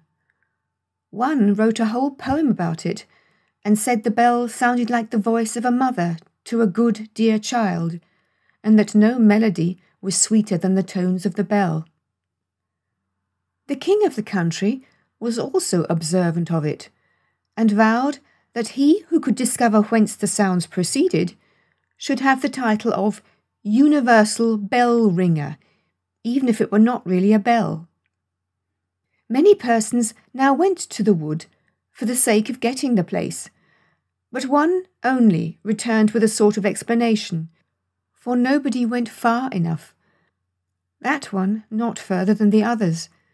However, he said that the sound proceeded from a very large owl in a hollow tree, a sort of learned owl that continually knocked its head against the branches. But whether the sound came from his head or from the hollow tree, that no one could say with certainty. So now he got the place of universal bell ringer, and wrote yearly a short treatise on the owl, but everybody was just as wise as before. It was the day of confirmation. The clergyman had spoken so touchingly, the children who were confirmed had been greatly moved. It was an eventful day for them. From children they became all at once grown-up persons. It was as if their infant souls were now to fly all at once into persons with more understanding. The sun was shining gloriously. The children that had been confirmed went out of the town, and from the wood was borne towards them the sounds of the unknown bell with wonderful distinctness. They all immediately felt a wish to go thither, all except 3. One of them had to go home to try on a ball dress, for it was just the dress and the ball which had caused her to be confirmed this time, for otherwise she would not have come. The other was a poor boy who had borrowed his coat and boots to be confirmed in from the innkeeper's son, and he was to give them back by a certain hour.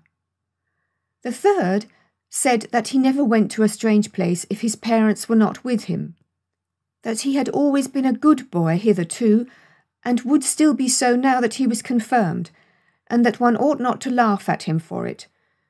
The others, however, did make fun of him after all. There were 3, therefore, that did not go. The others hastened on. The sun shone, the birds sang, and the children sang too, and each held the other by the hand, for as yet they had none of them any high office, and were all of equal rank in the eye of God. But 2 of the youngest soon grew tired, and both returned to town. 2 little girls sat down and twined garlands, so they did not go either. And when the others reached the willow tree, where the confectioner was, they said, "Now we are there. In reality the bell does not exist. It is only a fancy that people have taken into their heads." At the same moment the bell sounded deep in the wood, so clear and solemnly that 5 or 6 determined to penetrate somewhat further. It was so thick and the foliage so dense that it was quite fatiguing to proceed. Woodroof and anemones grew almost too high. Blooming convolvuluses and blackberry bushes hung in long garlands from tree to tree, where the nightingales sang and the sunbeams were playing. It was very beautiful, but it was no place for girls to go. Their clothes would get so torn. Large blocks of stone lay there, overgrown with moss of every colour. The fresh spring bubbled forth and made a strange, gurgling sound. "That surely cannot be the bell," said one of the children, lying down and listening. "This must be looked to," so he remained and let the others go on without him. They afterwards came to a little house made of branches and the bark of trees. A large wild apple tree bent over it, as if it would shower down all its blessings on the roof, where roses were blooming. The long stems twined round the gable, on which there hung a small bell. Was it that which people had heard? Yes, everybody was unanimous on the subject, except one, who said the bell was too small and too fine to be heard at so great a distance, and besides, it was very different tones to those that could move a human heart in such a manner. It was a king's son who spoke, whereupon the others said, "Such people always want to be wiser than everybody else." They now let him go on alone, and as he went, his breast was filled more and more with the forest solitude.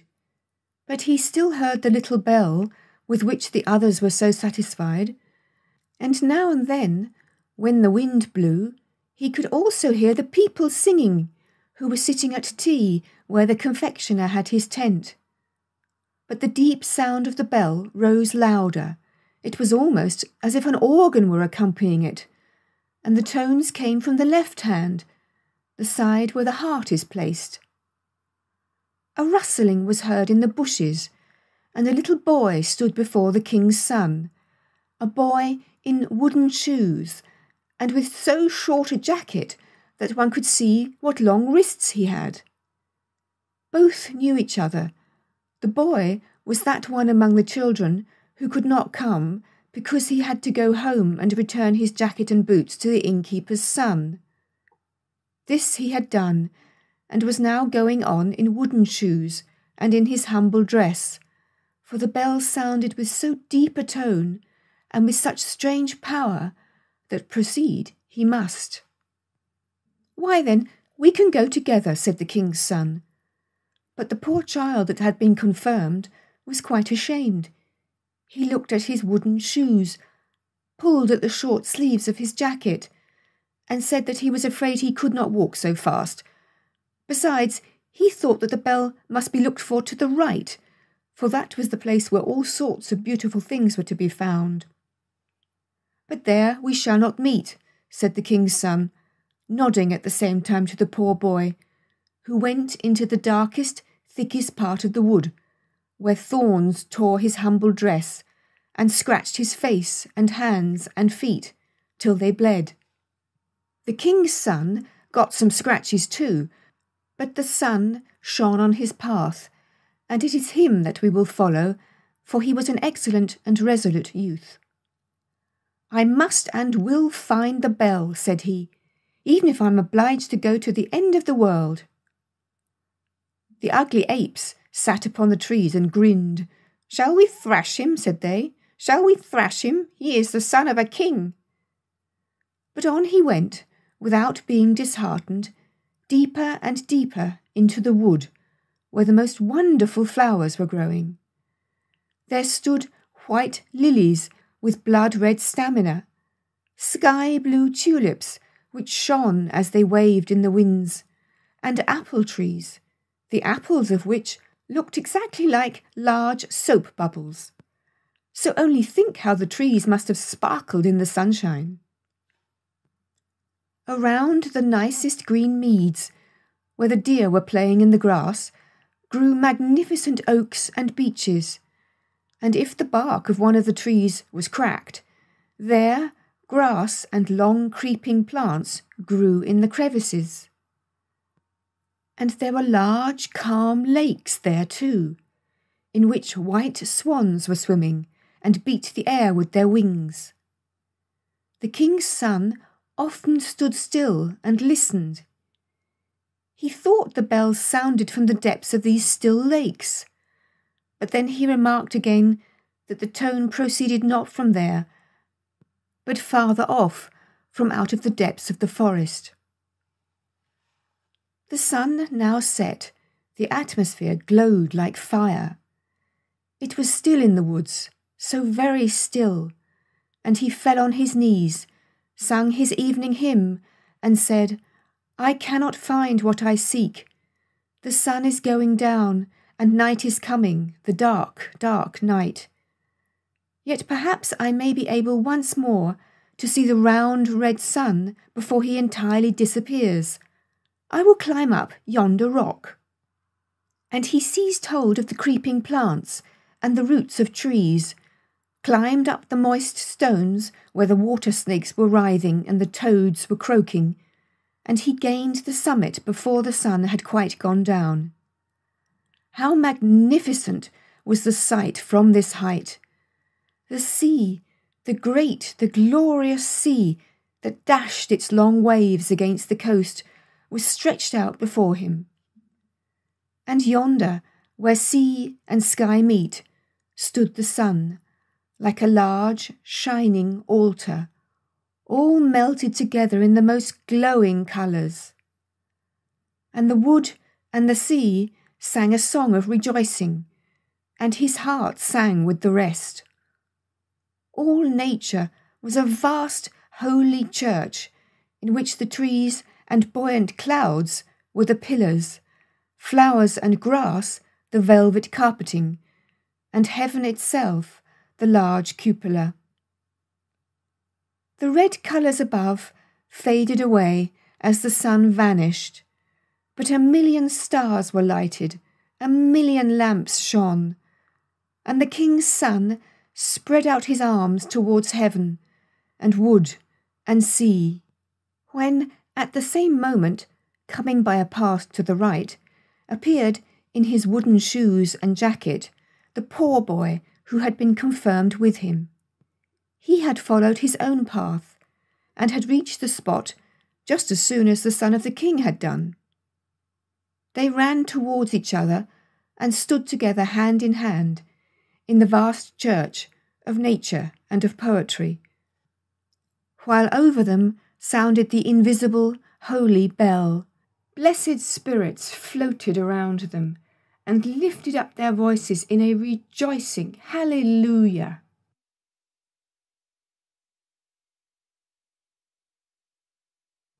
The old house.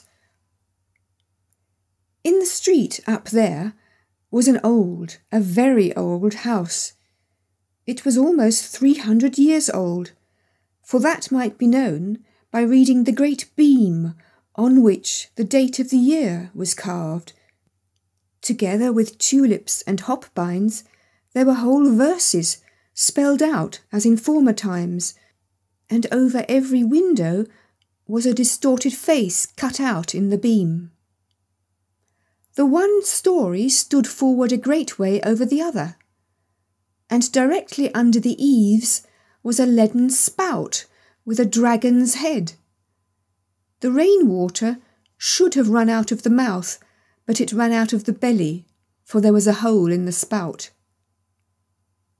All the other houses in the street were so new and so neat, with large window panes and smooth walls.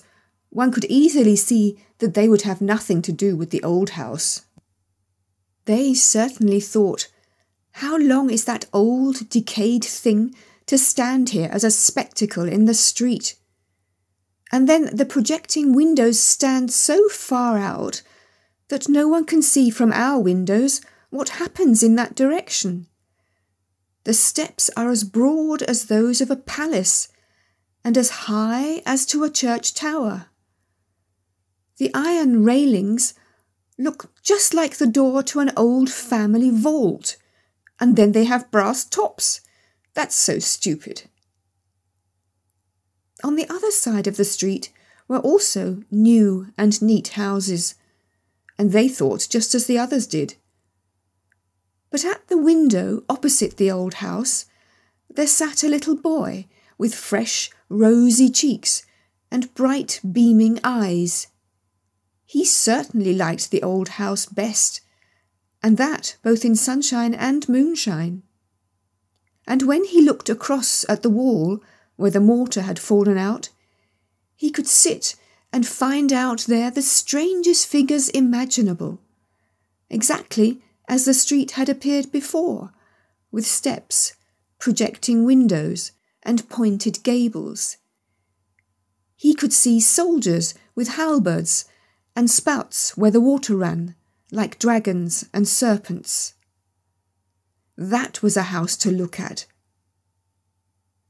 And there lived an old man who wore plush breeches, and he had a coat with large brass buttons, and a wig that one could see was a real wig.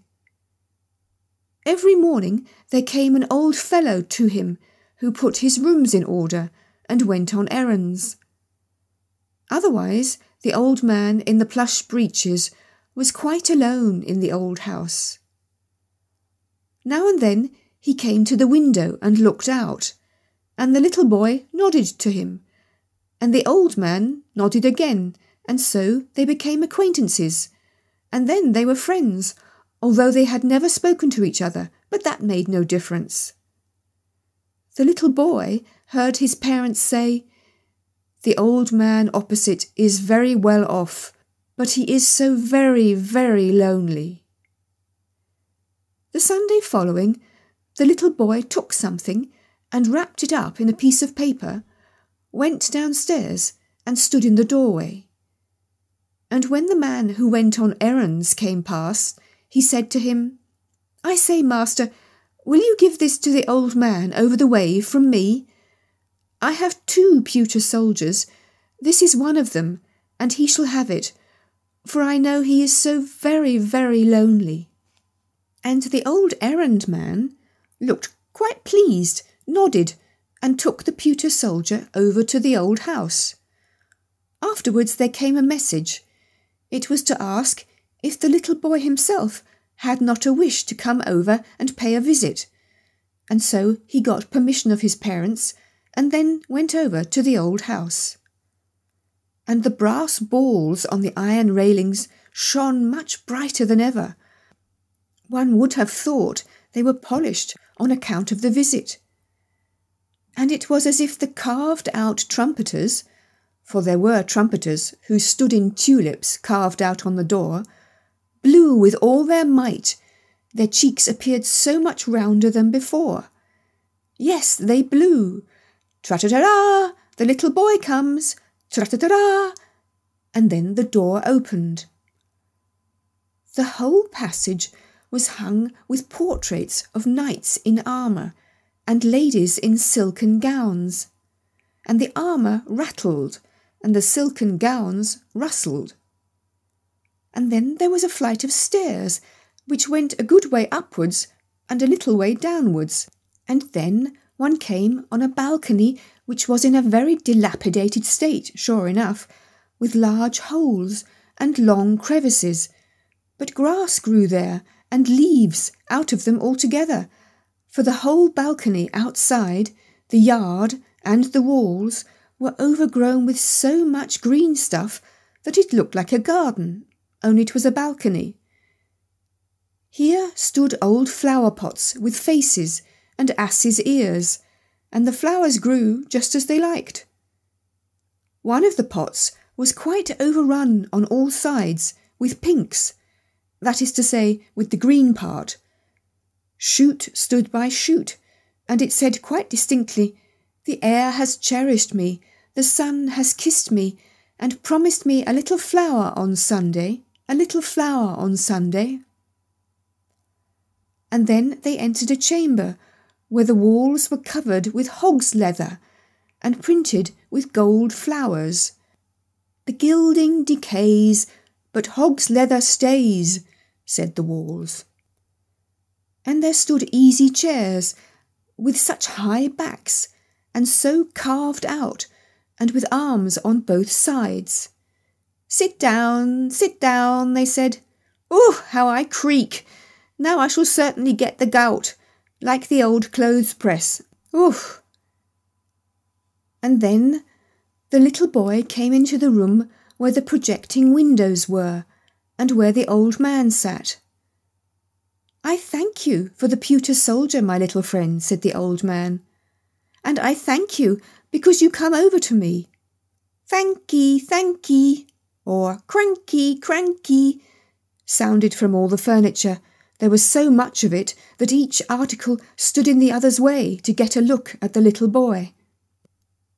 In the middle of the wall hung a picture representing a beautiful lady, so young, so glad, but dressed quite as in former times, with clothes that stood quite stiff, and with powder in her hair. She neither said thanky, nor cranky, but looked with her mild eyes at the little boy, who directly asked the old man, "Where did you get her?" "Yonder, at the broker's," said the old man, "where there are so many pictures hanging.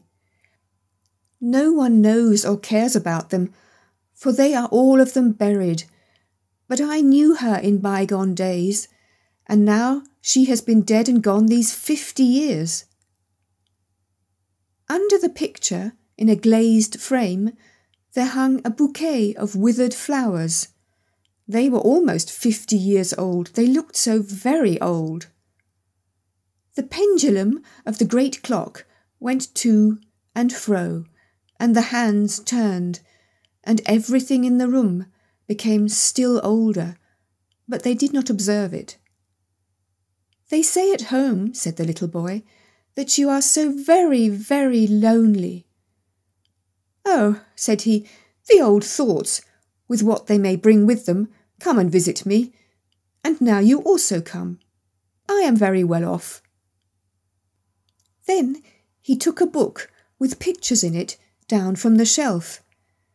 There were whole long processions and pageants with the strangest characters, which one never sees nowadays. Soldiers like the knave of clubs, and citizens with waving flags. The tailors had theirs, with a pair of shears held by 2 lions, and the shoemakers theirs, without boots, but with an eagle that had 2 heads, for the shoemakers must have everything so that they can say, "It is a pair." Yes, that was a picture book. The old man now went into the other room to fetch preserves, apples and nuts. Yes, it was delightful over there in the old house.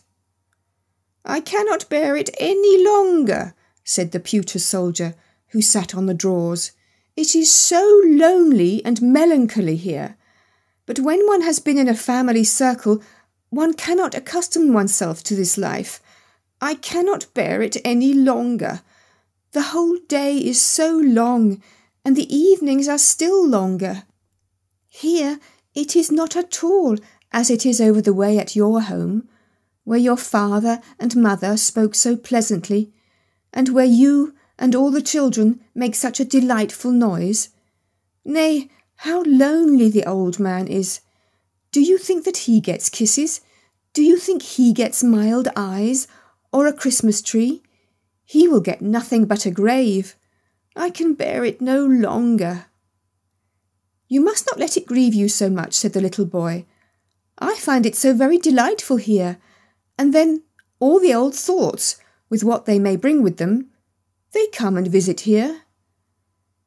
Yes, that's all very well, but I see nothing of them, and I don't know them, said the pewter soldier. I cannot bear it.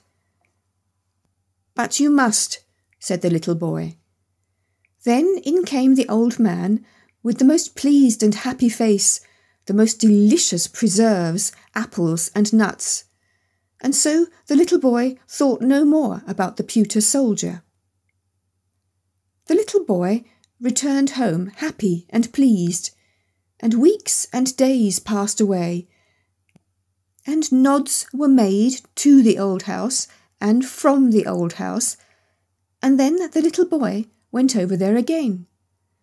The carved trumpeters blew, tra-da-da-da, there is the little boy, tra-da-da-da, and the swords and armour on the knights' portraits rattled, and the silk gowns rustled, the hog's leather spoke, and the old chairs had the gout in their legs and rheumatism in their backs.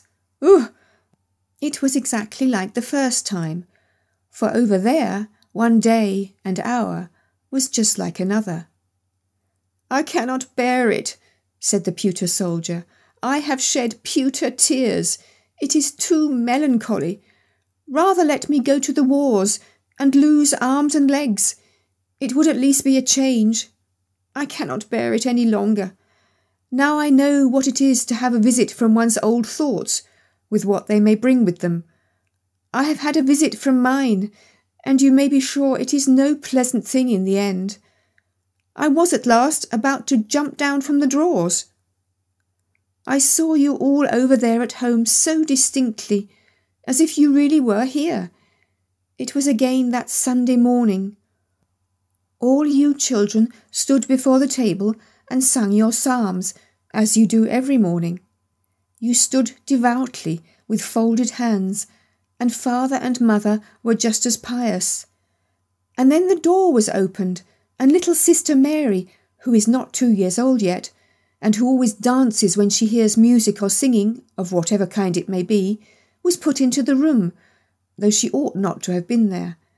And then she began to dance, but could not keep time, because the tones were so long.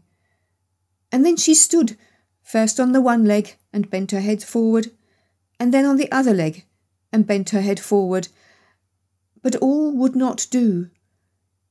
You stood very seriously all together, although it was difficult enough. But I laughed to myself, and then I fell off the table and got a bump, which I have still, for it was not right of me to laugh. But the whole now passes before me again in thought, and everything that I have lived to see.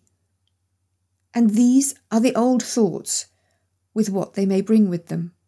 Tell me if you still sing on Sundays. Tell me something about little Mary, and how my comrade, the other pewter soldier, lives. Yes, he is happy enough, that's sure. I cannot bear it any longer. You are given away as a present, said the little boy. You must remain. Can you not understand that? The old man now came with a drawer in which there was much to be seen, both tin boxes and balsam boxes, old cards, so large and so gilded, such as one never sees them now. And several drawers were opened, and the piano was opened. It had landscapes on the inside of the lid, and it was so hoarse when the old man played on it. And then he hummed a song. Yes, she could sing that, said he, and nodded to the portrait which he had bought at the broker's, and the old man's eyes shone so bright. I will go to the wars, I will go to the wars, shouted the pewter soldier as loud as he could, and threw himself off the drawers right down on the floor. What became of him? The old man sought, and the little boy sought. He was away, and he stayed away. I shall find him, said the old man, but he never did find him. The floor was too open. The pewter soldier had fallen through a crevice, and there he lay, as in an open tomb. That day passed, and the little boy went home, and that week passed, and several weeks too. The windows were quite frozen. The little boy was obliged to sit and breathe on them to get a peephole over to the old house. And there the snow had been blown into all the carved work and inscriptions. It lay quite up over the steps, just as if there were no one at home. Nor was there anyone at home. The old man was dead. In the evening there was a hearse seen before the door, and he was borne into it in his coffin. He was now to go out into the country to lie in his grave. He was driven out there, but no one followed. All his friends were dead, and the little boy kissed his hand to the coffin as it was driven away.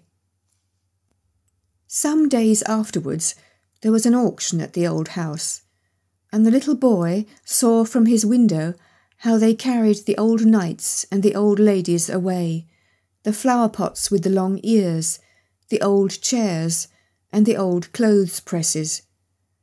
Something came here and something came there. The portrait of her who had been found at the broker's came to the broker's again, and there it hung, for no one knew her more. No one cared about the old picture. In the spring they pulled the house down, for, as people said, it was a ruin. One could see from the street right into the room with the hog's leather hanging, which was slashed and torn, and the green grass and leaves about the balcony hung quite wild about the falling beams. And then it was put to rights. That was a relief, said the neighbouring houses. A fine house was built there, with large windows and smooth white walls. But before it, where the old house had in fact stood, was a little garden laid out, and a wild grapevine ran up the wall of the neighbouring house. Before the garden there was a large iron railing with an iron door. It looked quite splendid, and people stood still and peeped in, and the sparrows hung by scores in the vine, and chatted away at each other as well they could. But it was not about the old house, for they could not remember it. So many years had passed, so many that the little boy had grown up to a whole man, yes, a clever man, and a pleasure to his parents. And he had just been married, and, together with his little wife, had come to live in the house here where the garden was.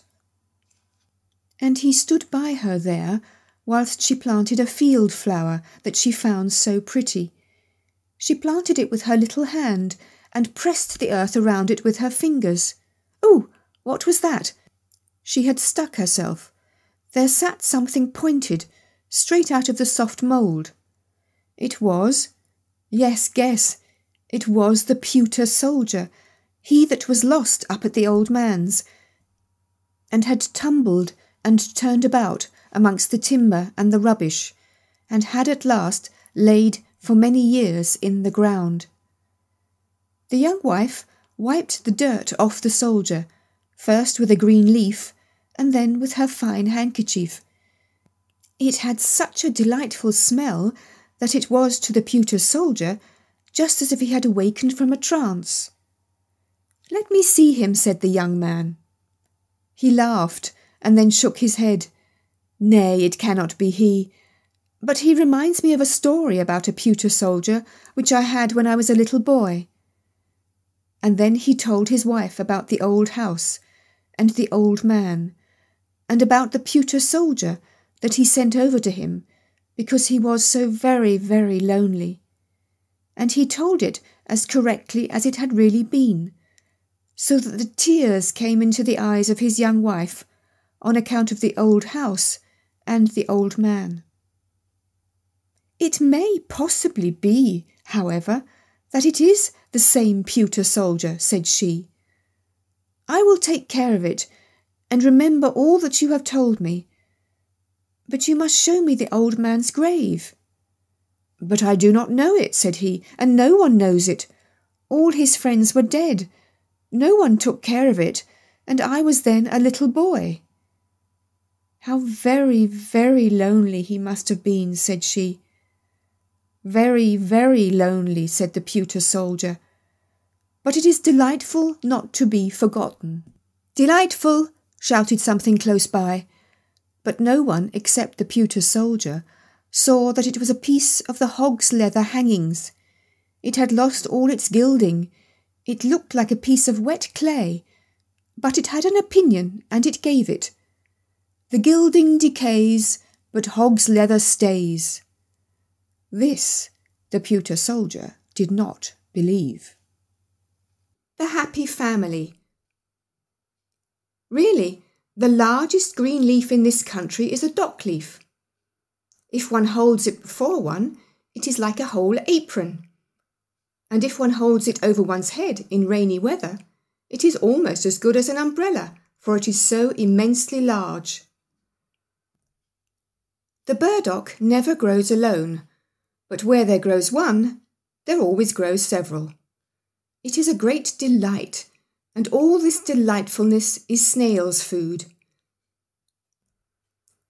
The great white snails, which persons of quality in former times made fricassees of, ate and said, how delicious, for they thought it tasted so delicate, lived on dock leaves, and therefore burdock seeds were sown. Now, there was an old manor house, where they no longer ate snails, they were quite extinct, but the burdocks were not extinct. They grew and grew all over the walks and all the beds. They could not get the mastery of them. It was a whole forest of burdocks. Here and there stood an apple and a plum tree, or else one never would have thought it was a garden. All was burdocks, and there lived the two last venerable old snails. They themselves knew not how old they were, but they could remember very well that there had been many more, that they were of a family from foreign lands, and that for them and theirs the whole forest was planted. They had never been outside it, but they knew that there was still something more in the world, which was called the manor house, and that there they were boiled, and then they became black, and were then placed on a silver dish.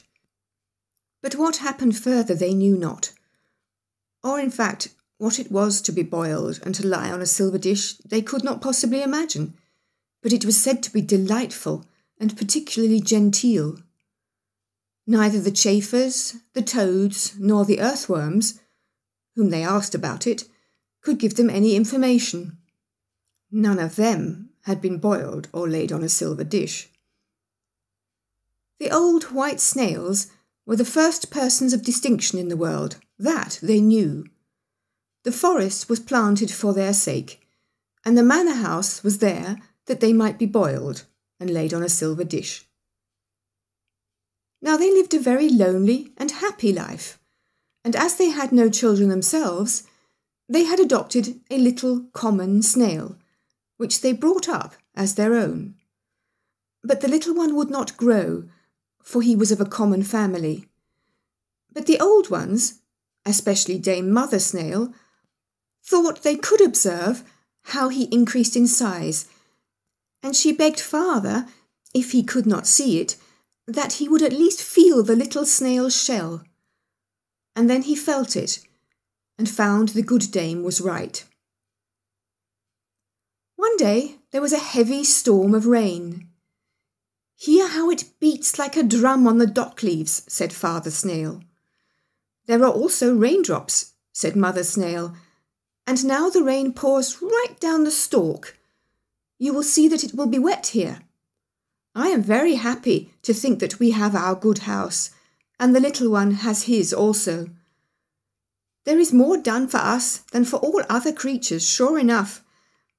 But can you not see that we are folks of quality in the world? We are provided with a house from our birth, and the burdock forest is planted for our sakes. I should like to know how far it extends, and what there is outside."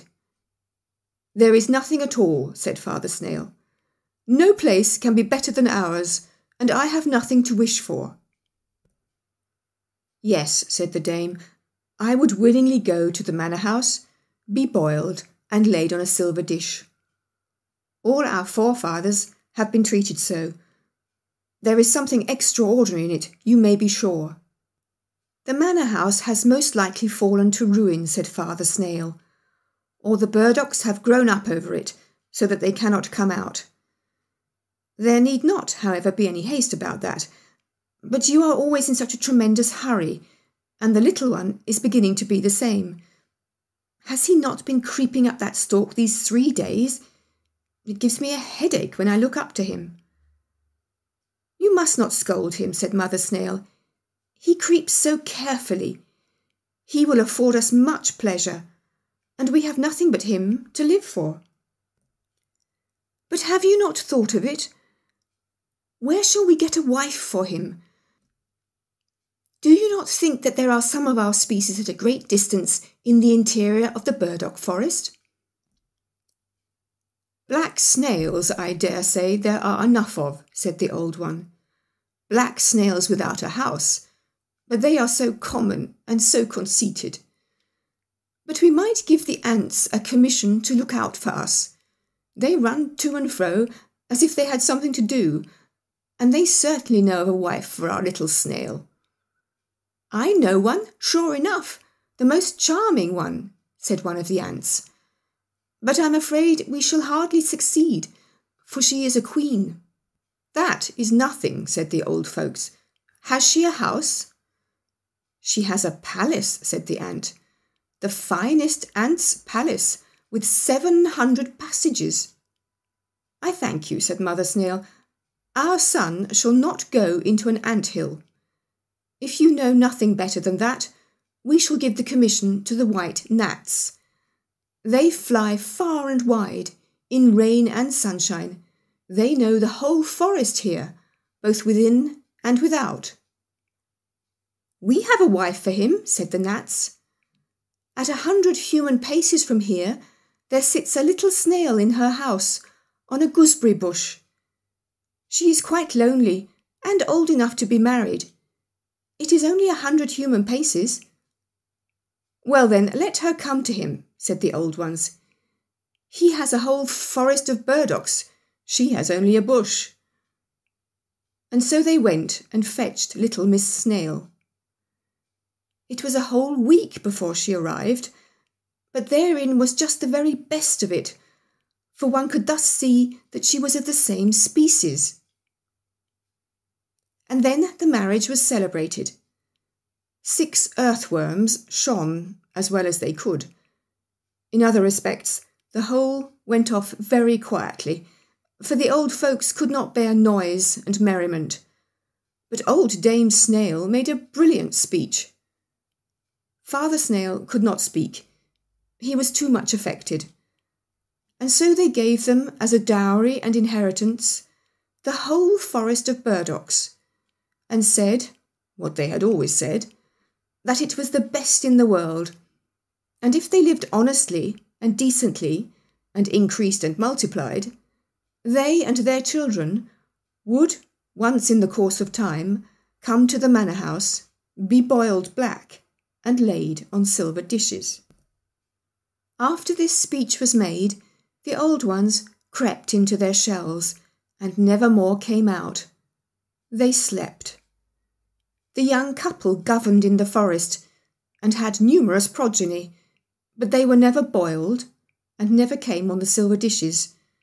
So from this they concluded that the manor house had fallen to ruins, and that all the men in the world were extinct. And as no one contradicted them, so, of course, it was so. And the rain beat on the dock leaves to make drum music for their sake, and the sun shone in order to give the burdock forest a colour for their sakes. And they were very happy, and the whole family was happy, for they indeed were so.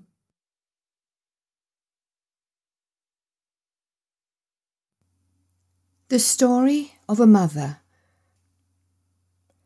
A mother sat there with her little child. She was so downcast, so afraid that it should die. It was so pale, the small eyes had closed themselves, and it drew its breath so softly, now and then, with a deep respiration, as if it sighed, and the mother looked still more sorrowfully on the little creature. Then a knocking was heard at the door, and in came a poor old man, wrapped up as in a large horsecloth, for it warms one, and he needed it, as it was the cold winter season. Everything out of doors was covered with ice and snow, and the wind blew so that it cut the face.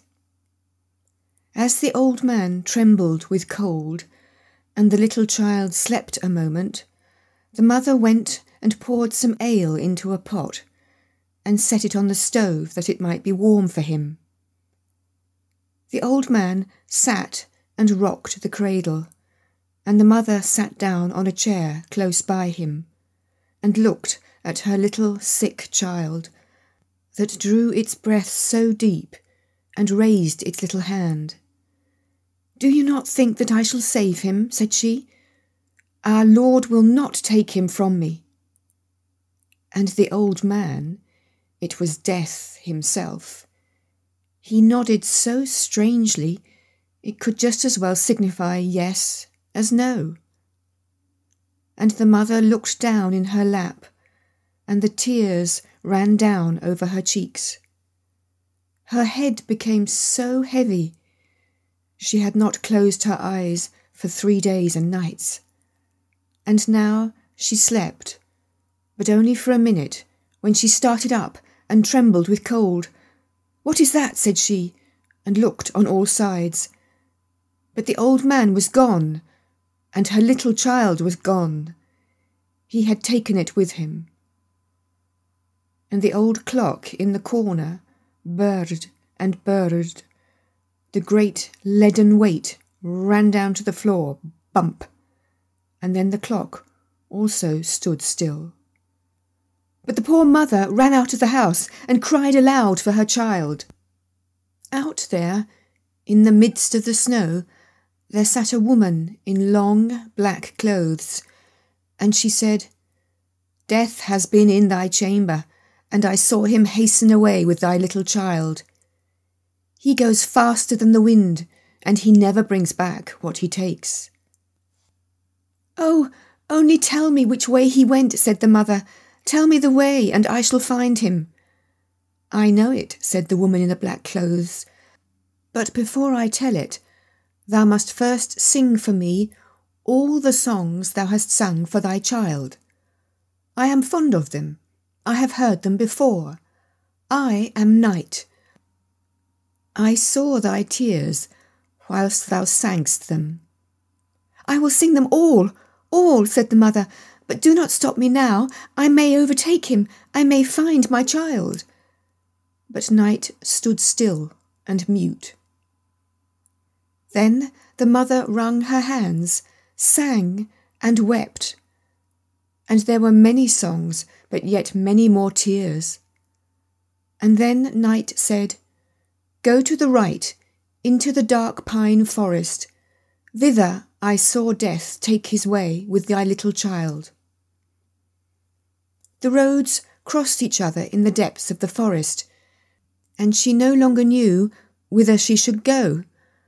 And there stood a thorn bush. There was neither leaf nor flower on it. It was also in the cold winter season, and ice flakes hung on the branches. "Hast thou not seen Death go past with my little child?" said the mother. "Yes," said the thorn bush, "but I will not tell you which way he took, unless thou wilt first warm me up at thy heart. I am freezing to death. I shall become a lump of ice." And she pressed the thorn bush to her breast so firmly that it might be thoroughly warmed, and the thorns went right into her flesh, and her blood flowed in large drops. But the thorn bush shot forth fresh green leaves, and there came flowers on it in the cold winter night. The heart of the afflicted mother was so warm. And the thorn bush told her the way she should go. She then came to a large lake, where there was neither ship nor boat. The lake was not frozen sufficiently to bear her, neither was it open, nor low enough that she could wade through it, and across it she must go if she would find her child. Then she lay down to drink up the lake, and that was an impossibility for a human being, but the afflicted mother thought that a miracle might happen nevertheless. "Oh, what I would not give to come to my child," said the weeping mother, and she wept still more, and her eyes sunk down into the depths of the waters, and became 2 precious pearls. But the water bore her up as if she sat in a swing, and she flew in the rocking waves to the shore on the opposite side, where there stood a mile-broad, strange house. One knew not if it were a mountain with forests and caverns, or if it were built up. But the poor mother could not see it. She had wept her eyes out. "Where shall I find Death, who took away my little child?" said she. "He has not come here yet," said the old, grave woman, who was appointed to look after Death's great greenhouse. "How have you been able to find the way hither, and who has helped you?" "Our Lord has helped me," said she. "He is merciful, and you will also be so. Where shall I find my little child?" "Nay, I know not," said the woman, "and you cannot see. Many flowers and trees have withered this night. Death will soon come and plant them over again. You certainly know that every person has his or her life's tree or flower, just as everyone happens to be settled. They look like other plants, but they have pulsations of the heart. Children's hearts can also beat. Go after yours. Perhaps you may know your child's. But what will you give me if I tell you what you shall do more?" "I have nothing to give," said the afflicted woman, "but I will go to the world's end for you." "Nay, I have nothing to do there," said the woman, "but you can give me your long black hair. You know yourself that it is fine and that I like it. You shall have my white hair instead, and that's always something." "Do you demand nothing else?" said she. "That I will gladly give you." And she gave her fine black hair, and got the old woman's snow-white hair instead. So they went into Death's great greenhouse, where flowers and trees grew strangely into one another. There stood fine hyacinths under glass bells, and there stood strong-stemmed peonies. There grew water plants, some so fresh, others half sick. The water snakes lay down on them, and black crabs pinched their stalks. There stood beautiful palm trees, oaks and plantains. There stood parsley and flowering thyme. Every tree and every flower had its name. Each of them was a human life. The human frame still lived, one in China and another in Greenland, round about in the world. There were large trees in small pots, so that they stood so stunted in growth and ready to burst the pots. In other places there was a little dull flower in rich mould, with moss round about it, and it was so petted and nursed. But the distressed mother bent down over all the smallest plants, and heard within them how the human heart beat, and amongst millions she knew her child's. "There it is!" cried she, and stretched her hands out over a little blue crocus that hung quite sickly on one side. "Don't touch the flower," said the old woman, "but place yourself here, and when Death comes, I expect him every moment, do not let him pluck the flower up, but threaten him that you will do the same with the others. Then he will be afraid. He is responsible for them to our Lord, and no one dares to pluck them up before he gives leave. All at once an icy cold rushed through the great hall, and the blind mother could feel that it was death that came. "How hast thou been able to find thy way hither?" he asked. "How couldst thou come quicker than I?" "I am a mother," said she. And Death stretched out his long hand towards the fine little flower, but she held her hands fast around his, so tight, and yet afraid that she should touch one of the leaves. Then Death blew on her hands, and she felt that it was colder than the cold wind, and her hands fell down powerless. "Thou cannot do anything against me," said Death. "But our Lord can," said she. "I only do his bidding," said Death. "I am his gardener. I take all his flowers and trees and plant them out in the great garden of paradise, in the unknown land. But how they grow there, and how it is there, I dare not tell thee." "Give me back my child," said the mother, and she wept and prayed. At once she seized hold of 2 beautiful flowers close by with each hand, and cried out to Death, "I will tear all thy flowers off, for I am in despair." "Touch them not," said Death. "Thou sayest thou art so unhappy, and now thou wilt make another mother equally unhappy?" "Another mother," said the poor woman, and directly let go her hold of both the flowers. "There, thou hast thine eyes," said Death. "I fished them up from the lake, they shone so bright. I knew not they were thine. Take them again, they are now brighter than before. Now look down into the deep well close by. I shall tell thee the names of the 2 flowers thou wouldst have torn up, and thou wilt see their whole future life, their whole human existence, and see what thou wast about to disturb and destroy." And she looked down into the well, and it was a happiness to see how the one became a blessing to the world, to see how much happiness and joy were felt everywhere. And she saw the other's life, and it was sorrow and distress, horror and wretchedness. "Both of them are God's will," said Death. "Which of them is misfortune's flower, and which is that of happiness?" asked she. "That I will not tell thee," said Death, "but this thou shalt know from me, that the one flower was thy own child.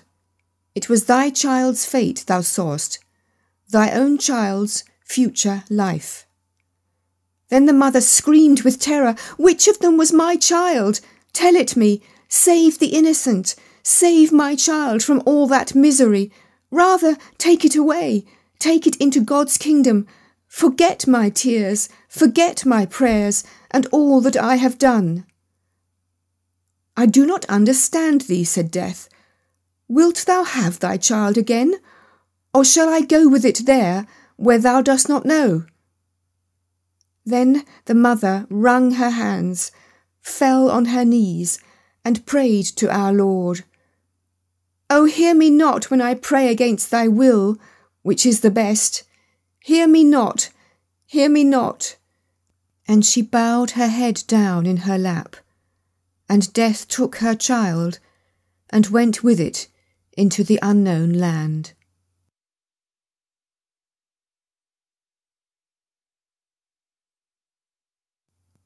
The false collar.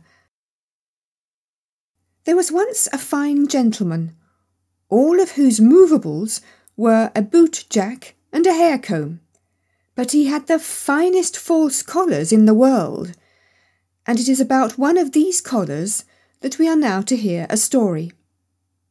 It was so old that it began to think of marriage, and it happened that it came to be washed in company with a garter. Nay, said the collar, I never did see anything so slender and so fine, so soft and so neat. May I not ask your name? That I shall not tell you, said the garter. Where do you live? Asked the collar. But the garter was so bashful, so modest, and thought it was a strange question to answer.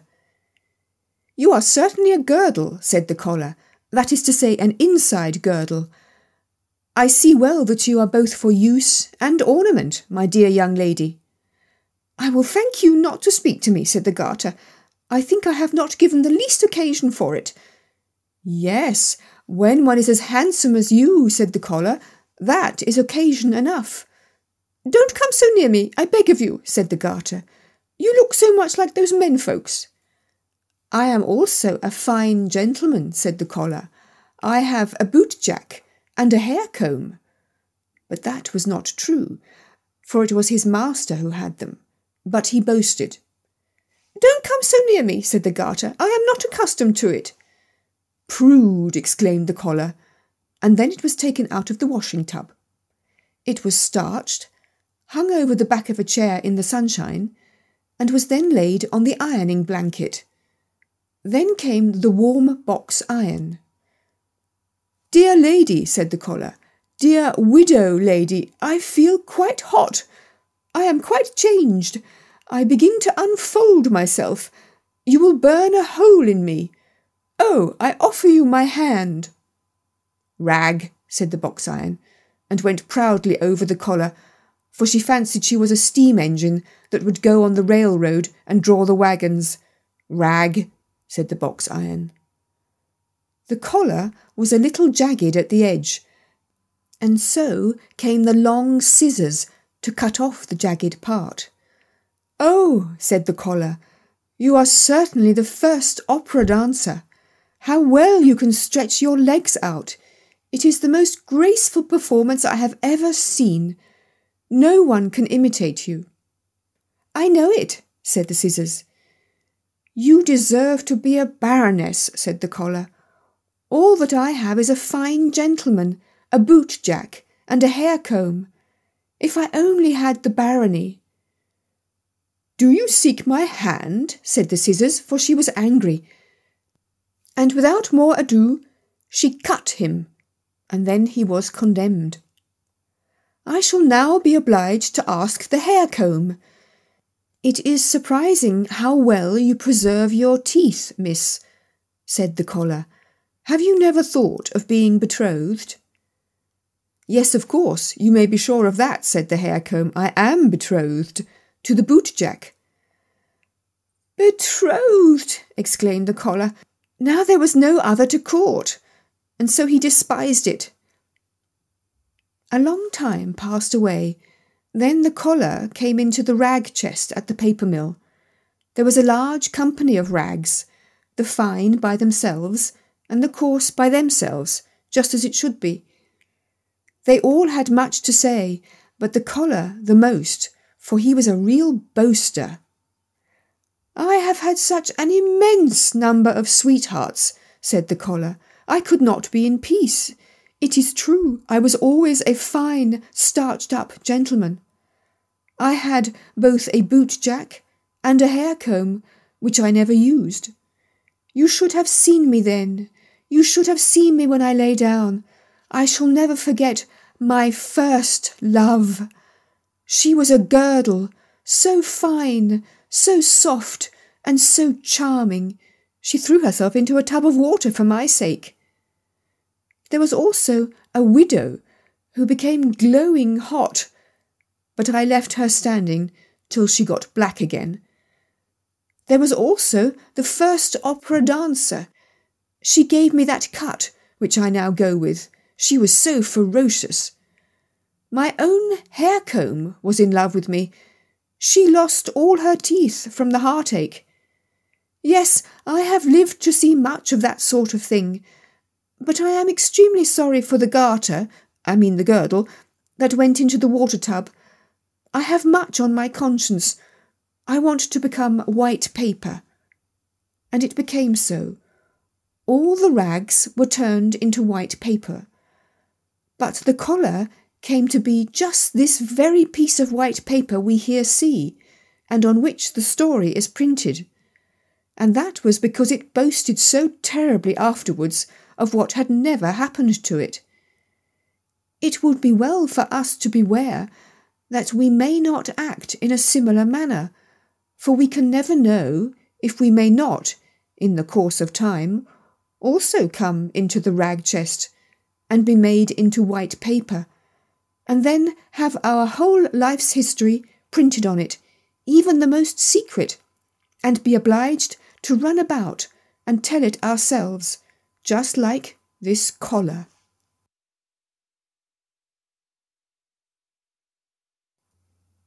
The shadow. It is in the hot lands that the sun burns, sure enough. There the people become quite a mahogany brown. Aye, and in the hottest lands they are burnt to negroes. But now it was only to the hot lands that a learned man had come from the cold. There he thought that he could run about just as when at home, but he soon found out his mistake. He and all sensible folks were obliged to stay within doors.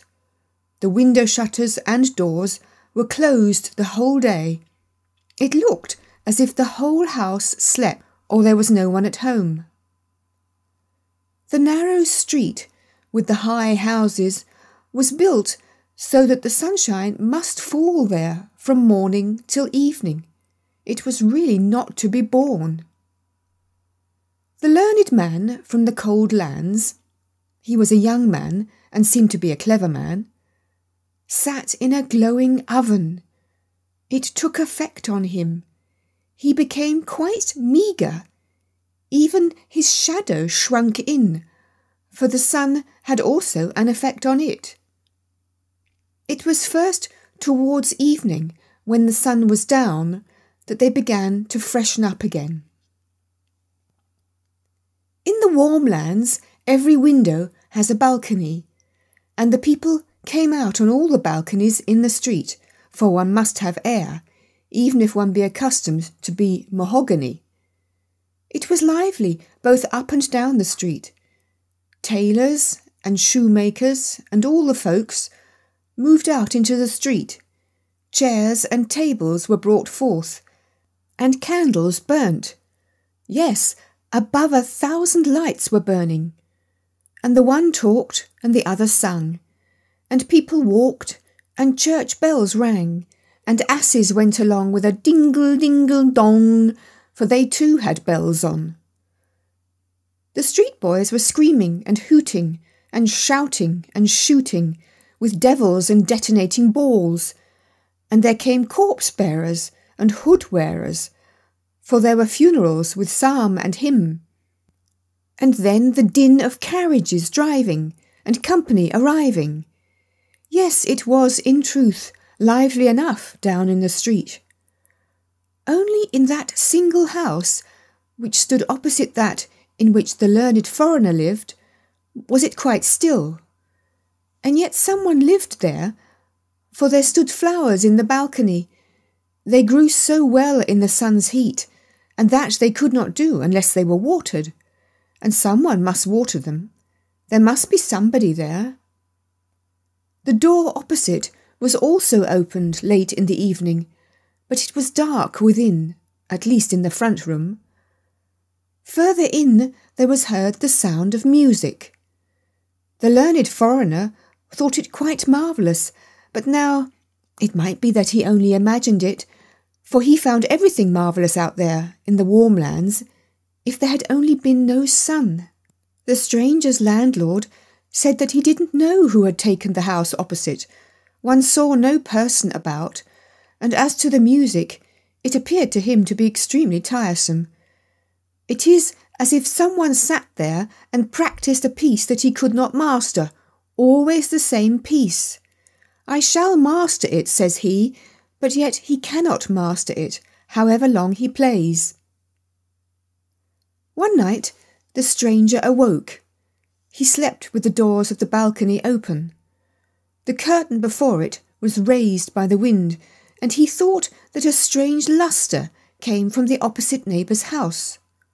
All the flowers shone like flames in the most beautiful colours, and in the midst of the flowers stood a slender, graceful maiden. It was as if she also shone. The light really hurt his eyes. He now opened them quite wide. Yes, he was quite awake. With one spring he was on the floor. He crept gently behind the curtain, but the maiden was gone. The flowers shone no longer. But there they stood, fresh and blooming as ever. The door was ajar, and far within the music sounded so soft and delightful one could really melt away in sweet thoughts from it. Yet it was like a piece of enchantment. And who lived there? Where was the actual entrance? The whole of the ground floor was a row of shops, and there people could not always be running through. One evening the stranger sat out on the balcony. The light burnt in the room behind him, and thus it was quite natural that his shadow should fall on his opposite neighbour's wall. Yes, there it sat, directly opposite, between the flowers on the balcony. And when the stranger moved, the shadow also moved, for that it always does. I think my shadow is the only living thing one sees over there, said the learned man. See how nicely it sits between the flowers. The door stands half open. Now the shadow should be cunning and go into the room, look about, and then come and tell me what it had seen. Come now, be useful and do me a service, said he in jest. Have the kindness to step in. Now, art thou going? And then he nodded to the shadow, and the shadow nodded again. Well then, go, but don't stay away. The stranger rose, and his shadow on the opposite neighbour's balcony rose also. The stranger turned round, and the shadow also turned round. Yes, if anyone had paid particular attention to it, they would have seen quite distinctly that the shadow went in through the half-open balcony door of their opposite neighbour, just as the stranger went into his own room and let the long curtain fall down after him. Next morning the learned man went out to drink coffee and read the newspapers. "What is that?" said he as he came out into the sunshine. "I have no shadow." "So then, it has actually gone last night and not come again. It is really tiresome." This annoyed him, not so much because the shadow was gone, but because he knew there was a story about a man without a shadow. It was known to everybody at home in the cold lands, and if the learned man now came there and told his story, they would say that he was imitating it, and that he had no need to do. He would, therefore, not talk about it at all, and that was wisely thought. In the evening he went out again on the balcony. He had placed the light directly behind him, for he knew that the shadow would always have its master for a screen. But he could not entice it. He made himself little, he made himself great, but no shadow came again. He said, but it was of no use. It was vexatious, but in the warm lands everything grows so quickly, and after the lapse of 8 days he observed, to his great joy, that a new shadow came in the sunshine. In the course of 3 weeks he had a very fair shadow, which, when he set out for his home in the northern lands, grew more and more in the journey, so that at last it was so long and so large that it was more than sufficient. The learned man then came home, and he wrote books about what was true in the world, and about what was good and what was beautiful. And there passed days and years, yes, many years passed away. One evening, as he was sitting in his room, there was a gentle knocking at the door. "Come in," said he, but no one came in. So he opened the door, and there stood before him such an extremely lean man that he felt quite strange. As to the rest, the man was very finely dressed. He must be a gentleman. "Whom have I the honour of speaking?" asked the learned man. "Yes, I thought as much," said the fine man. "I thought you would not know me. I have got so much body. I have even got flesh and clothes. You certainly never thought of seeing me so well off. Do you not know your old shadow? You certainly thought I should never more return. Things have gone on well with me since I was last with you. I have, in all respects, become very well off. Shall I purchase my freedom from service? If so, I can do it." And then he rattled a whole bunch of valuable seals that hung to his watch, and he stuck his hand in the thick gold chain he wore around his neck. Nay, how all his fingers glittered with diamond rings, and then all were pure gems.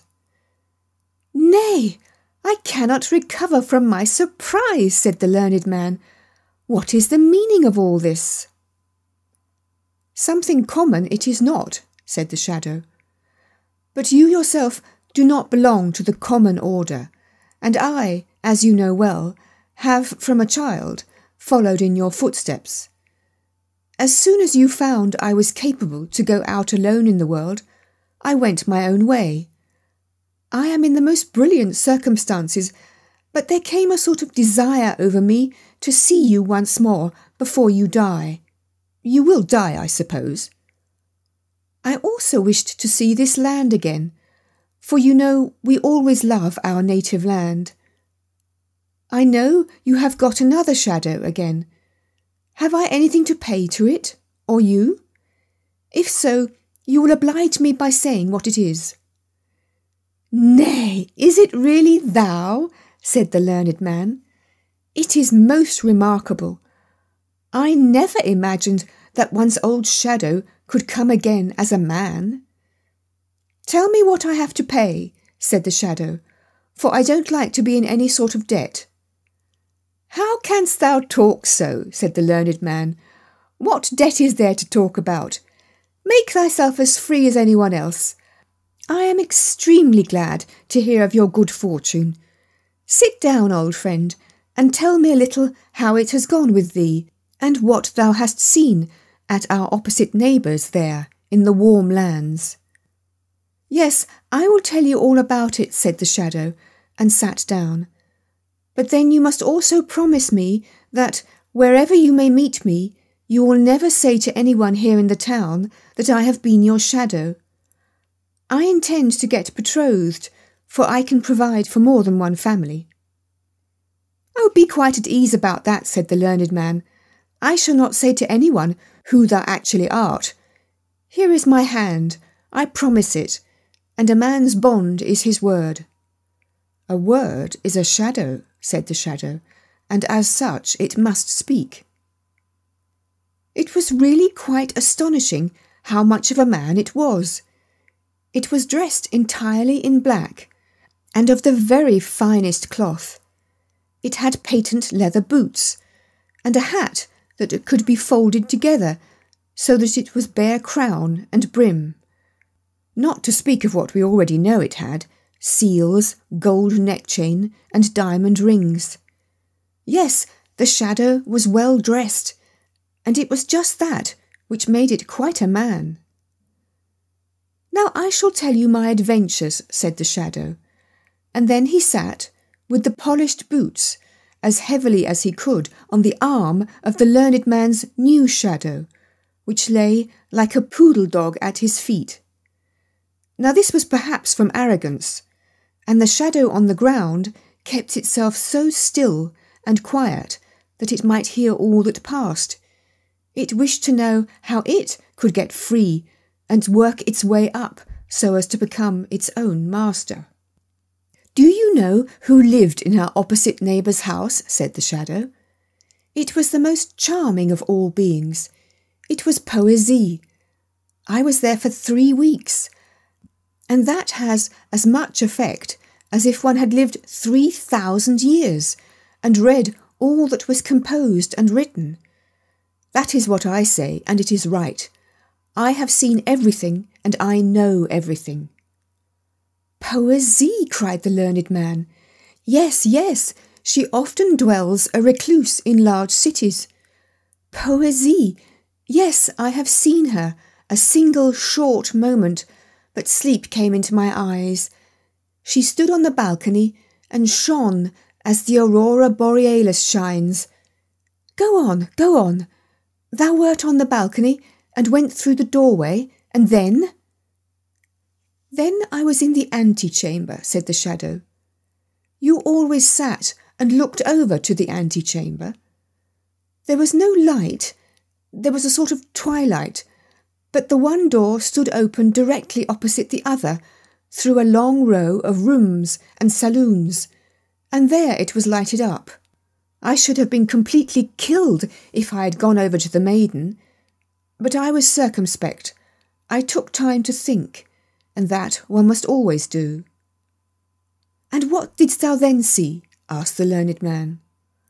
I saw everything, and I shall tell all to you, but it is no pride on my part. As a free man, and with the knowledge I have, not to speak of my position in life, my excellent circumstances, I certainly wish that you would say you, the formal you, to me, instead of thou. I beg your pardon, said the learned man. It is an old habit with me. You are perfectly right, and I shall remember it. But now you must tell me all you saw. Everything, said the shadow, for I saw everything, and I know everything. How did it look in the furthest saloon? Asked the learned man. Was it there as in the fresh woods? Was it there as in a holy church? Were the saloons like the starlit firmament when we stand on the high mountains? Everything was there, said the shadow. I did not go quite in. I remained in the foremost room, in the twilight, but I stood there quite well. I saw everything, and I know everything. I have been in the antechamber at the court of Poesy. But what did you see? Did all the gods of the olden times pass through the large saloons? Did the old heroes combat there? Did sweet children play there and relate their dreams? I tell you I was there, and you can conceive that I saw everything there that was to be seen. Had you come over there, you would not have been a man, but I became so. And besides, I learned to know my inward nature, my innate qualities, the relationship I had with Poesy. At the time I was with you, I thought not of that, but always, you know it well, when the sun rose and when the sun went down, I became so strangely great. In the moonlight I was very near being more distinct than yourself. At that time I did not understand my nature. It was revealed to me in the antechamber. I became a man. I came out, matured. But you were no longer in the warm lands. As a man, I was ashamed to go as I did. I was in want of boots, of clothes, of the whole human varnish that makes a man perceptible. I took my way. I tell it to you, but you will not put it in any book. I took my way to the cake woman. I hid myself behind her. The woman didn't think how much she concealed. I went out first in the evening. I ran about the streets in the moonlight. I made myself long up the walls. It tickles the back so delightfully. I ran up and ran down, peeped into the highest windows, into the saloons and on the roofs. I peeped in where no one could peep, and I saw what no one else saw, what no one else should see. This is, in fact, a base world. I would not be a man if it were not now once accepted and regarded as something to be so.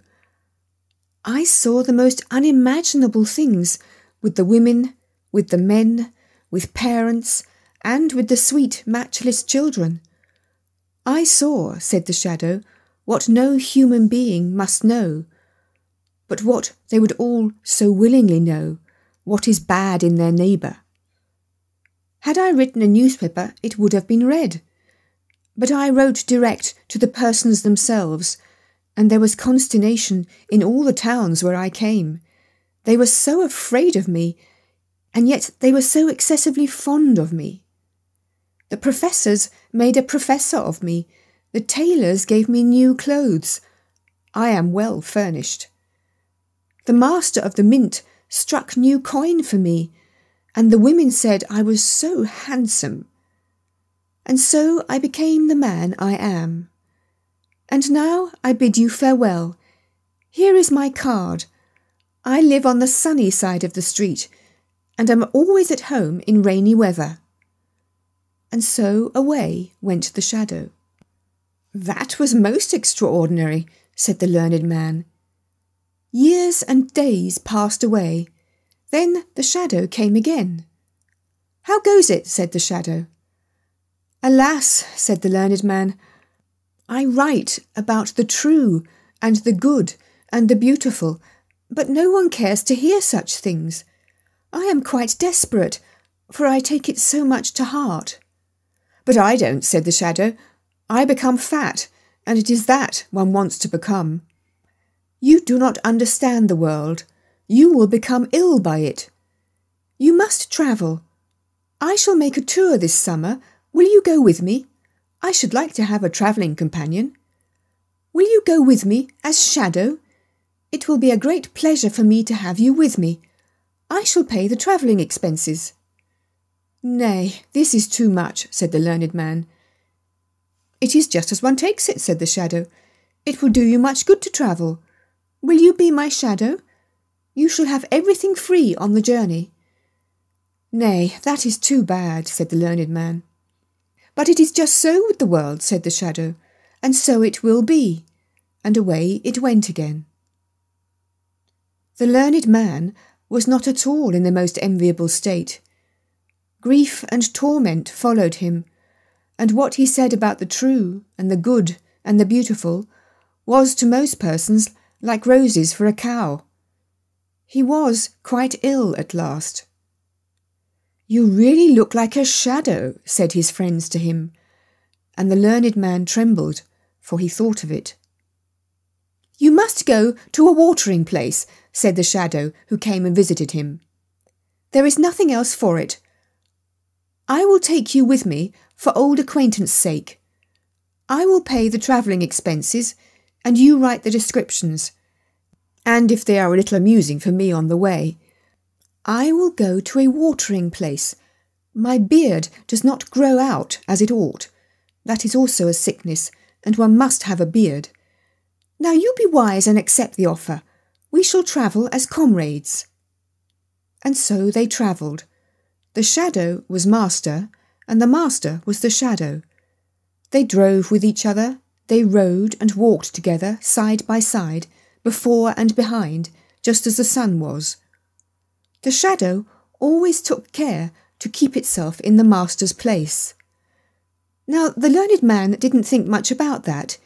He was a very kind-hearted man, and particularly mild and friendly, and so he said one day to the shadow, As we have now become companions, and in this way have grown up together from childhood, shall we not drink thou together? It is more familiar. You are right, said the shadow, who was now the proper master. It is said in a very straightforward and well-meant manner.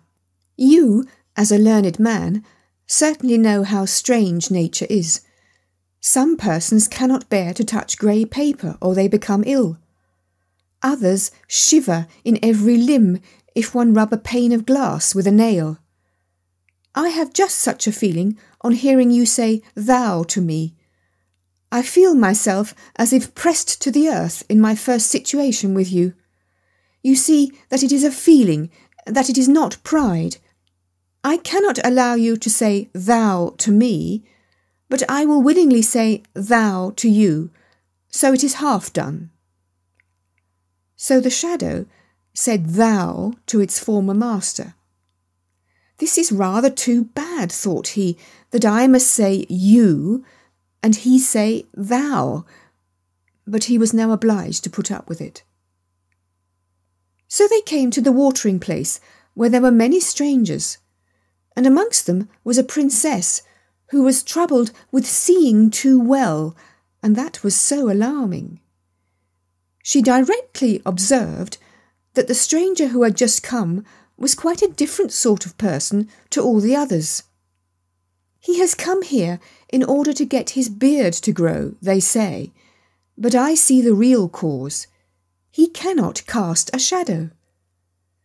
She had become inquisitive, and so she entered into conversation directly with the strange gentleman on their promenades. As the daughter of a king, she needed not to stand upon trifles, so she said, "Your complaint is that you cannot cast a shadow." "Your Royal Highness must be improving considerably," said the shadow. "I know your complaint is that you see too clearly, but it has decreased. You are cured. I just happen to have a very unusual shadow. Do you not see that person who always goes with me? Other persons have a common shadow, but I do not like what is common to all. We give our servants finer cloth for their livery than we ourselves use, and so I had my shadow trimmed up into a man. Yes, you see, I have even given him a shadow. It is somewhat expensive, but I like to have something for myself." "What?" thought the princess. "Should I really be cured? These baths are the first in the world. In our time, water has wonderful powers. But I shall not leave the place, for it now begins to be amusing here. I am extremely fond of that stranger. Would that his beard should not grow, for in that case he will leave us." In the evening, the princess and the shadow danced together in the large ballroom. She was light, but he was still lighter. She had never had such a partner in the dance. She told him from what land she came, and he knew that land.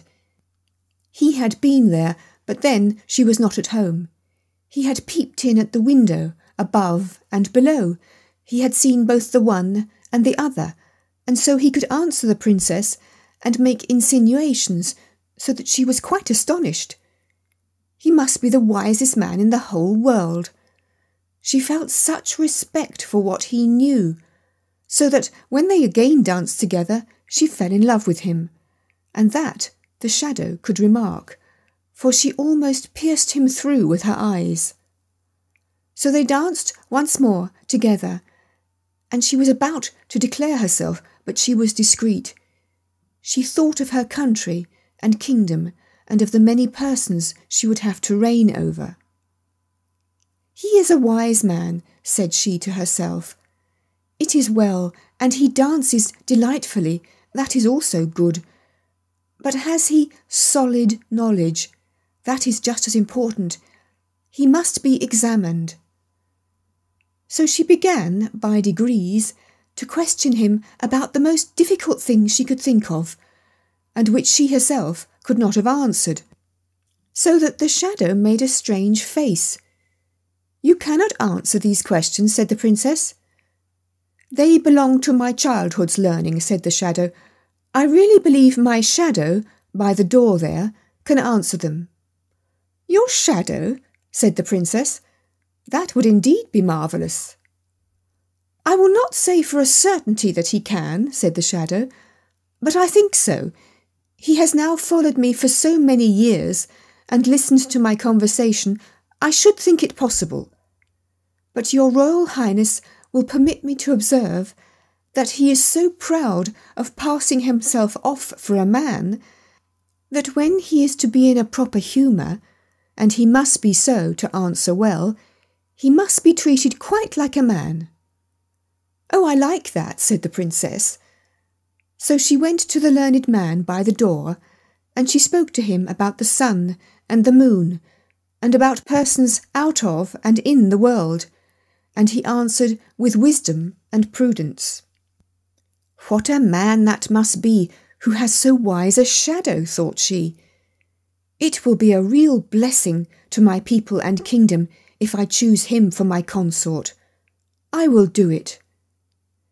They were soon agreed, both the princess and the shadow, but no one was to know about it before she arrived in her own kingdom. No one, not even my shadow, said the shadow, and he had his own thoughts about it. Now they were in the country where the princess reigned when she was at home. Listen, my good friend, said the shadow to the learned man.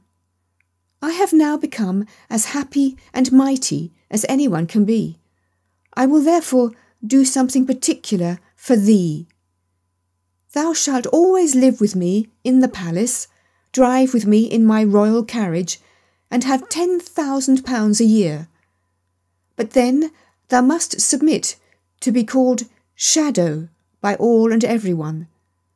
Thou must not say that thou hast ever been a man, and once a year, when I sit on the balcony in the sunshine, thou must lie at my feet as a shadow shall do.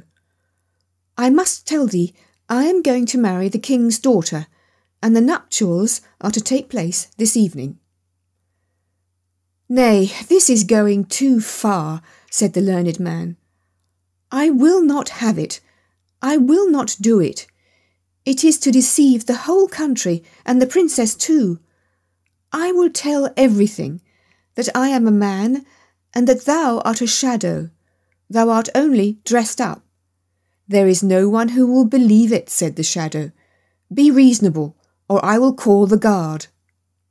I will go directly to the princess, said the learned man. But I will go first, said the shadow, and thou wilt go to prison. And that he was obliged to do, for the sentinels obeyed him, whom they knew the king's daughter was to marry.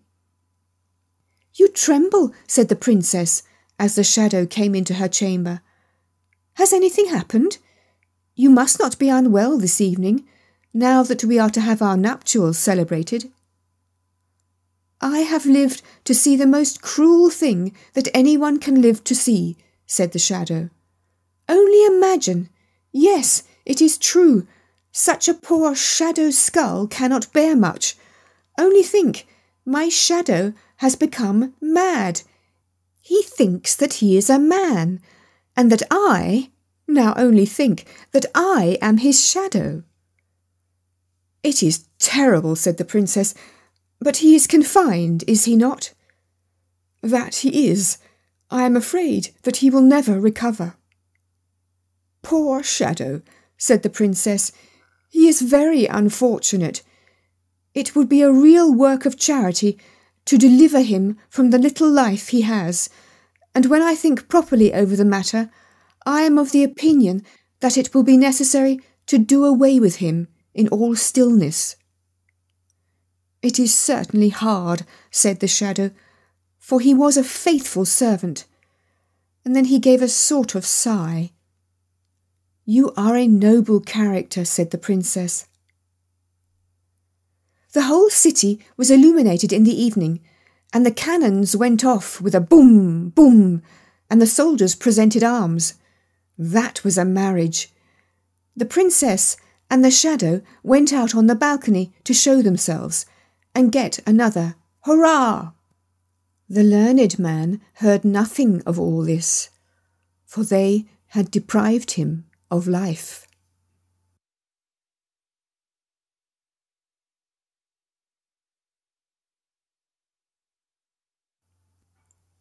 The Little Match Girl. Most terribly cold it was. It snowed, and was nearly quite dark, and evening, the last evening of the year. In this cold and darkness, there went along the street a poor little girl, bareheaded and with naked feet. When she left home, she had slippers on, it is true, But what was the good of that? They were very large slippers, which her mother had hitherto worn. So large were they, and the poor little thing lost them as she scuffled away across the street because of 2 carriages that rolled by dreadfully fast. One slipper was nowhere to be found. The other had been laid hold of by an urchin, and off he ran with it. He thought it would do capitally for a cradle when he, some day or other, should have children himself. So the little maiden walked on with her tiny naked feet that were quite red and blue from cold. She carried a quantity of matches in an old apron, and she held a bundle of them in her hand. Nobody had bought anything of her the whole livelong day. No one had given her a single farthing. She crept along, trembling with cold and hunger, a very picture of sorrow, the poor little thing. The flakes of snow covered her long, fair hair, which fell in beautiful curls around her neck. But of that, of course, she never once now thought. From all the windows the candles were gleaming, and it smelt so deliciously of roast goose, for you know it was New Year's Eve. Yes, of that she thought. In a corner formed by 2 houses, of which one advanced more than the other, she seated herself down and cowered together. Her little feet she had drawn close up to her, but she grew colder and colder, and to go home she did not venture, for she had not sold any matches, and could not bring a farthing of money. From her father she would certainly get blows, and at home it was cold too, for above her she had only the roof, through which the wind whistled, even though the largest cracks were stopped up with straw and rags. Her little hands were almost numbed with cold. Oh, a match might afford her a world of comfort if she only dared take a single one out of the bundle, draw it against the wall, and warm her fingers by it. She drew one out. Risht! How it blazed, how it burnt!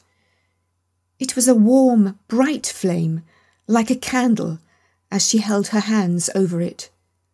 It was a wonderful light. It seemed really to the little maiden as though she were sitting before a large iron stove with burnished brass feet and a brass ornament at top. The fire burned with such blessed influence, it warmed so delightfully. The little girl had already stretched out her feet to warm them too, but the small flame went out, the stove vanished. She had only the remains of the burnt-out match in her hand. She rubbed another against the wall. It burned brightly, and where the light fell on the wall, there the wall became transparent like a veil, so that she could see into the room. On the table was spread a snow-white tablecloth. Upon it was a splendid porcelain service, and the roast goose was steaming famously with its stuffing of apple and dried plums.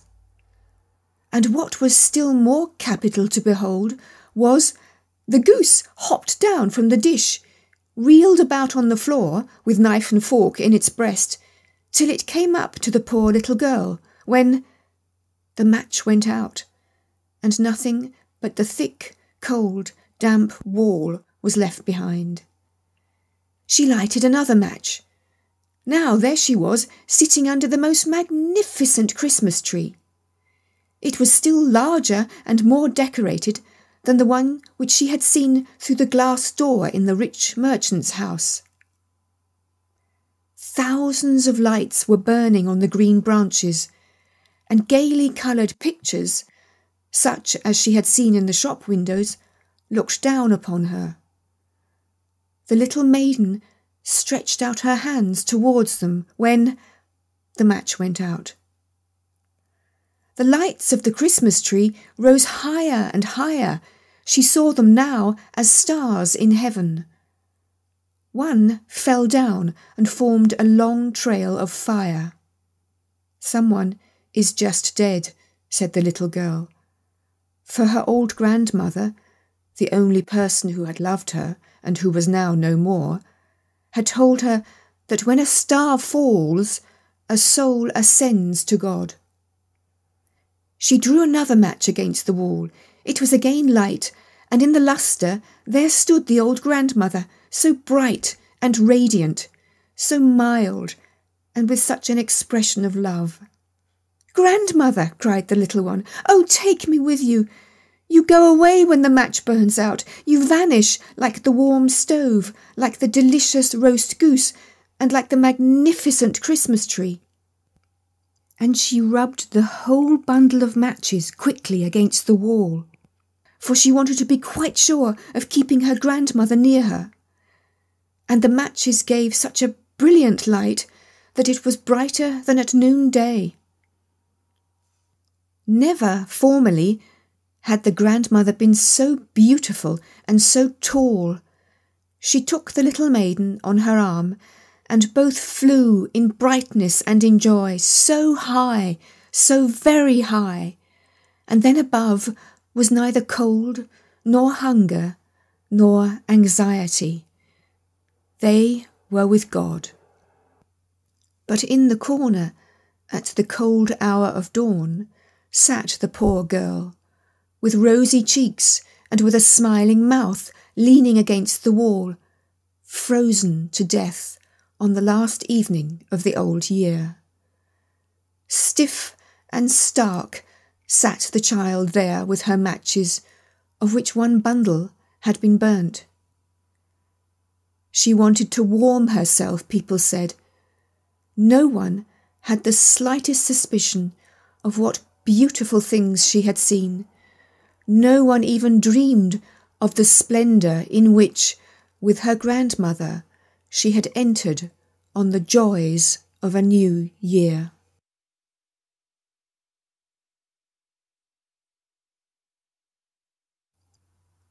The Dream of Little Tuk.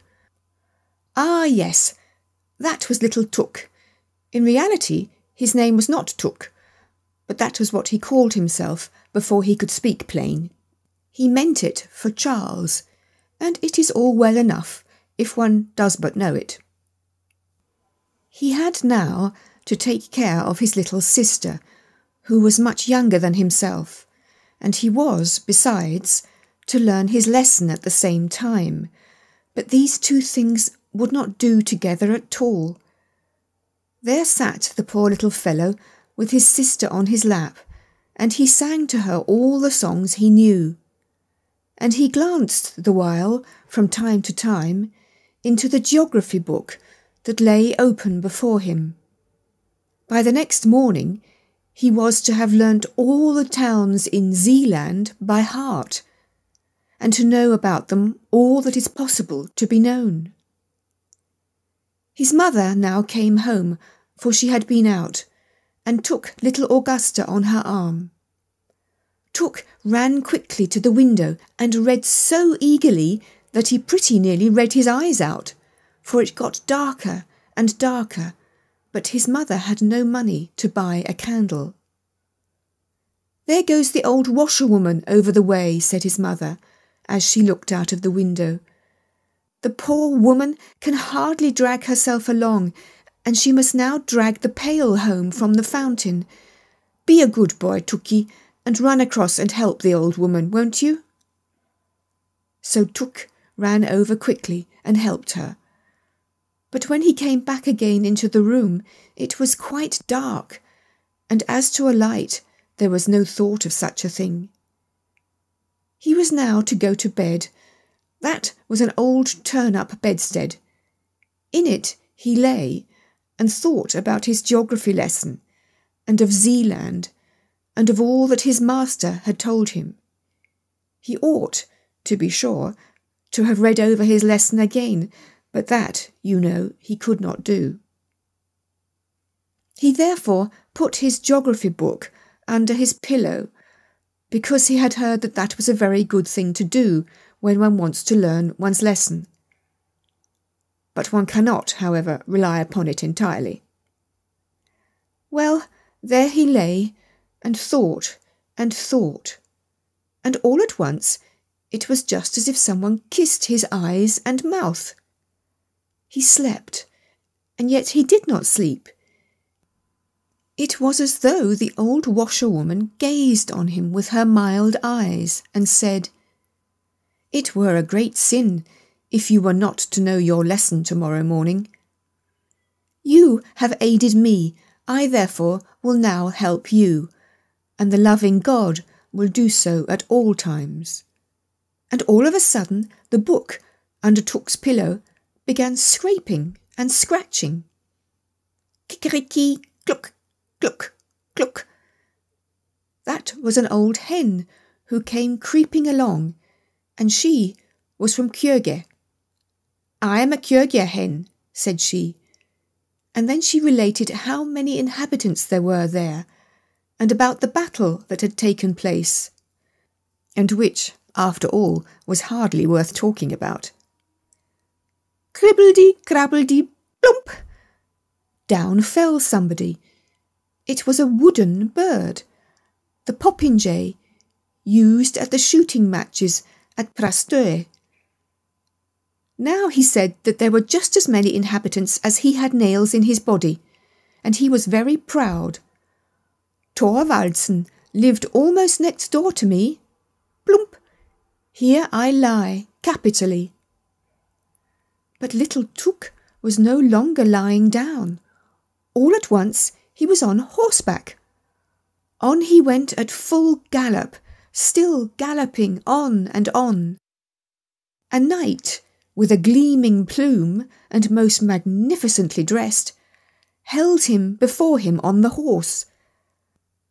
And thus they rode through the wood to the old town of Bordingborg, and that was a large and very lively town. High towers rose from the castle of the king, and the brightness of many candles streamed from all the windows. Within was dance and song, and King Valdemar and the young, richly attired maids of honour danced together. The morn now came, and as soon as the sun appeared, the whole town and the king's palace crumbled together, and one tower after the other, and at last only a single one remained standing where the castle had been before. And the town was so small and poor, and the schoolboys came along with their books under their arms and said 2,000 inhabitants, but that was not true, for there were not so many. And little Tookkie lay in his bed. It seemed to him as if he dreamed, and yet as if he were not dreaming. However, somebody was close beside him. Little Tookkie, cried someone near. It was a seaman, quite a little personage, so little as if he were a midshipman, but a midshipman it was not. Many remembrances from Korsør. That is a town that is just rising into importance, a lively town that has steamboats and stagecoaches. Formerly people called it ugly, but this is no longer true. I lie on the sea, said Korsør. I have high roads and gardens, and I have given birth to a poet who was witty and amusing, which all poets are not. I once intended to equip a ship that was to sail all round the earth, but I did not do it, although I could have done so. And then, too, I smell so deliciously, for close before the gate bloomed the most beautiful roses. Little Took looked and all was red and green before his eyes. But as soon as the confusion of colours was somewhat over, all of a sudden there appeared a wooded slope close to the bay, and high up above stood a magnificent old church with 2 high, pointed towers. From out the hillside spouted fountains in thick streams of water, so that there was a continual splashing, and close beside them sat an old king with a golden crown upon his white head. That was King Hror. Near the fountains, close to the town of Roeskilde, as it is now called. And up the slope into the old church went all the kings and queens of Denmark, hand in hand, all with their golden crowns, and the organ played and the fountains rustled. Little Tuk saw all, heard all. "Do not forget the diet," said King Hror. Again all suddenly disappeared. Yes, and whither? It seemed to him just as if one turned over a leaf in a book. And now stood there an old peasant woman who came from Sorør, where grass grows in the marketplace. She had an old grey linen apron hanging over her head and back. It was so wet, it certainly must have been raining. "Yes, that it has," said she, and she now related many pretty things out of Holberg's comedies, and about Waldemar and Absalon. But all at once she cowered together, and her head began shaking backwards and forwards, and she looked as if she were going to make a spring. "Croak, croak," said she. "It is wet, it is wet. There is such a pleasant, death-like stillness in Sorbe." She was now suddenly a frog. Croak! And now she was an old woman. "One must dress according to the weather," said she. "It is wet, it is wet. My town is just like a bottle, and one gets in by the neck, and by the neck one must get out again. In former times I had the finest fish, and now I have fresh, rosy-cheeked boys at the bottom of the bottle who learn wisdom, Hebrew, Greek." Croak.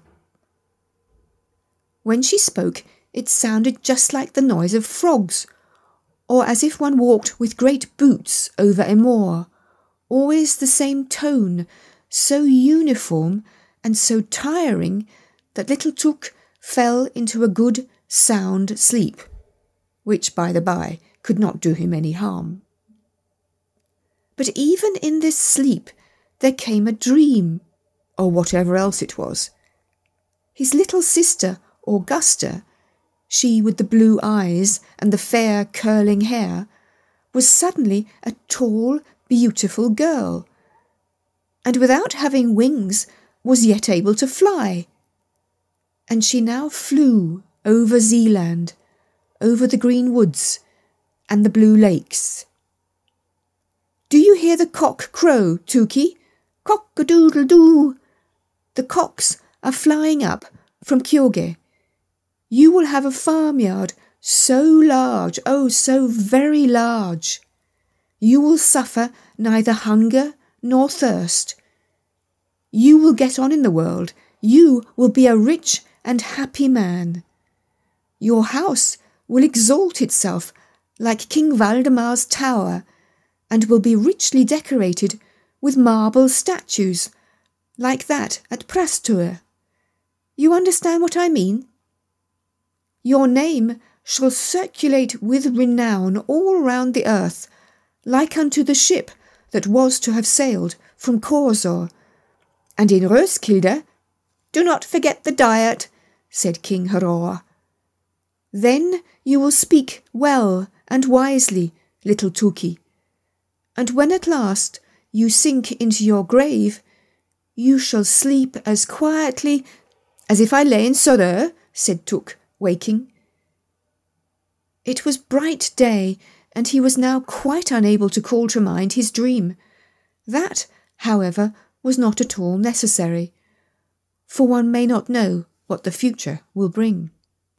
And out of bed he jumped and read in his book, and now all at once he knew his whole lesson.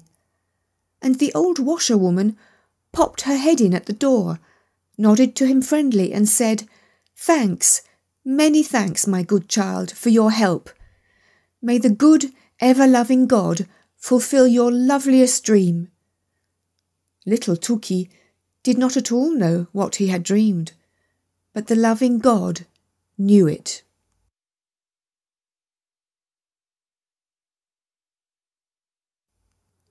The Naughty Boy. A long time ago there lived an old poet, a thoroughly kind old poet. As he was sitting one evening in his room, a dreadful storm arose without, and the rain streamed down from heaven. But the old poet sat warm and comfortable in his chimney corner, where the fire blazed and the roasting apple hissed. "Those who have not a roof over their heads will be wetted to the skin," said the good old poet. "Oh, let me in! Let me in! I am cold and I am so wet!" exclaimed suddenly a child that stood crying at the door and knocking for admittance, while the rain poured down and the wind made all the windows rattle. "Poor thing," said the old poet, as he went to open the door. There stood a little boy, quite naked, and the water ran down from his long golden hair. He trembled with cold, and had he not come into a warm room, he would most certainly have perished in the frightful tempest. "Poor child," said the old poet, as he took the boy by the hand. Come in, and I will soon restore thee. Thou shalt have wine and roasted apples, for thou art verily a charming child." And the boy was so really. His eyes were like two bright stars, and although the water trickled down his hair, it waved in beautiful curls. He looked exactly like a little angel, but he was so pale and his whole body trembled with cold. He had a nice little bow in his hand, but it was quite spoiled by the rain, and the tints of his many-coloured arrows ran one into the other. The old poet seated himself beside his hearth and took the little fellow on his lap. He squeezed the water out of his dripping hair, warmed his hands between his own, and boiled for him some sweet wine. Then the boy recovered. His cheeks again grew rosy. He jumped down from the lap where he was sitting and danced around the kind old poet. "You are a merry fellow," said the old man. "What's your name?" "My name is Cupid," answered the boy. "Don't you know me? There lies my bow. It shoots well, I can assure you. Look, the weather is now clearing up, and the moon is shining clear again through the window." "Why, your bow is quite spoiled," said the old poet. "That was sad indeed," said the boy, and he took the bow in his hand and examined it on every side. "Oh, it is dry again and is not hurt at all. The string is quite tight. I will try it directly." And he bent his bow, took aim, and shot an arrow at the old poet right into his heart. "You see now that my bow was not spoiled," said he, laughing, and away he ran. The naughty boy, to shoot the old poet in that way, he who had taken him into his warm room, who had treated him so kindly, and who had given him warm wine and the very best apples. The poor poet lay on the earth and wept, for the arrow had really flown into his heart.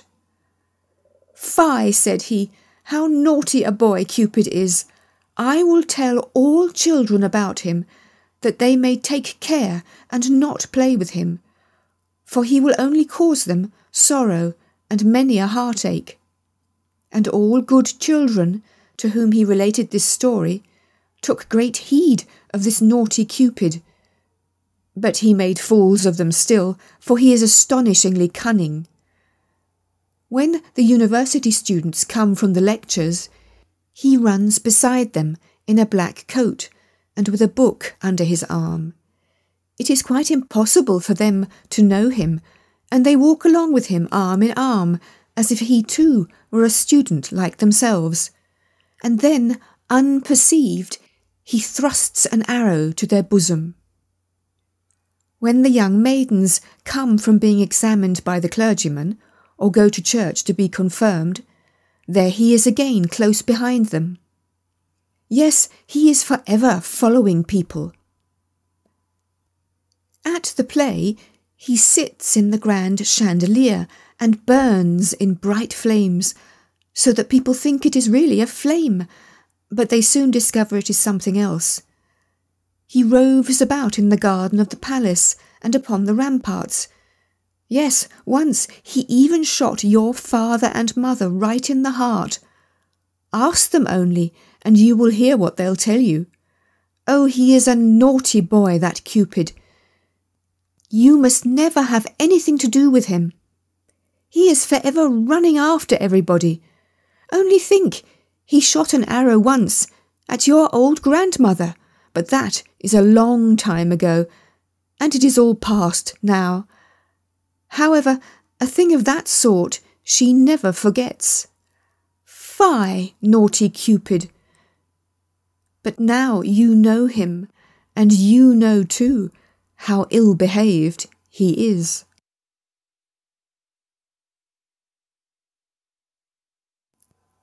The Red Shoes.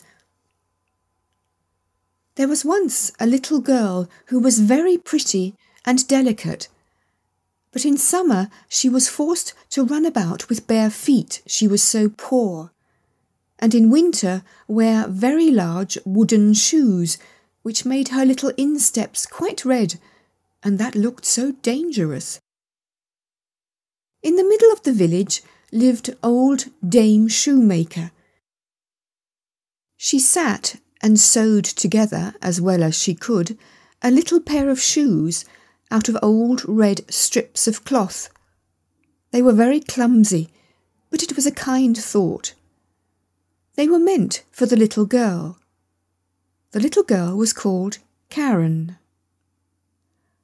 On the very day her mother was buried, Karen received the red shoes and wore them for the first time. They were certainly not intended for mourning, but she had no others, and with stockingless feet she followed the poor straw coffin in them.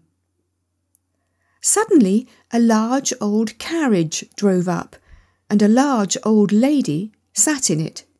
She looked at the little girl, felt compassion for her, and then said to the clergyman, "Here, give me the little girl, I will adopt her." And Karen believed all this happened on account of the red shoes, but the old lady thought they were horrible and they were burnt. But Karen herself was cleanly and nicely dressed. She must learn to read and sew, and people said she was a nice little thing, but the looking-glass said, "Thou art more than nice, thou art beautiful." Now the Queen once travelled through the land, and she had her little daughter with her, and this little daughter was a princess, and people streamed to the castle, and Karen was there also, and the little princess stood in her fine white dress in a window and let herself be stared at. She had neither a train nor a golden crown, but splendid red morocco shoes. They were certainly far handsomer than those Dame Shoemaker had made for little Karen. Nothing in the world can be compared with red shoes. Now Karen was old enough to be confirmed, She had new clothes and was to have new shoes also. The rich shoemaker in the city took the measure of her little foot. This took place at his house, in his room, where stood large glass cases filled with elegant shoes and brilliant boots. All this looked charming, but the old lady could not see well, and so had no pleasure in them. In the midst of all the shoes stood a pair of red ones, just like those the princess had worn. How beautiful they were! The shoemaker said also they had been made for the child of a count, but had not fitted. "That must be patent leather," said the old lady. "They shine so." "Yes, they shine," said Karen, "and they fitted and were bought. But the old lady knew nothing about their being red, else she would never have allowed Karen to have gone in red shoes to be confirmed. Yet such was the case.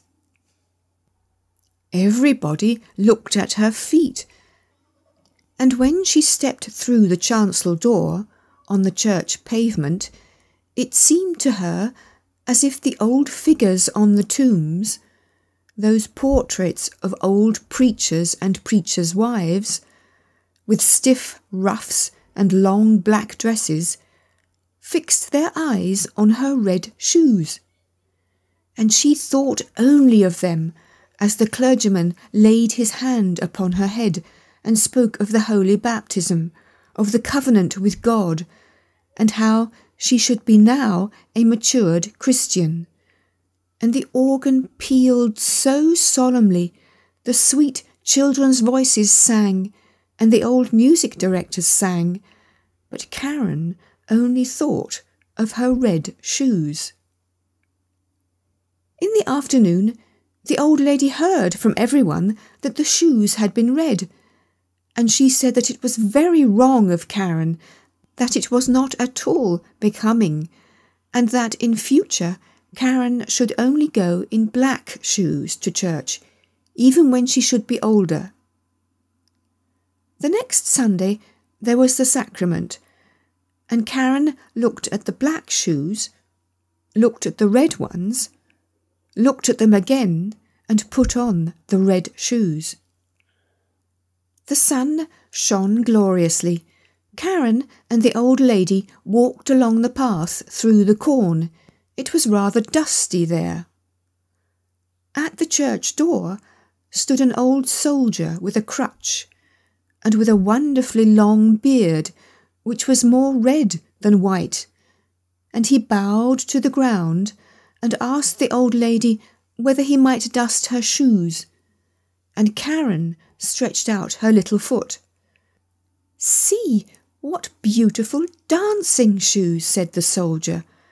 "Sit firm when you dance," and he put his hand out towards the soles, and the old lady gave the old soldier alms and went into the church with Karen. And all the people in the church looked at Karen's red shoes, and all the pictures, and as Karen knelt before the altar and raised the cup to her lips, she only thought of the red shoes. And they seemed to swim in it, and she forgot to sing her psalm, and she forgot to pray Our Father in heaven. Now all the people went out of church, and the old lady got into her carriage. Karen raised her foot to get in after her, when the old soldier said, "Look, what beautiful dancing shoes!"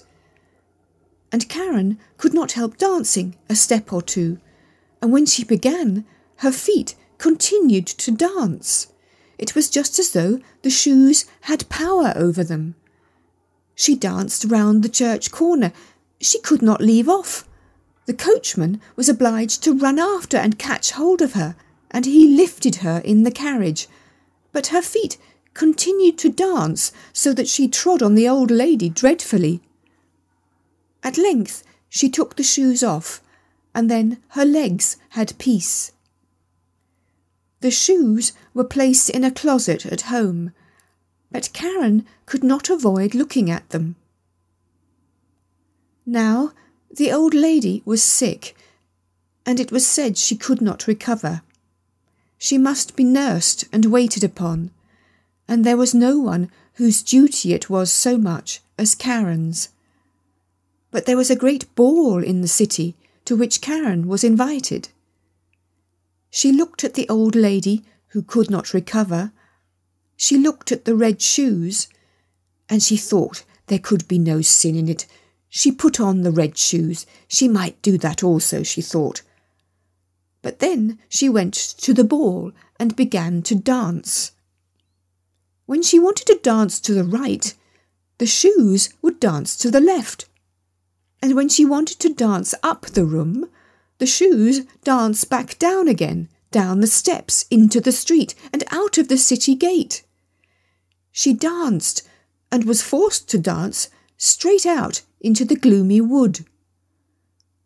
Then it was suddenly light up among the trees, and she fancied it must be the moon, for there was a face.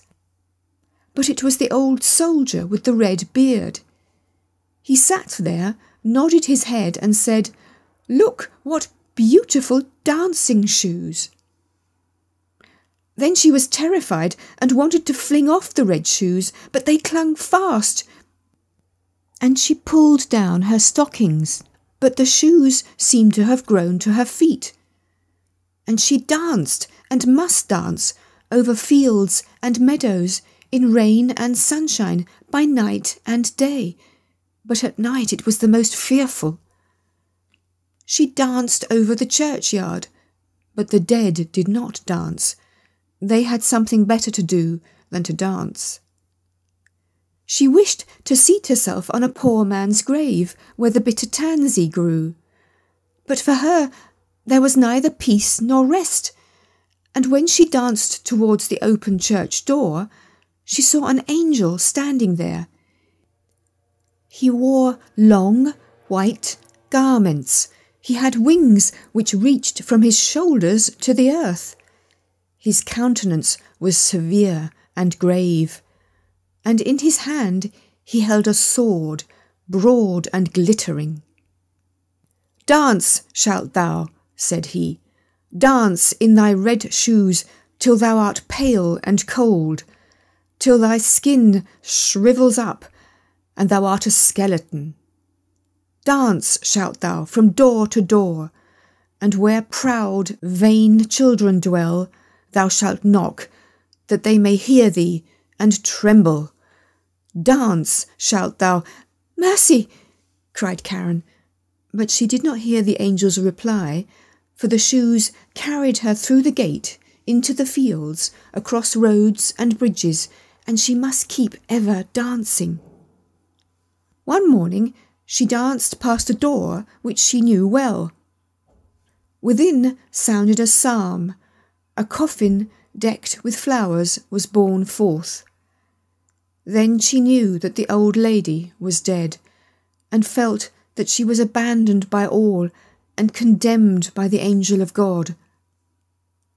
She danced, and she was forced to dance through the gloomy night. The shoes carried her over stack and stone.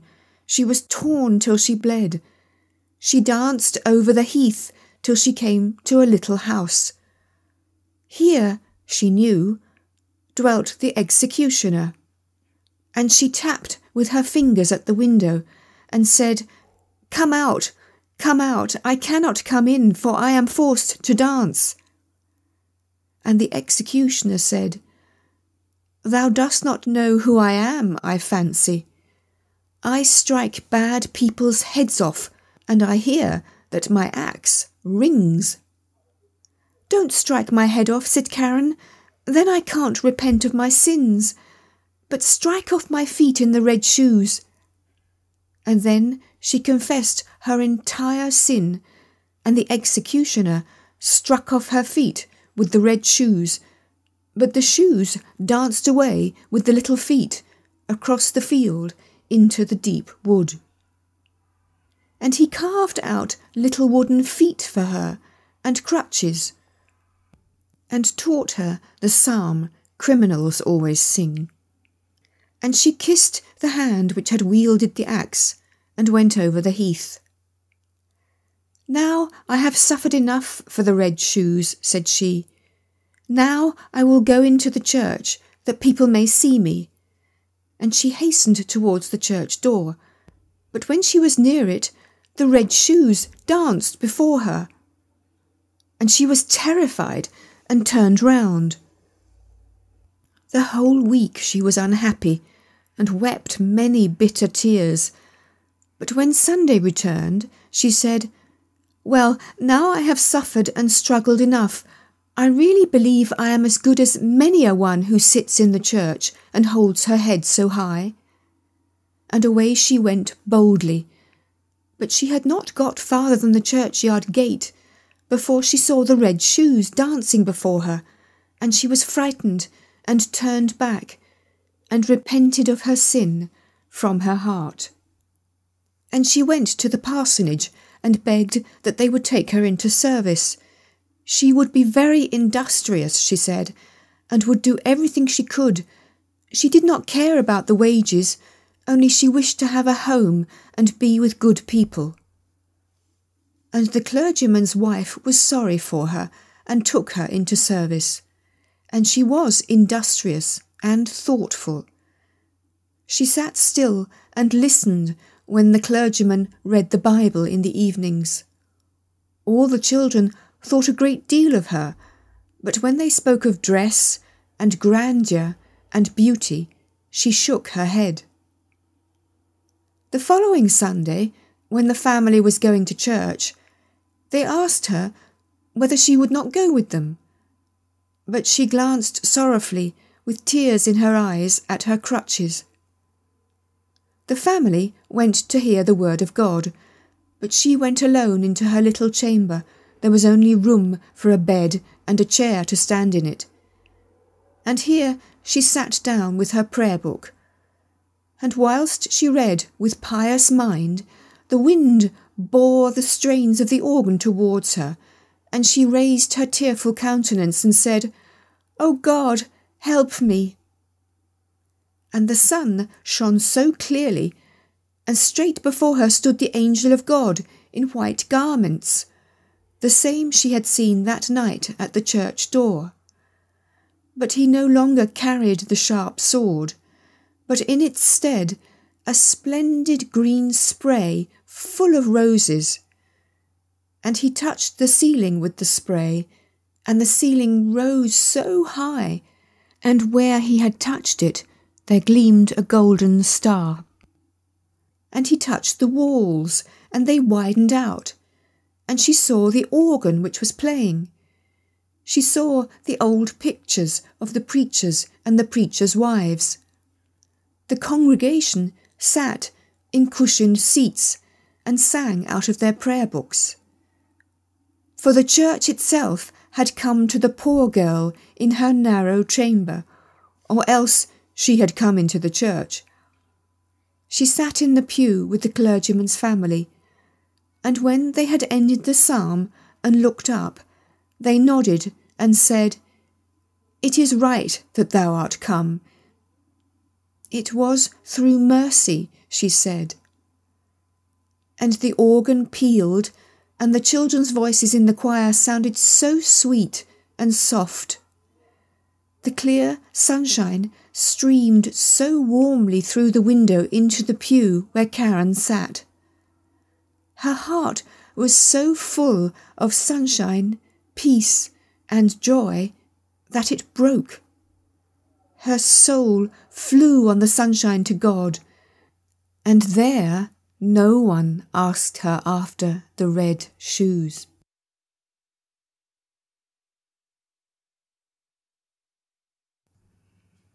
A biography of Hans Christian Andersen, narrated by Carol Phillips.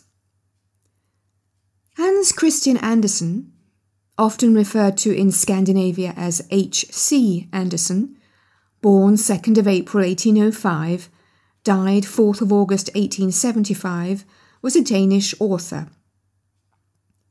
Although a prolific writer of plays, travelogues, novels and poems, Andersen is best remembered for his fairy tales.